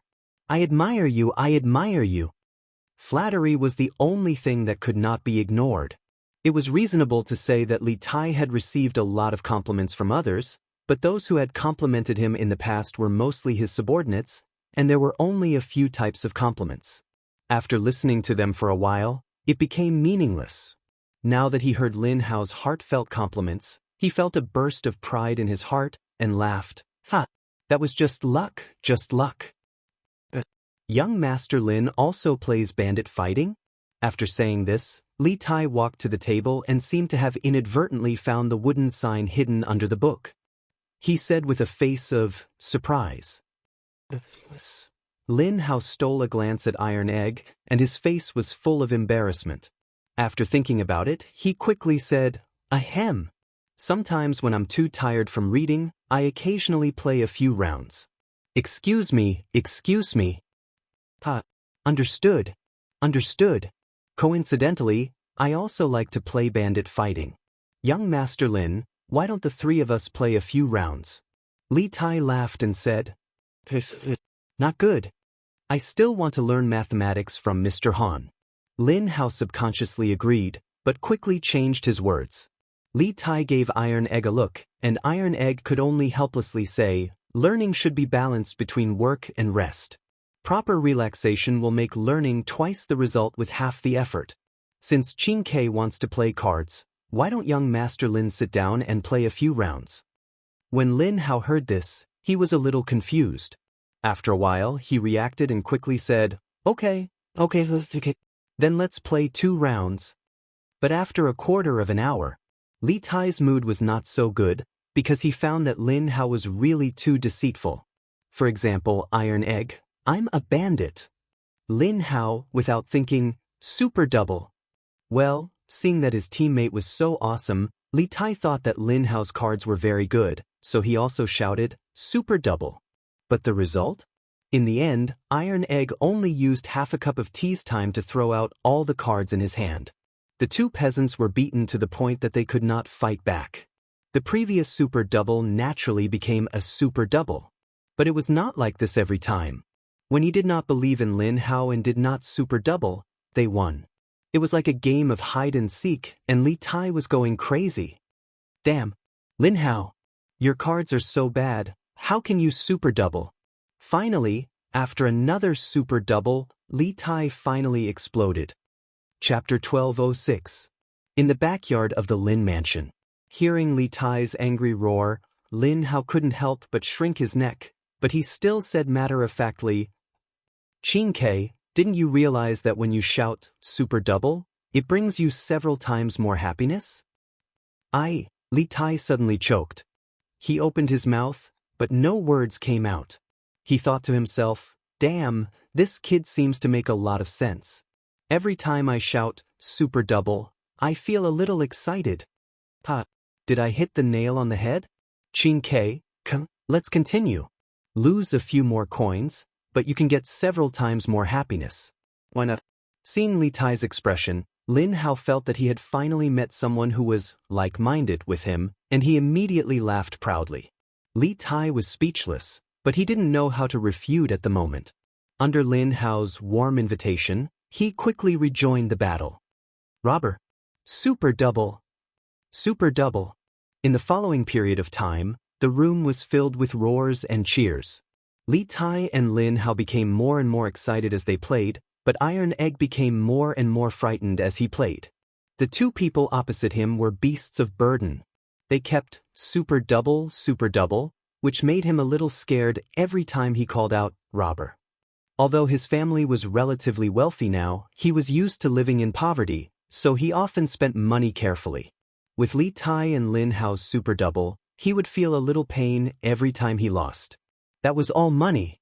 But fortunately his luck was not bad, or it could be said that Li Tai and Lin Hao's purpose of playing cards was not to win money, but to get several times more happiness.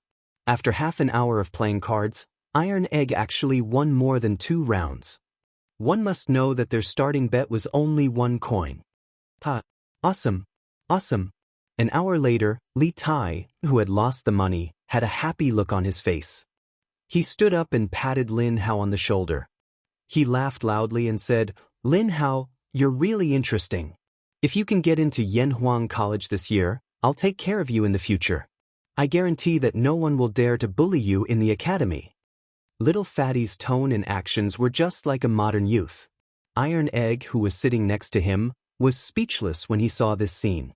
His initial idea was right. Sure enough, Fatty and Fatty really appreciated each other.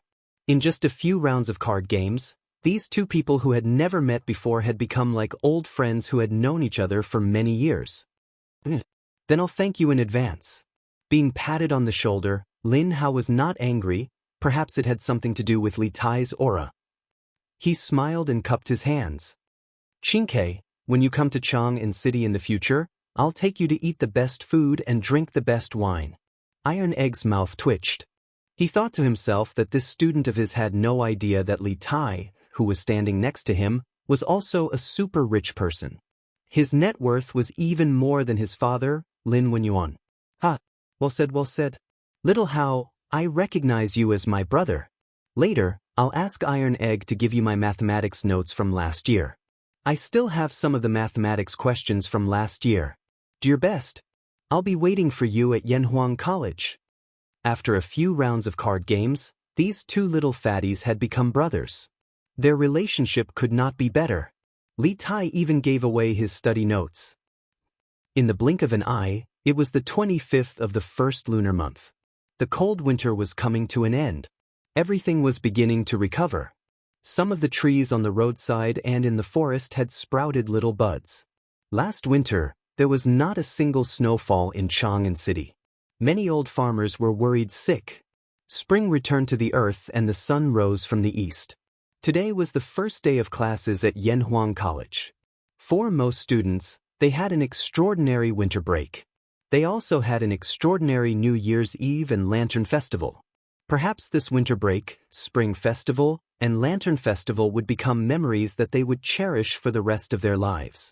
Early in the morning, before dawn, a huge honor roll made of red cloth appeared in front of Yanhuang College's Guanghua building. When the students got up and went to the cafeteria for breakfast and returned to Guanghua building to prepare for class, they immediately noticed the huge red cloth.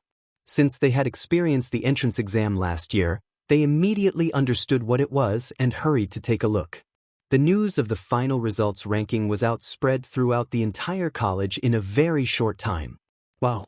The results are out. Let's go take a look. I hope they're in the top 50. Damn! Look, who's in first place? Jia Jiayin is in first place in the entire college with 485 points. Oh my god!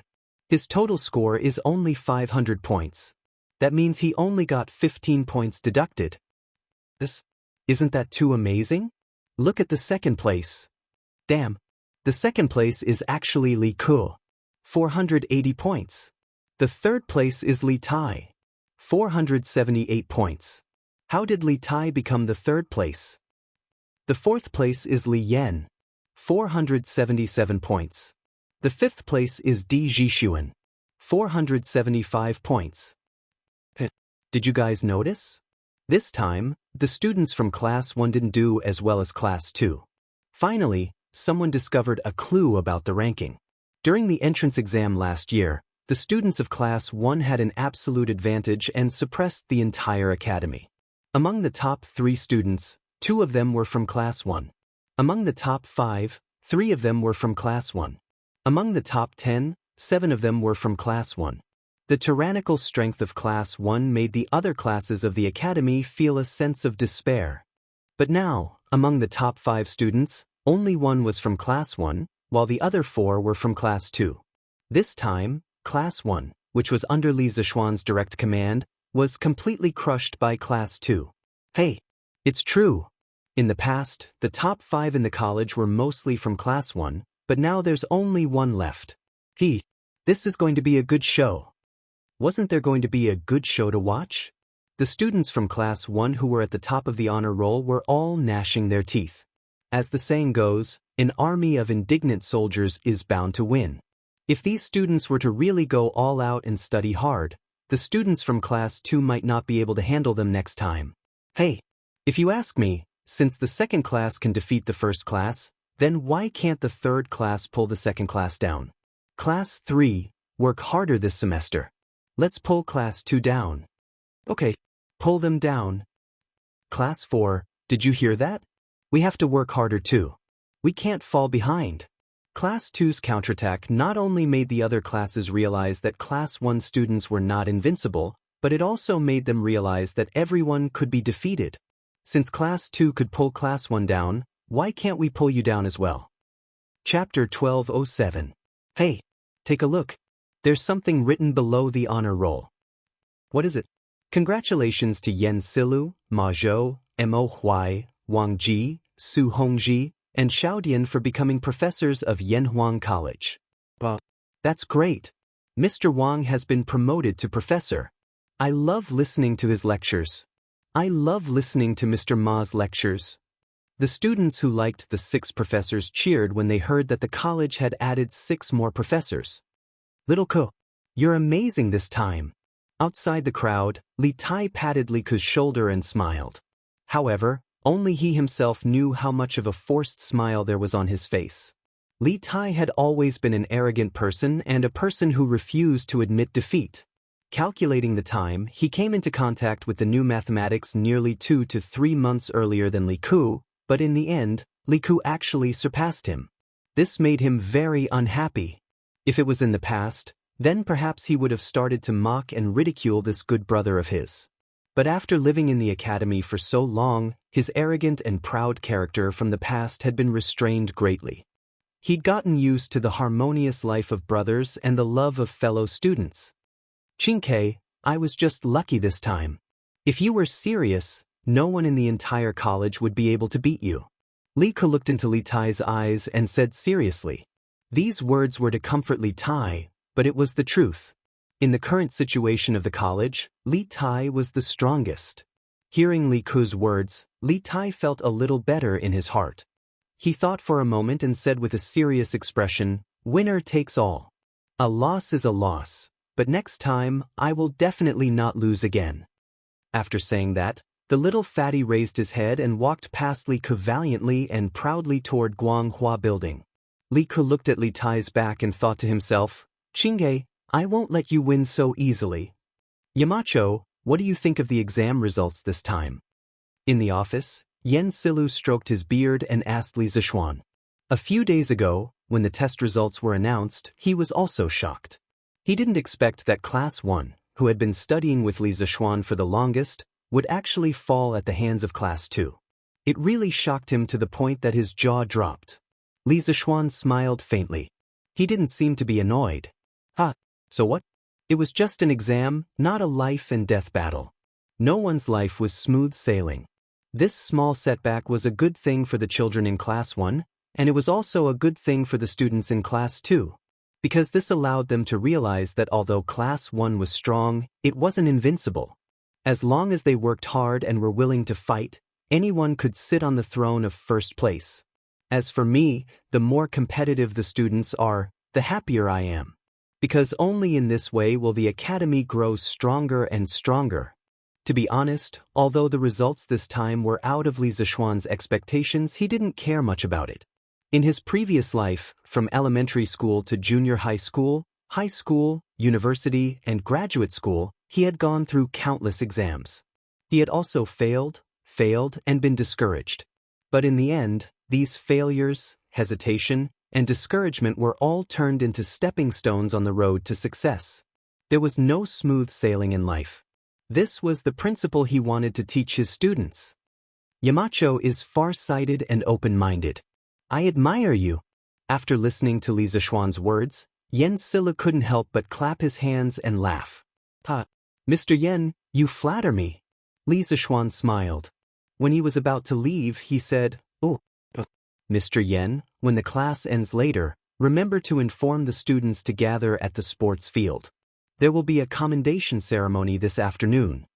An exam was actually like a war. After the end, there would naturally be corresponding rewards for the victorious side. Yen Silu's eyes flashed. He cupped his hands and laughed. "Okay, Yamacho." Li Zishuan nodded and left. Sigh. Our Class 1's glory is gone. In the classroom of Class 1 during the break, the students' faces were no longer as cheerful as they usually were. Everyone's face was full of seriousness.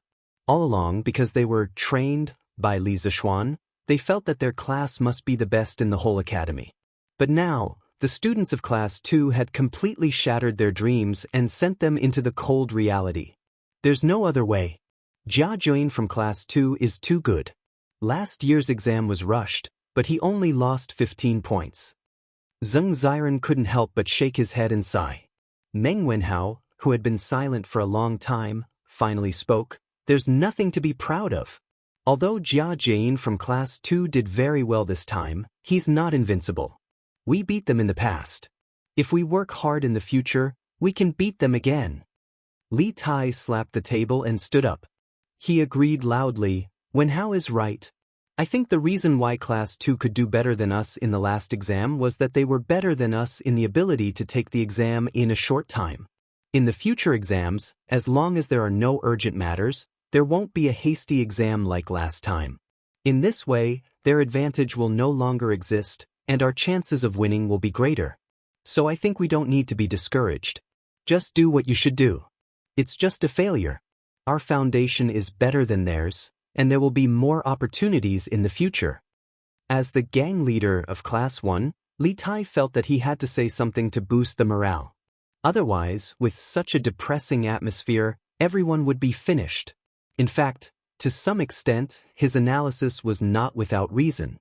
Last year, in order to let the students participate in the warm winter operation, Li Zishuan brought forward the final exam at the last minute, which caught everyone off guard. The failure of Class 1 this time had a lot to do with insufficient preparation. Thus, we still have opportunities in the future. It's not like we don't have any chances. At most, we'll just beat them up in the monthly exam. Sun Zifen roared. This guy's voice was so loud. Thus, beat them up. Beat them up. The rest of the students followed suit and roared. As a result, during what was supposed to be an ordinary break between classes, a series of orderly roars came from Class 1's classroom. The teachers and students outside all cast strange gazes in their direction. Not bad. These kids didn't let me down. Hearing the voices here, Li Zishuan, who was in the corridor, smiled with relief and then whispered to himself softly. Chapter 1208. Afternoon. The warm sun shone on the earth, but no one could feel the slightest bit of warmth.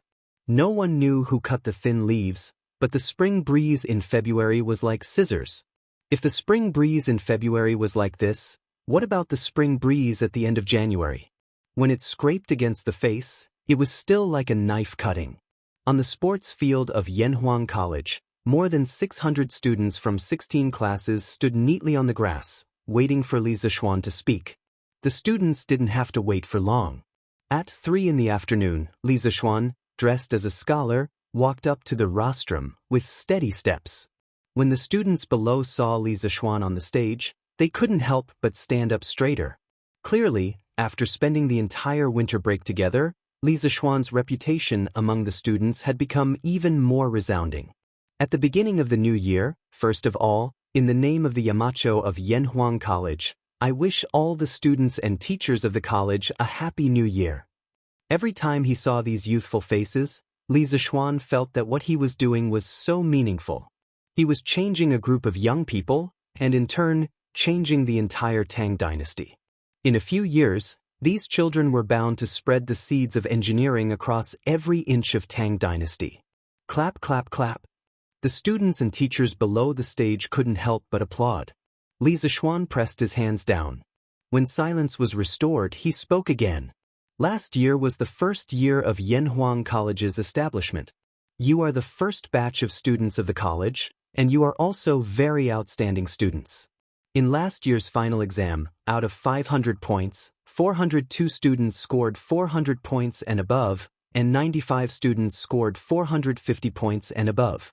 I am very satisfied and gratified that you were able to achieve such results in such a rushed preparation.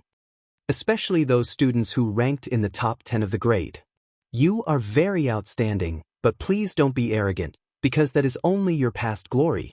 The road ahead is still very long. For those students who did not perform well, don't be discouraged. No matter how good the road is, there will be times when it isn't smooth. No matter how smooth life is, there will be moments when it isn't as you wish. You must firmly believe that you can face difficulties head-on. You must establish the belief that you will win. Setbacks and hardships were only stepping stones for the strong. For capable people, they were wealth.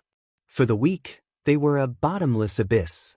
Whether you are strong, capable, or weak, it all depends on your own choice. But as your Yamacho, I hope that all of you will be strong. Are you willing to become experts? Li Zishuan's voice was very low, and his voice was also very moving. Although there were no flowery words in his words, nor were there any heroic words, when he said it, all the students in the audience, whether they were previously complacent or dejected, now had solemn and resolute expressions, as if they had been given a new lease of life. This was especially true for those students who did not do well in their exams. At this moment, their eyes were filled with fighting spirit. They could not wait to go into battle and take another exam. Yes. As soon as Li Zishuan finished speaking, a tsunami of cheers erupted from the crowd. Li Gang and the others looked at each other and sighed in relief. This was because in the morning, they were still thinking about how to cheer up those students who did not do well. Now, after Li Zishuan's speech, the students were revived. There was no need for them to worry about anything. Li Zishuan smiled slightly and said with satisfaction, "Good. Next, I will personally give out awards and scholarships to the top 10 students of last year's final exam." Scholarships? What scholarships? Most of the students knew about awards because they had worked at the Warm Tang Foundation last year. Every time a citizen donated a sum of money, they would be presented with a certificate. The students guessed that an award should be similar to a certificate, but this was the first time they had heard of something new. Li Zishuan smiled and explained, as the name suggests, these scholarships are specially set up for students with excellent academic performance. From today onwards, the top 10 students of each semester's final exam will receive the Yamacho scholarship. The first place will receive 500 strings of cash, the second place will receive 400 strings of cash, the third place will receive 300 strings of cash, and the 4th to 10th place will receive 100 strings of cash each. The Yamacho scholarship will be funded by me personally, and it will be evaluated every semester. I hope that everyone will continue to work hard and win this scholarship. Well, knowledge could change one's fate. This was what it meant to change one's fate. Just by passing an exam, they could receive 100 strings of cash and completely change the fate of a poor family. This was even faster than the imperial examination. Sure enough, as soon as Li Zishuan finished speaking, the audience immediately went into an uproar. Although there were corresponding rewards for the previous monthly exams, they were given out in the form of footballs and copper coins, so the audience did not feel much about it. However, this time, Li Zishuan directly and crudely used copper coins as the prizes. The shock it gave was on a completely different level. Quiet. Next, the students whose names are called, please come up in order. Li Zishuan suppressed the noise of discussion and read, last year's final exams: first place, Jianghu. Second place, Li Ku. Third place, Li Tai. After the names of the top 10 students were read out, Jianghu and the others hurriedly went up to the rostrum and stood in order. Li Zishuan started from the first place and gave out the certificates. Speaking of which, although this certificate was similar to the charity certificate issued by the Nguyen Tang Foundation, the production was much better than the charity certificate. The words, Certificate of Honor, were embossed in gold on the cover, and there was also Li Zishuan's personal signature and personal seal. It was not only classy, but it was also a great symbol of honor. The moment they received the certificates, Jianghu, Li Ku, and Li Tai were all shocked. Obviously, they did not expect Li Zishuan to make such a beautiful certificate. If they had also transmigrated from the modern world, they would have only said the words, high-end, classy, and classy, at this moment. Your scholarships will be collected from Mr. Yen later with the certificates. If anyone wants to send the money home, the academy can also send someone to escort them. After giving out the certificates, Li Zishuan said again, after all, a few hundred strings of cash could be considered a huge sum of money. If there was no escort, it could easily attract the attention of bandits. Thank you, Yamacho. Other than Li Tai and Li Ku, the two second-generation rich people who treated money like dirt, the rest of the students bowed to Li Zishuan and thanked him sincerely. Okay, you can all go down first. Next, we will officially award the 6 new professors for Yanhuang College. Chapter 1209. After the commendation ceremony and the appointment ceremony of the 6 professors, Li Zishuan let the students go back to the classroom to start the new year's course. The course this semester was not easy. In addition to cultural courses, Li Zishuan also planned to let the students do some other projects. Yamacho, the king of Jianghu, is waiting outside the college with the envoy, brother Shanbei. After the students and teachers on the playground dispersed, Li Zishuan was about to go to his office when Mo Zhong came to report. The king of Jianghu? The envoy. Li Zishuan frowned and muttered to himself. Then he seemed to think of something. At the end of last year, the stronghold of the Chui family in Chang and was destroyed overnight because of Li Zishuan's incitement of public anger. Chui Shanfu, the former minister of Honglu Temple, who was on duty in the shipping department of Guangdong, was also affected. Because the cavalry department found out that when the envoys of the Nanyang countries came to the court, the prime minister of the Jega dynasty had colluded with Chui Shanfu. Li Er was furious when he heard the news. He directly dismissed Chui Shanfu from all his official positions and put him in prison. Therefore, the vacant position of minister of Honglu Temple was given to Li Daozong, the king of Jianghu. That was why there was a strange combination of Li Daozong and the envoy, brother Shanbei. What is the envoy doing here? Li Zishuan walked toward the gate of the college and asked Mo Zhong. Yamacho, the king of Jianghu, said that the envoy wants to visit the college and has asked for a decree from His Majesty. Mo Zhong saluted with his fists and replied, "Visit the college?" Li Zishuan heard this and his eyes turned cold. He did not have a good impression of the people, either in his previous life or in this life. Yanhuang College was the most precious treasure left by Li Zishuan to the Tang Empire. Of course, he was unhappy that the people wanted to visit it. Besides the king of Jianghu, who else came with him? Li Zishuan asked again. Let's return to Yamacho. Chancellor Kong of the Imperial College is also here. It's said that the envoy visited the Imperial College first and then came to Yanhuang College. Let's meet this guy today. Li Zishuan thought to himself. Ah, Markyong, you finally came out. This prince didn't delay your teaching, did he? When they arrived at the entrance of the academy, Li Daozong was the first to greet them. Greetings, Meng.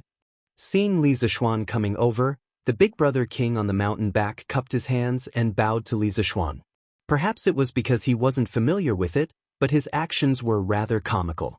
Li Zishuan just nodded, then he looked at Li Daozong and smiled. Your Highness is too polite. Please come in. Li Daozong smiled. He glanced at the luxurious high-rise buildings in Yanhuang College and sighed. Speaking of which, this is the first time this prince has visited Yanhuang College so closely, right? You have to tell this prince about it later. Li Zishuan nodded. Of course. Seeing that Li Zishuan seemed to be in a good mood, the big brother king on the mountain back interrupted. This is also the first time I've seen such a spectacular academy. I hope Marky Yong and can let me in to have a good look. Li Zishuan secretly rolled his eyes and said lightly, You have His Majesty's decree, so of course you can go in to have a look. But let me say this first. There are some places you can go in the academy, but there are some places you can't go even if you have an imperial decree. Otherwise, you will be killed without mercy. Hearing Li Zishuan's unfriendly tone, the warriors who came with the big brother king on the mountain back changed their expressions. They couldn't help but touch the swords at their waists. Li Zishuan narrowed his eyes and looked at them coldly. Suddenly, the warriors' backs were covered in cold sweat. At that moment, they felt as if they were being targeted by a cheetah. They couldn't run even if they wanted to. Stop! Although the big brother king on the mountain back's face changed a few times, he still had a trace of rationality in his mind.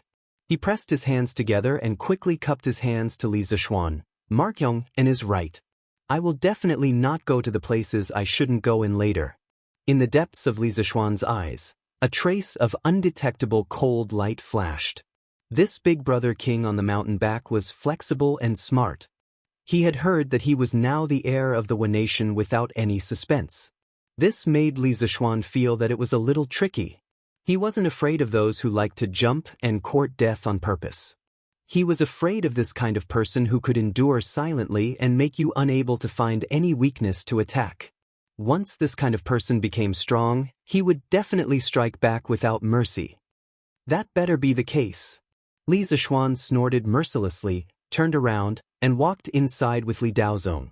Kong Yingda, who was behind them, frowned.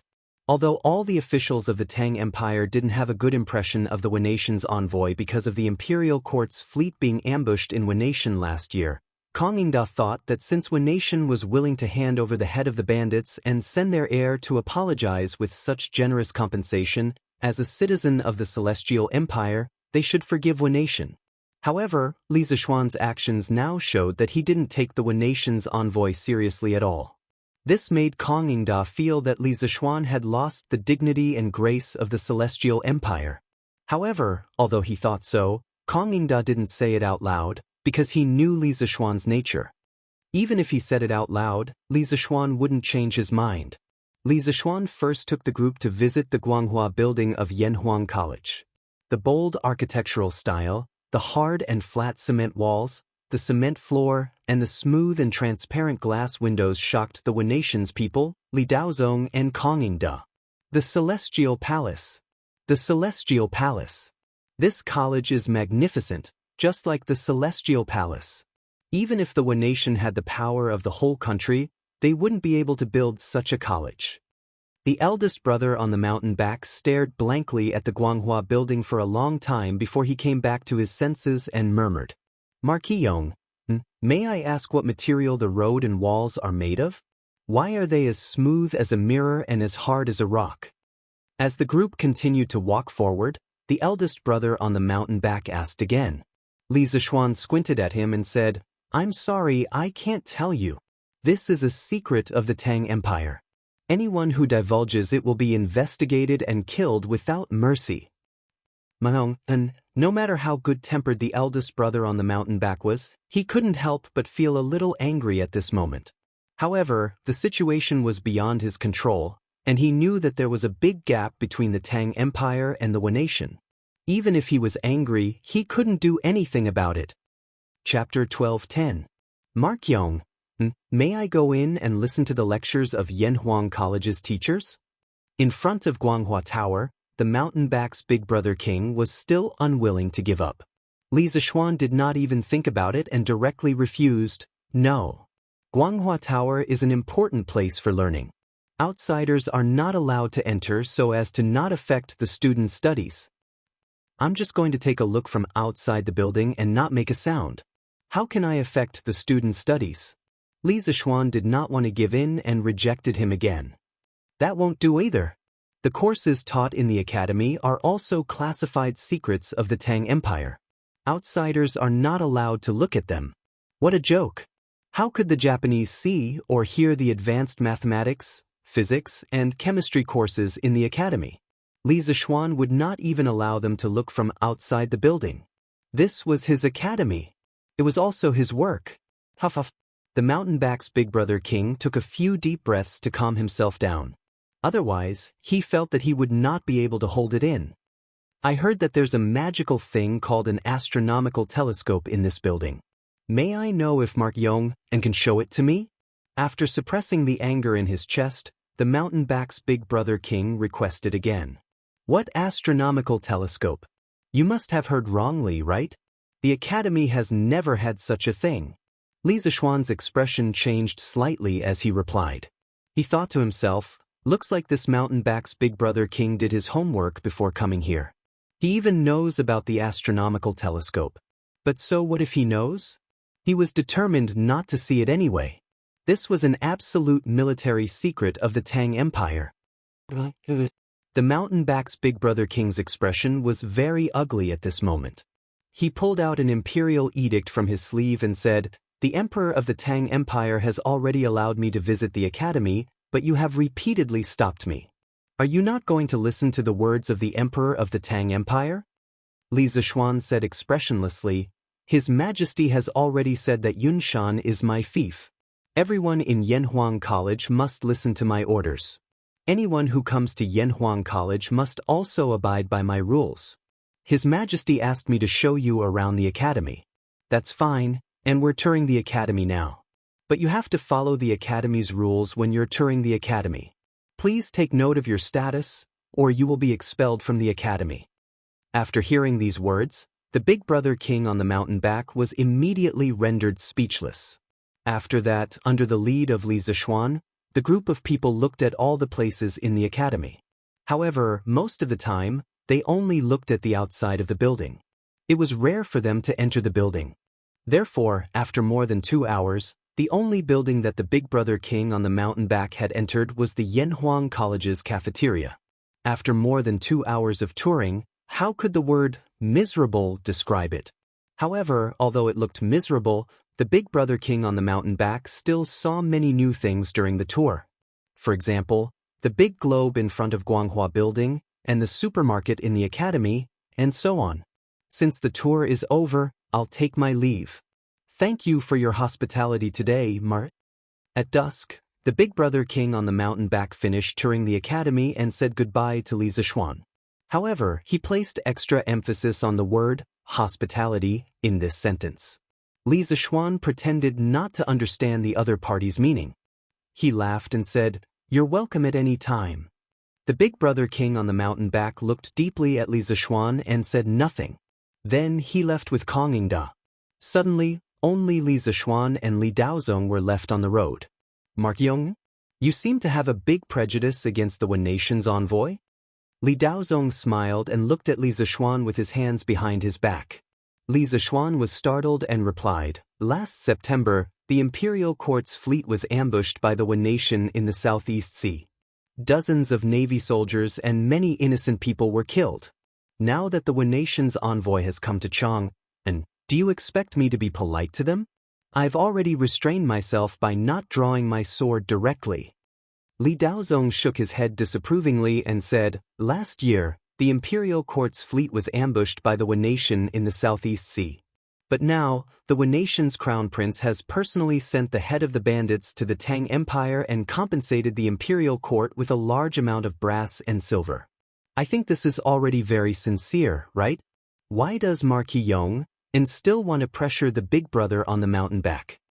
In Li Daozong's mind, the Wen nation was just a small place. Although they had accidentally offended the Tang Empire, this little brother had already come over and sincerely admitted his mistake. He even gave compensation. The Tang Empire, the most powerful country in the world, naturally had to show its magnanimity and forgive him. Li Daozong felt that Li Zishuan was a little narrow-minded by not letting go and persistently forcing the Tang Empire's crown prince. "Your Highness, the Wen nation's people are like young tigers. Although they look harmless and docile on the surface, when they learn the advanced production technology of the Tang Empire and grow their teeth, they will hurt people. At that time, the young tiger will become a big tiger. If you want to make them obedient, you can only use strong force." Li Zishuan said faintly. The Wen nation's people were very good at humbly learning the advantages of other countries. But under the surface of humility and modesty, they were extremely arrogant and proud of their own culture. Therefore, once the Wen nation's people surpassed their teachers, they would mock and belittle their teachers, and even beat them up. Li Zishuan's words were not groundless. They were all based on evidence. In modern times, after the Meiji Restoration, Wen nation had learned from Western culture, introduced advanced Western technology, and borrowed scientific and technological achievements to quickly become the second most powerful country. They were constantly learning and innovating to surpass others. But at the same time, they also brought great harm to their Asian neighbors, such as China. This was the main reason why Li Zishuan hated the Wen nation. Yes, he was a nationalistic youth. Back then, he could not do anything in the era of peace. Now that he had transmigrated to the Tang Empire and was in a high position, he would feel sorry for himself if he did not do something to the Wen nation. Young tiger? Mark Yong, and the Wen nation is just a small place. Even if they can really grow up, what do we have to fear? A tiger is still as small as a grain of sand in the vast sea in front of the colossus that is the Tang Empire. A mayfly trying to shake a tree is like a moth flying into a flame. Only death awaits. Although Li Zishuan's words sounded reasonable, Li Daozong had followed Li Er to the north and south in the first half of his life. How could he, who was arrogant, take a small Wen nation seriously? Chapter 12:11. Li Shaogong didn't think much of the Wen people, but Li Zishuan wouldn't let his guard down. He felt that the Wen people were more threatening than the Turks in the north. Therefore, even if Li Er blamed him for what he did today, he wouldn't regret it. But the good thing was that Li Er didn't have a good impression of the Wen people because of the loss of dozens of Tang Navy in the Wen last year. Naturally, he wouldn't blame him for it. The fact was that Li Er allowed the mountain-back elder brother to visit Yanhuang College because he wanted to maintain the demeanor of a great country and not be criticized by Confucian apologists for being stingy. He wasn't worried that the mountain-back elder brother would be wronged in Yanhuang College. He was worried that the mountain-back elder brother would see some secrets of Yanhuang College, such as the telescope and the college's laboratory. Li Zishuan's actions today could only be said to be exactly what Li Er wanted. "Your Highness, the Marquis of Yong, seems to be very unfriendly to us." Chang'an City, in a room of Honglu Temple. Yoko Ono bowed slightly and whispered to the mountain-back elder brother. Back when Li Shaogong led the army to exterminate the Suo family in Feiniao, there was no longer any dispute over the next ruler of Wu. Although the ancient empress hadn't officially appointed the mountain-back elder brother as the crown prince, his subordinates had already begun to call him the crown prince. At first, the mountain-back elder brother would correct them, but after a long time, he was too lazy to do so. Or rather, he was used to it. I can see that too. But since I came to Chang'an City, the number of times I've seen the Marquis of Yong and can be counted on one hand. It's even more impossible to offend him. I don't know where his hostility towards me comes from. The mountain-back elder brother looked out of the window with a gloomy expression. A few days ago, he had applied to stay in Chang, and for a while with the purpose of learning the culture of Tang Empire. When he returned to he would be able to carry out reforms. He was also an ambitious person. He hoped that he could become a ruler of resurgence in the future. But the great Tang's imperial court didn't seem very friendly to him. Li Erdu hadn't given him a residence, which meant that he had to live in the Chamberlain of Dependencies. Wasn't this the same as living in an inn every day? Compared to Feng Jidai's son, Feng Jidai's treatment as a messenger. After all, not only did Jidai have a residence in the capital, but he also was often by the side of the emperor. Your Highness, the problem might be that you rarely meet the Marquis of Yong and you. Yoko Ono's eyes flashed as she cupped her hands. Back when Su was sent people to assassinate Li Shaogong in Fenyao City, Yoko Ono almost had a large piece of his scalp cut off during the chaotic battle. Although he had already recovered from his injuries, the center of his head was bald and no longer had any hair, making him look somewhat comical. Atao. The big brother king looked at Yoko Ono. He held back his urge to laugh and asked. This subordinate has heard that the Han officials are very particular about reciprocity. If an ordinary person wants to invite a high-ranking official to do something, it is impossible for them to not send some generous gifts. Therefore, in this subordinate's humble opinion, Your Highness should prepare some gifts for the Marquis of Yong and to build a better relationship. The next time you visit Yanhuang College, your treatment will be much different. Yoko Ono cupped her hands and explained with a wise face. The big brother king on the mountain back suddenly understood. He clasped his hands behind his back and said, "It seems that I didn't think it through." Then Young, Z, help me think, what is suitable to give the Marquis of Yong? It's said that he's the person who makes the most money in the Great Tang, so he probably won't care for gold or silver. What should this prince give him? When Yoko Ono heard this, he was instantly worried. He frowned deeply and thought for a long time before finally saying, "Your Highness, this subordinate believes that since the Duke of Yong and doesn't lack money, then he definitely lacks women. I heard that he only has one wife. Why don't we give him 2 Yamato beauties? He must have never seen the beauties of our Yamato people, right?" The big brother king on the mountain back's eyes lit up and said excitedly, "Good, good, good. Immediately send a letter to the Empress and request for 2 of the most beautiful and pure women in Japan."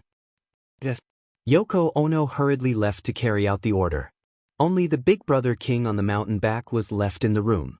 He muttered, "I heard that the Marquis of Yong and founded engineering school, vigorously discovering the people's livelihood and building advanced tools. This is the knowledge that Japan needs.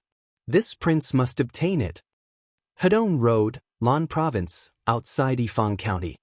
Old Master Han, this official has already informed the owners of Willow Village, Nanping Village, and Kaiyang Village in advance. They should be waiting in Willow Village right now. Let's go over first. Old Master Han, you can also take a look at the villages. A middle-aged official wearing a green official's robe sat in the same carriage as Han Li. The middle-aged official had a kind expression and didn't have the air of an official on his face. If it wasn't for the green official's robe, people would probably mistake him for an ordinary citizen. "Thank you for your trouble, County Magistrate Wang. This Han can't thank you enough." Han Tianhu clasped his hands and thanked him sincerely. That's right. After many days of traveling, he had already arrived at the border of Lan Province. Once he arrived at the county, he immediately found the county magistrate of Yifang County, Wang Qingxing. The Wang family rose from Taiyuan. Within 100 miles of Taiyuan, the surname Wang was considered a big surname. Although Wang Qingxing wasn't a direct descendant of the Wang family of Taiyuan, he was more or less related to them. "Ha! What are you talking about, Master Han? This is my duty. Why should I thank you?" "Don't worry, Master Han. In a while, the owners of the 3 villages will definitely not make things difficult for you. This official has already sent my county's deputy to greet them. County Magistrate Wang said with a smile. Although Han Tianhu was just an ordinary citizen, he didn't dare to slight him at all. What a joke! Who would dare to slight the father-in-law of the Marquis of Yong? Last year, Li Zishuan sent Fu Bin to Yifang County to look for or. He offended the son of the county magistrate of Yifang at that time and was imprisoned. Later, the provincial governor of Lan province was furious and sent people to arrest the county magistrate and deputy of Yifang County. Only then was County Magistrate Wang transferred over to be the county magistrate. Now that Li Zishuan's father-in-law was here, he naturally had to take care of him carefully. Moreover, the day before Han Tianhu's arrival, the current head of the Wang family of Taiyuan, Wang Yu, had sent a message to him, telling him to take good care of him. If there were any mistakes, he would be expelled from the Wang family. Therefore, Wang Qingxing was just short of worshipping Han Tianhu as if he was his ancestor. Thank you for your kind intentions, County Magistrate Wang. However, business is a matter of mutual consent. I don't like to force people. If the owners of the 3 villages are willing to sell, the price will naturally be negotiable. If not, I will think of other ways. I hope County Magistrate Wang won't use extreme measures because of this. Chapter 12:12. Although Han Lijing now had the support of Li Zishuan, the current favorite of the imperial court, he would never rely on his son-in-law to be arrogant and despotic outside. On the contrary, he was even more cautious than before, fearing that he would cause trouble for Li Zishuan outside. He even cherished Li Zishuan more than Li Zishuan himself. Cough cough. Master Han, what kind of person do you think I, Wang Qingxing, am? I became a grand scholar at the age of 25. Although I don't dare to say that I have many great achievements, I have never done anything to oppress the people. The main families of those 3 villages were all willing. This official definitely did not force them. Wang Qingxing, who was in the carriage, heard Han Lijing's words and quickly defended himself. Han Tianhu cupped his hands and said, County Magistrate Wang, please don't be angry. I apologize, but I have no intention of slandering you. It's fine, it's fine. It's just a misunderstanding. I didn't take it to heart. Wang Qingxing rubbed his chin and chuckled. The carriage continued to move forward and soon arrived at a village. The houses in the village were very old. Some of the families even lived in thatched huts. A small river flowed around the village. The simple old people in the village were sitting in front of the door basking in the sun. The children were running around and playing. In the fields in the early spring, the wheat sprouts were only about an inch tall. It was a lovely green color. It was worth mentioning that there were many rows of willow trees at the entrance of the village. In this season, the willow trees had already begun to sprout. The green color brought a lot of vitality to the village. Master Han, Willow Village is just ahead. I have an appointment with Master Lu, Master Zhang, and Master Sunday. They are waiting in the village. Wang Qingxing pushed open the window and said with a smile. We're finally here. These 2 days have been hard on County Magistrate Wang. After everything is done, I will prepare a table of wine in the city. County Magistrate Wang, you must come. Han Tianhu let out a long sigh of relief. After several days of running around, he felt a trace of exhaustion in his heart. However, when he thought of what he had to do next, his body was suddenly filled with energy. It was all thanks to Wang Qingxing's assistance from the side. Otherwise, if he was alone in this unfamiliar place, it would probably take him a long time just to find the landlords of these 3 villages. Old Master Han is too polite. You're welcome, Wang Qingxing said with a smile. After stopping the carriage at the entrance of the village, the 2 of them walked towards the village with 3 to 5 yamen runners. Moments later, the 2 of them arrived at a luxurious house that occupied at least 2 to 3 acres of land. Seeing the painted red door and the tall courtyard walls, Han Tianhu couldn't help but frown. He thought to himself, the villagers of Willow Village are so poor, but the landlord here lives in such a luxurious house. He probably eats lavishly. I wonder how many people live here. That's right. Although they hadn't met yet, Han Tianhu had already labeled the landlord of Willow Village as an evil person who robbed the people of their wealth. Greetings, County Magistrate. The servant in front of the luxurious house saw Wang Qingxing walking over with a group of yamen runners and quickly went forward to greet him. Are your old master and the neighboring village's old master Zhang and old master's son in the house now? Wang Qingxing's face turned serious as he asked in a low voice. At this moment, he became the county magistrate that everyone looked up to.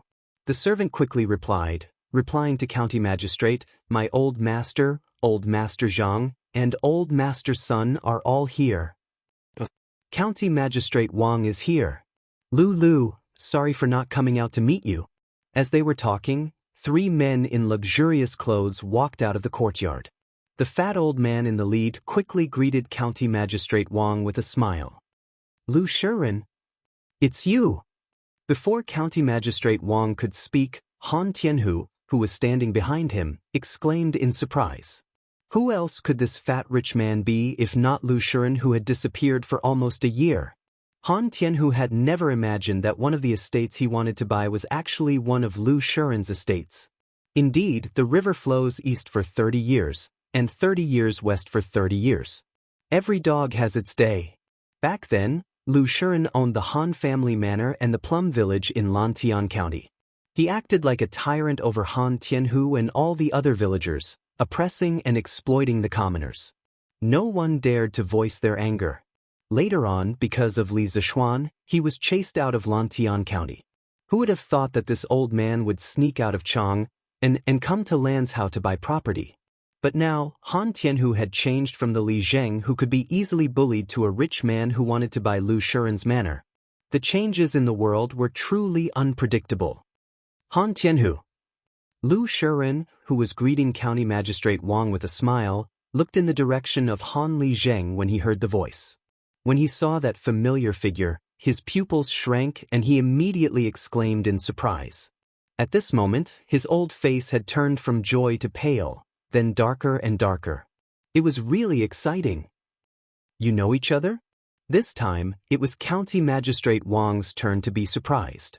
He had wanted to introduce them to each other, but before he could even open his mouth, the two of them were already glaring at each other. It was obvious that there was some enmity between them. Han Tianhu nodded, then took a step forward and looked directly at Lu Shiren.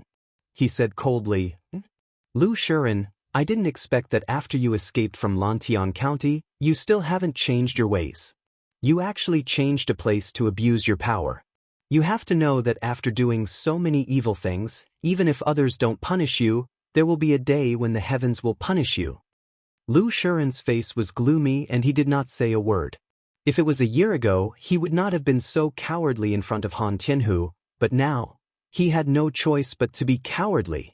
Although he was already far away from Chang, and Lu Shiren had never stopped receiving news about Han Tianhu and Li Zishuan. Especially Li Zishuan, who was an influential figure in the imperial court. Those who knew about him were definitely not limited to Chang. It would not be an exaggeration to say that his name was known all over the world. For the past year, he and his crippled son had been living in fear. The father and son were afraid that Li Zishuan would send people to take revenge on them. Because with Li Zishuan's current status, if he wanted to kill them, it would be as easy as crushing 2 ants. Therefore, to prevent any accidents, Lu Shiren used all his savings to buy a manor in Yifang County. He rarely left the manor because he was afraid that Li Zishuan would send people to take revenge on him. Because of this, Lu Shiren did not dare to act rashly. He did not even dare to say a word because he knew that Han Tianhu had the ability to kill him today. Old Master Han, what is going on? County Magistrate Wang was confused for a while before he finally asked. Chapter 12:13. Old Master Han? Hearing County Magistrate Wang address Han Tianhu in such a respectful manner, Lu Shiren's heart sank even more. Obviously, County Magistrate Wang knew Han Tianhu's identity. Then, County Magistrate Wang would be even less likely to help him. Heaven really wanted to destroy him. County Magistrate Wang, this Lu Shiren was the landlord of the manor that I previously lived in. He and his son usually relied on their status to run rampant in the village, causing the local people to boil with anger. Later, the villagers couldn't bear it anymore and joined forces to drive them out of the manor.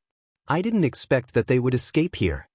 Han Li cupped his hands and said to County Magistrate Wang, there's such a thing? County Magistrate Wang didn't suspect him. He squinted his eyes and turned to look at Lu Shiren. His expression instantly turned cold. Lu Shiren's legs went soft and he couldn't help but kneel on the ground. County Magistrate, I'm innocent, I'm innocent. I did do a lot of evil in the past, but ever since I came to Yifang County, I've been abiding by the law and doing good deeds. I beg County Magistrate for your judgment. The two men who had followed Lu Shiren out earlier saw that Lu Shiren had knelt down and begged for mercy before they could even say a few words. They couldn't help but shudder with fear as they looked at Han Tianhu, secretly praying that the other party wouldn't find trouble with them. Jianghu! County Magistrate Wang snorted and shouted. Yes. Quickly go to the village and ask the villagers if Lu Shiren bullied them or did anything illegal. Yes, sir. The Yamen runner hurriedly left to carry out the order. Lu Shiren, who was kneeling on the ground, turned even paler. He hurriedly raised his head and begged for mercy. Don't investigate, County Magistrate, I plead guilty.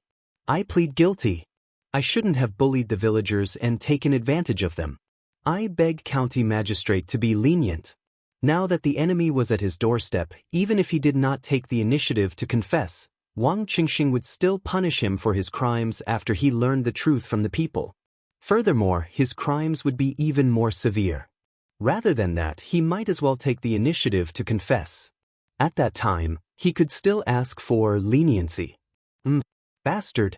You actually dare to force yourself on a common woman? Guards, take Lu Shiren back to the county yamen immediately and bring him back to the manor. Rescue the woman he raped. Wang Qingxing was furious when he heard this. How could such a thing happen under his rule? It might even affect the annual official assessment of the Ministry of Personnel. Two bailiffs stepped forward and easily captured Lu Shiren. The other two bailiffs rushed into the manor and soon came out with two slender, delicate, and pretty girls. Seeing this, Wang Qingxing was even more enraged. He cupped his hands to Han Tianhu and said, Brother Han Tianhu, please forgive me for my insolence. Old Master Han, I still have some work to do in the county yamen, so I won't accompany you any longer. You can talk to the two of them slowly. When you're done, you can go to the county yamen to register.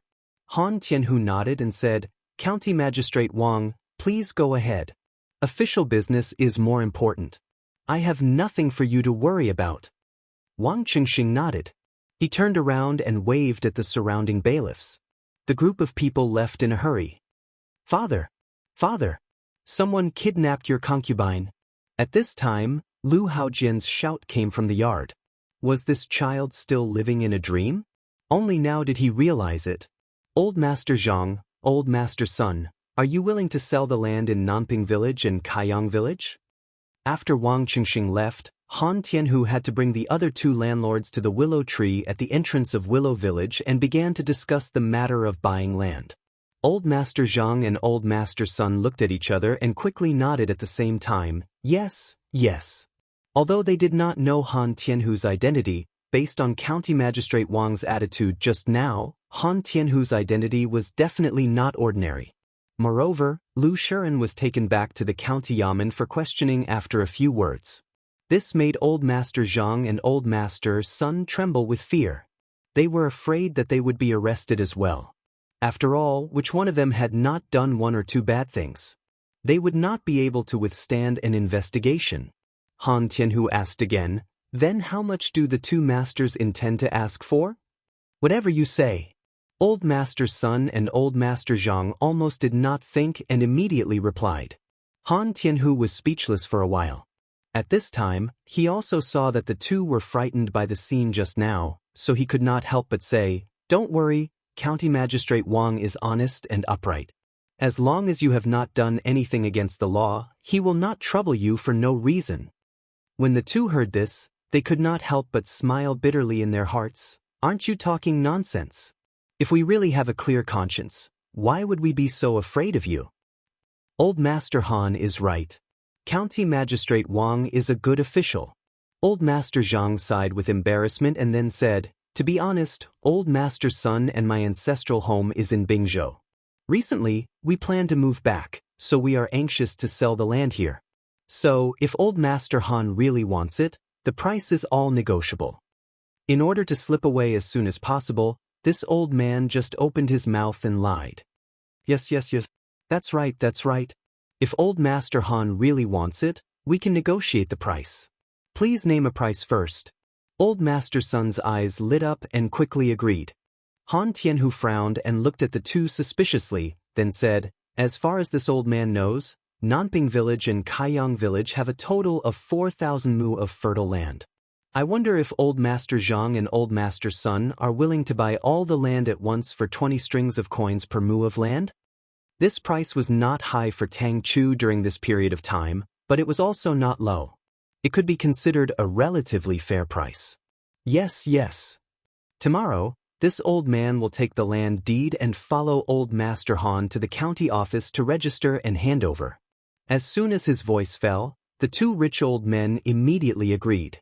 Hey, little Ku, so much money, and you just put it in the dormitory? Yanhuang College.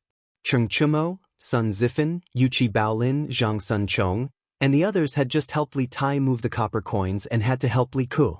Cheng Chumo was a little confused. What did these two brothers mean? Did they like to pile up copper coins in the dormitory to show off their wealth? Were they kidding?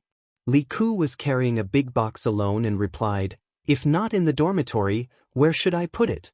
Back to the palace? Then when the academy needs money in the future, I will go back to Chang and to get money. How troublesome. The academy's food expenses were not cheap for the students who lived in luxury. Although Li Ku had just put 400 strings of coins in the dormitory, it was estimated that it was only enough for 2 to 3 months. Therefore, he chose to put the scholarship of 400 strings of coins directly in the dormitory. Chapter 12:14. Sigh, little Ku. Copper coins are so troublesome to use. Lunch costs at least 1 or 2 strings of coins, and every time we eat we have to bring a few strings of coins. If only the college cafeteria could use gold beans, it would save us a lot of trouble. Cheng Chumo could not help but say as he hugged a box of coins. The Cheng family had made a lot of money from their partnership with Li Zishuan in the winery. Cheng Chumo now had more pocket money than before, so he could be considered a rich man. Otherwise, he would not have said something like that. Li Ku was stunned for a moment before he laughed. Cho Niao, if you bring gold beans to the cafeteria, even if you dare to give them, they won't dare to accept them. It would take them half a day to refund your money. Little Ku, what you said makes sense.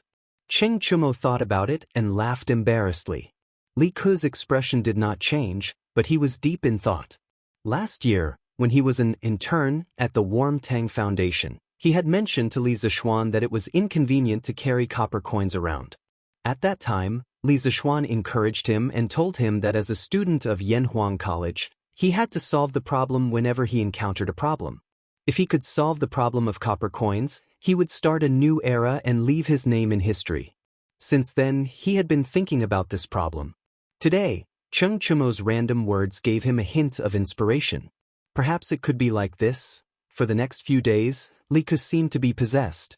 Other than going to class every day, he would write and draw in a small notebook. Even during the weekends, the students would often see him in the classroom. No one was surprised by this because they all thought that Li Ku was studying hard. After all, it was the first time Li Ku had entered the top 3 in the final exam. He had surpassed Li Tai. If he wanted to maintain this result, he would have to work even harder. However, the reality was completely different from what everyone thought. On this day, Li Ku came to Li Zishuan's office. Yamacho, I have something to talk to you about. Li Ku knocked on the door and said to Li Zishuan, sit down and talk. Li Zishuan glanced at Li Ku, especially at the booklet the child was holding. He then pointed at the sofa opposite him and smiled. Thank you, Yamacho. Li Zishuan thanked him and sat down on the sofa opposite him. Speaking of which, in the entire Tang dynasty, only Li Zishuan could enjoy such a soft sofa. With half of his butt on the sofa, Li Ku organized his thoughts and said, Yamacho, I've thought of a way to solve the problem of copper coins being inconvenient to carry around. Tell me about it. Li Zishuan looked at Li Ku in surprise. He quickly put down the book in his hand and looked like he was all ears. Li Ku was a little nervous, but he still mustered up his courage and said, "Yamacho, I think that to solve the problem of inconvenience to carry around, we can set up a department in the academy to provide a copper coin exchange service for the students. In other words, the students can take the copper coins and exchange them for paper certificates of the corresponding value in the academy. With these certificates, everyone can go to the cafeteria to eat or to the Gu family's store to buy things. Wherever the academy uses copper coins, these certificates can be used as a replacement. Every once in a while, like the Gu family store, they can take the certificates and exchange them for copper coins at the academy. This way, no one will lose money and the transaction process will be much more convenient. Yamacho, what do you think of this idea?" Li Ku had been talking for a long time, but Li Zishuan still hadn't responded. Li Ku suddenly felt a little guilty and asked, "Good. Very good." Li Zishuan suddenly stood up and clapped his hands as he laughed. At this moment he only wanted to say, "Show off. Heaven show off." What Li Ku said just now, wasn't it the prototype of banknotes or paper money? His constant guidance to this child had finally borne fruit. "Little Ku, I am very gratified that you can think of this, but there are some problems that you need to consider first." Li Zishuan first affirmed Li Ku's idea, then pulled Li Ku back to reality from the clouds. "Yamacho, what other problems do you have?" Li Ku stared at Li Zishuan without blinking and asked. Li Zishuan smiled and stretched out a finger. "First, you need to think of a way to make the students believe in your certificate and be willing to exchange copper coins for it. After all, they have never seen your certificate before. Why would they be willing to exchange their money for a piece of paper? Second, once the students believe in you and are willing to exchange copper coins for the certificate, you need to think of a way to make the person who receives the certificate believe that you can exchange it for copper coins. This is because the ultimate goal of a businessman is to make money. If they can only make a few pieces of paper in the end, who would be willing to do it? You don't need to worry about the cafeteria, but as for Gu Xiaomao, I can't force him. You have to deal with it yourself. Third, and most importantly, you need to consider whether or not someone will copy your certificate in the future and use it for profiteering. Our Yanhuang College is not big, but it's not small either. If someone forges the certificate, then the losses we will suffer cannot be underestimated." Li Ku listened as he wrote down all the problems that Li Zishuan mentioned in the booklet. After Li Zishuan finished speaking, he was silent for a while before he stood up and cupped his hands. "Thank you, Yamacho, for your teachings. As for the first and second points, this student will try my best to make the students and the merchants of the college believe in this certificate. As for the third point, this student is thinking of making the design on the certificate more complicated and stamping it with Yamacho's personal seal. I'm afraid it won't be easy for others to copy it, right?" Li Zishuan shook his head and said, "Who said that the seal can't be copied? But if this certificate is only used in the college, then it's not impossible. But I hope that this kind of transaction certificate can be promoted to the common people in the future. So, little Ku, you either don't do it or make it impeccable. Make it so that no one in the world can copy it." Li Ku widened his eyes and said in disbelief, "Yamacho, you want to let the common people and merchants use this kind of certificate to trade?" He never thought that Li Zishuan would play with such a big deal. If the common people could use his certificate, then wouldn't he be creating a new type of currency? Thinking of this, Li Ku's breathing became a little hurried. Seeing Li Ku's reaction, Li Zishuan smiled faintly and said, "Why not? Do you still remember what I told you 2 months ago?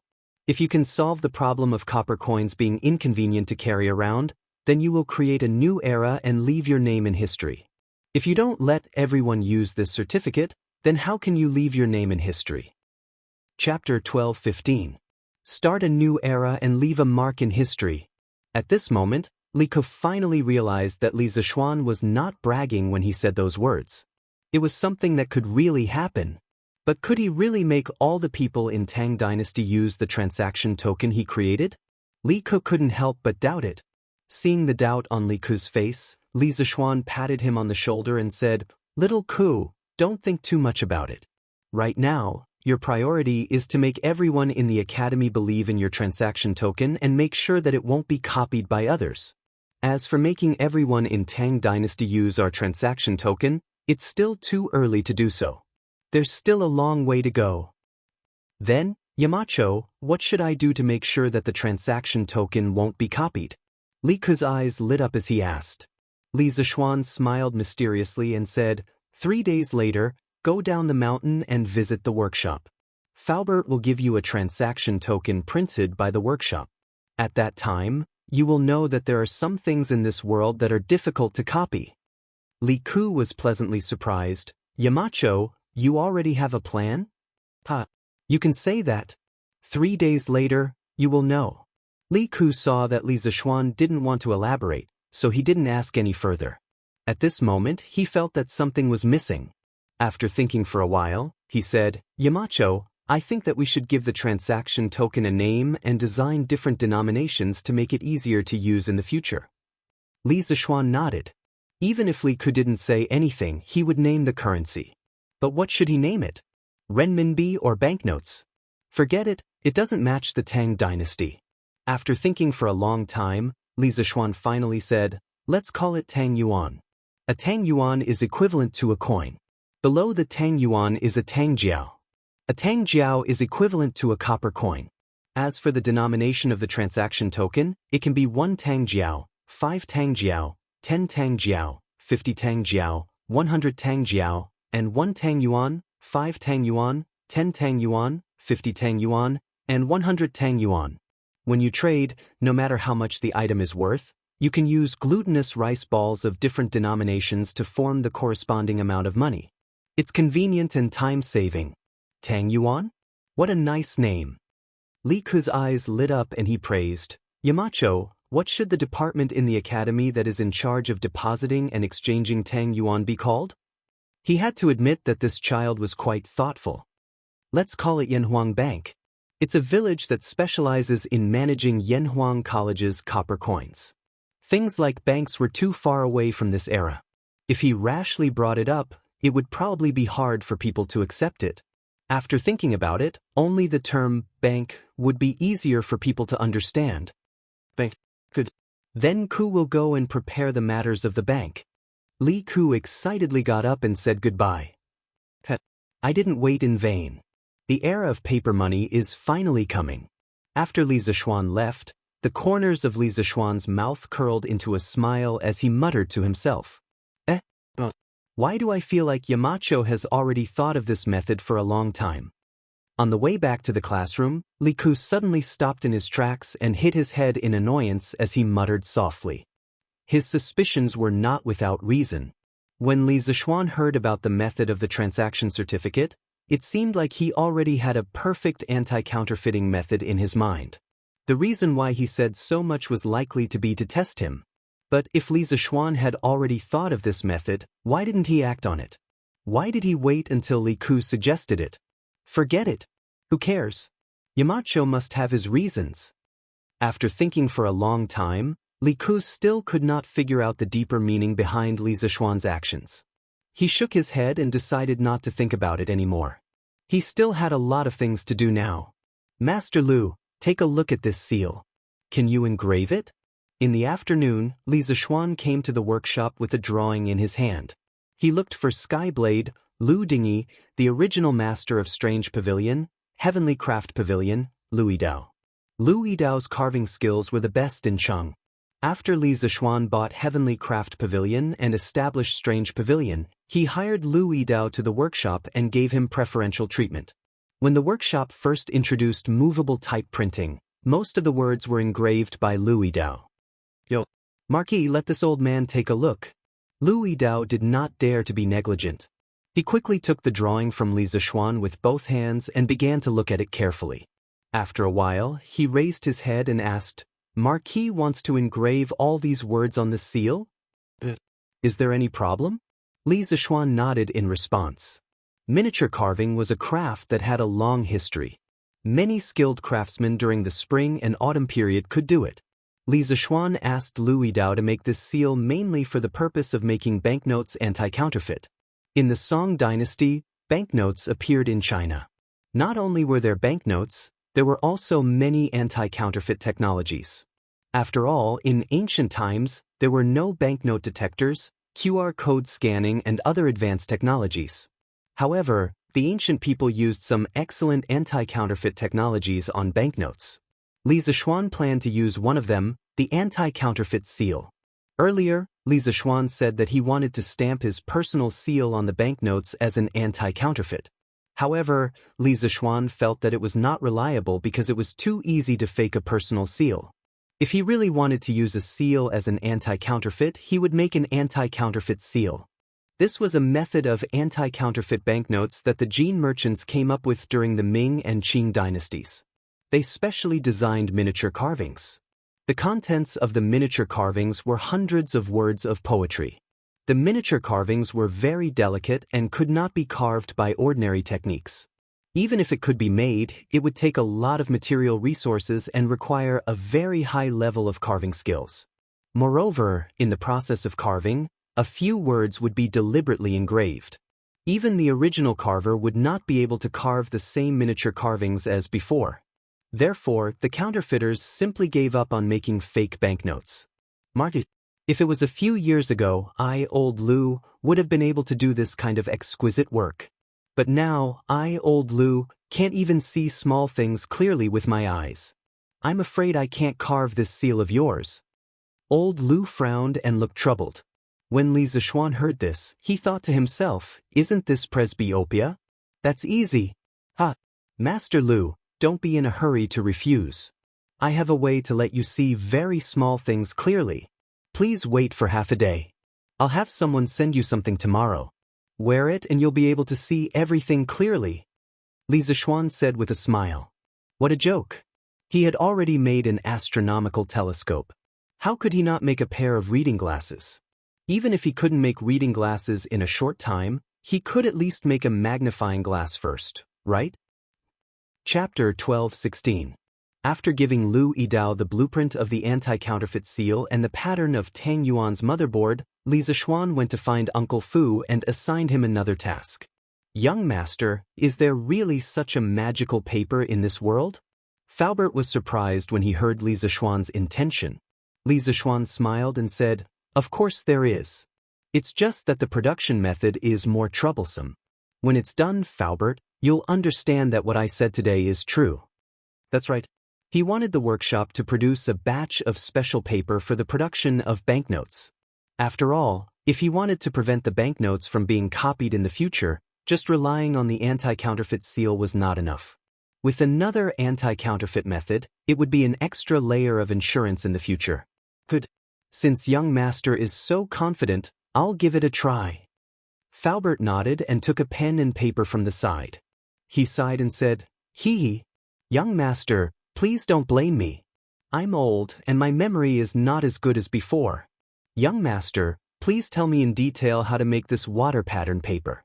I'll write it down and try it out in 2 days. Li Zixuan looked at Faubert's wrinkled but kind face. He smiled gently and said, what's there to be surprised about? After all, a good memory is not as good as a bad pen. Faubert, you can leave the workshop's affairs to your subordinates. Don't tire yourself out. Faubert smiled and said, thank you for your concern, young master. I understand. Now in the workshop, I'm just talking. It's not tiring at all. Dr. Sun even praised me for my strong body before the new year. That's good. Li Zixuan gave a heartfelt smile of relief and then got down to business. Uncle Fu, this kind of paper is actually not that complicated to make. First, let the steel factory forge a batch of water pattern rollers with protruding patterns. Then, install the water pattern rollers on the rollers of our paper machine and use them to imprint the paper. During the paper-making process, the water pattern roller would come into contact with the front of the paper, and the front of the paper would be imprinted with water patterns. The vertical and horizontal water patterns on the wet paper could be seen under the light. They were evenly and neatly arranged patterns with different transparency. Oh, that's right, the material for the production of water pattern paper must be the bark of the chu tree. Other materials cannot be used.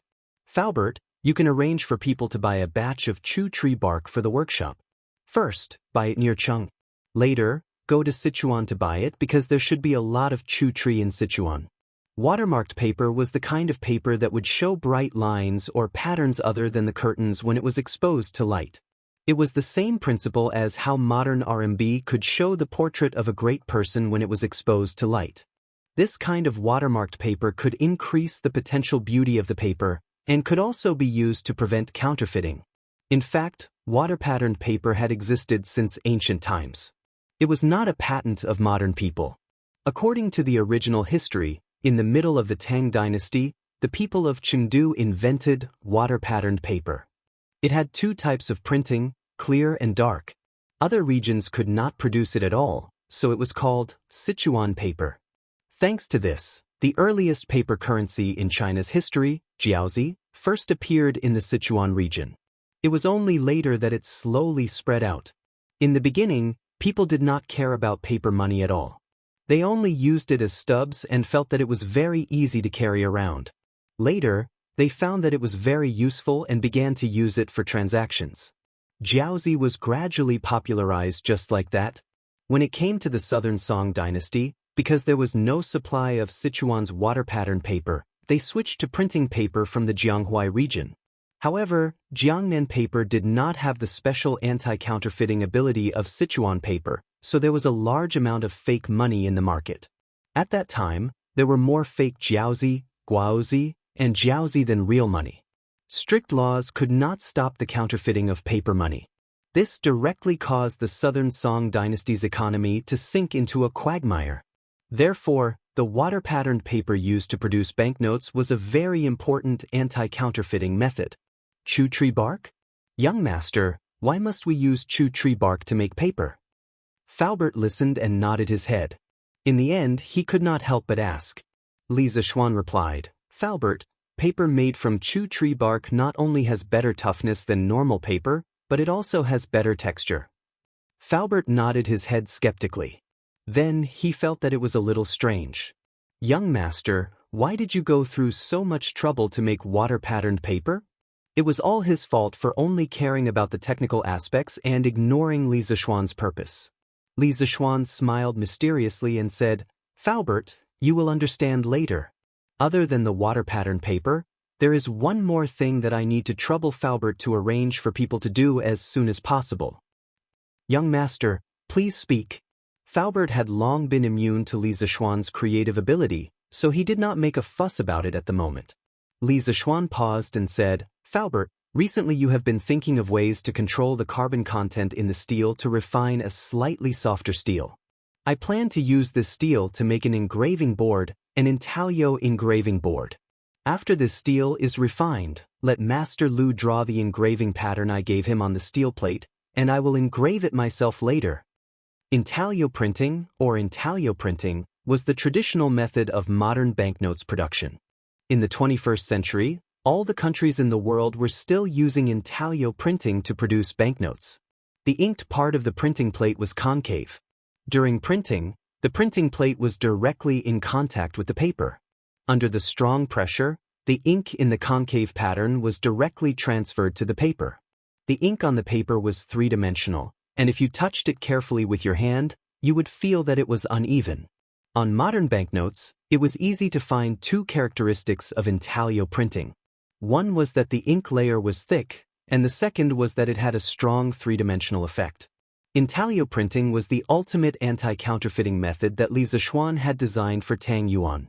He did not believe that there would be a place in the world with such advanced printing technology as Qi Chuji's workshop. More importantly, the master plate used for intaglio printing was hand-engraved. Hand engraving had a unique anti-counterfeiting property because every engraver's work had its own personal style and characteristics, and also had a certain degree of chance. This was something that could not be imitated by others, including the engraver himself, who could not carve an identical engraving plate. Although there were many advanced copying techniques and counterfeiting methods in the 21st century, it was impossible to copy a banknote that was exactly the same as a hand-engraved banknote. With this three-pronged approach, Li Zishuan could be said to have blocked all avenues for those who wanted to copy banknotes. Although Faubert had never seen intaglio engraving and intaglio printing, He could roughly guess what Li Zixuan wanted to do from the words. After thinking for a while, he nodded and said, "Good. Currently, the workshop can already produce steel. The soft steel that young master mentioned should also be no problem." Li Zixuan replied with then got up and left. Chapter 12:17. Ink Girl, are you there? After returning to Yunshan, Li Zixuan went to Emo Lingwei's courtyard and shouted from outside. He had just gone to the academy to look for Emo Lingwei, but he couldn't find her, so he could only come to the courtyard. Although it was broad daylight, he had to avoid suspicion when looking for a girl. After all, Emo Lingwei could very well be his friend's wife in the future. So he just stood outside the courtyard and shouted for Emo Lingwei from afar. Thump, thump, thump. After a while, a series of footsteps could be heard from the house in the courtyard. Then Emo Lingwei, who was wrapped in a mink coat, ran out in a hurry. "Yamacho, you're finally here. Come in quickly. Come in quickly." Before Li Zixuan could say anything, Emo Lingwei said excitedly. Fortunately, she was holding a book in her hand, otherwise she would have touched Li Zixuan. Li Zixuan was sweating profusely. He thought to himself, what medicine did this girl take today? He hurriedly took 2 steps back and said warily, "Ink Girl, what's wrong? Are you also looking for me?" Emo Lingwei responded subconsciously, but then she felt something was wrong and said, "That's not right. What do you mean by also? Yamacho, are you also looking for me?" Li Zixuan rolled his eyes and complained in his heart, "Sister, if I don't have anything, why would I come here? To chat with you? If that's the case, won't your little Ning fight with me?" After a while, he nodded helplessly and said, "There are some things that I want you to help me with." Before Li Zixuan could finish, Emo Lingwei interrupted, "Hey, Yamacho, don't say anything. Answer me a few questions." Then, without waiting for Li Zixuan's answer, she quickly flipped the book to a certain page and asked, "Yamacho, this book says that when a part of the conductors in a closed circuit cut the magnetic induction line, there will be an electric current in the conductors. But why can't we see the so-called magnetic induction line with our naked eyes?" Li Zixuan was stunned. He finally understood why Emo Lingwei was in such a hurry today. It turned out that she had fallen into the trap of electricity. This was also what he had expected. Ink Girl, let's put this question aside for now. I have something more important to talk to you about." Although he understood Emo Lingwei's difficulties, Li Zixuan still said so. Compared with making reading glasses for Lu Yidao, it was undoubtedly more important and urgent. Emo Lingwei quickly retorted, "No way. No way. What could be more important than this? If I can't figure it out, I'm afraid I won't be able to sleep tonight. Yamacho, I haven't slept well for 2 consecutive nights." Only then did Li Zixuan notice her 2 panda eyes. He couldn't help but smile and sigh in his heart. This girl is really a science fanatic. Okay, let's solve your problem first. Unable to persuade this stubborn girl, Li Zixuan took the book from Emo Lingwei's hand and began to explain, "Ink Girl, first of all, you have to understand that the magnetic induction line is just an idealized physical model. It is a curve that describes the distribution of magnetic fields for the convenience of magnetic research. In addition, electric fields and magnetic fields are both substances, but they are different from ordinary substances. They have no physical form. They exist, but they can't be seen or touched. Ink Girl, do you understand?" After digesting it for a while, Emo Lingwei nodded and said, "Well, I think I understand. Yamacho, you are really a genius. You can actually come up with the method of magnetic field lines. Oh, by the way, Yamacho, I have another question." "Why do you have another one?" Li Zixuan stared at her speechlessly. He had just heard Emo Lingwei say that she understood and was ready to breathe a sigh of relief. He didn't expect that Emo Lingwei wouldn't give him a chance to breathe at all. "There must be more than one question, Yamacho." Emo Lingwei looked at Li Zixuan strangely. Her eyes seemed to say, "You didn't think that there was only one question at the beginning, did you?" "Yamacho, I don't understand why the direction of the magnetic induction current is the right-hand spiral rule, and not the left-hand spiral rule. Is there a deeper reason that you didn't write in the book?" Li Zixuan heard this and was speechless. He thought to himself, Why does this girl have to question everything? She's almost asking 100,000 questions. However, in this world, people who like to get to the bottom of things and challenge authority would only have two outcomes in the future. One was to become a loathsome idiot, and the other was to become a super big shot in the academic world. Those people who would honestly learn whatever was taught in the book without the slightest doubt would have limited achievements in the future. In comparison, Emo Lingwei's academic limits were much higher in the future. Ink Girl, this is the conclusion from the experiment. If you don't believe me, you can. On the west side of Yunshan, in front of a courtyard, a man and a woman were standing in front of the courtyard. They weren't talking about love, nor were they in front of flowers under the moonlight. Instead, they were discussing academic problems. They were really the two weirdos of the Tang dynasty. Li Zishuan's lips were almost dry from talking from 4:45 p.m. to 5 o'clock p.m. Finally, he solved all of Emo Lingwei's problems. Hey, Yamacho, you said you wanted to talk to me about something. Hurry up and say it. After Emo Lingwei's doubts were cleared, she finally thought of Li Zishuan's matter. She asked Li Zishuan. Li Zishuan didn't have the energy to complain about this girl's carelessness. He sighed softly and said, I came here today to ask Ink Girl for a favor, but it's already late, so we can only wait until tomorrow. Yamacho, tell me what it is first so I can be mentally prepared. Emo Lingwei expressed that she was a little afraid of Li Zishuan's trap. A few days ago, Li Zishuan asked her to prepare for the construction of the generator. At that time, she didn't know how big the trap was, but after she jumped in, she realized that it wasn't a trap at all, but a bottomless abyss. Once she jumped in, she wouldn't be able to jump out even if she wanted to. Seeing Emo Lingwei's wary face, Li Zishuan was both angry and amused. He said, It's not a big deal. I just want you to help me polish 2 glass lenses. You did a good job with the astronomical telescope, so this time, I want to ask Ink Girl to give Master Lu a pair of lenses so that he can see very small things through them.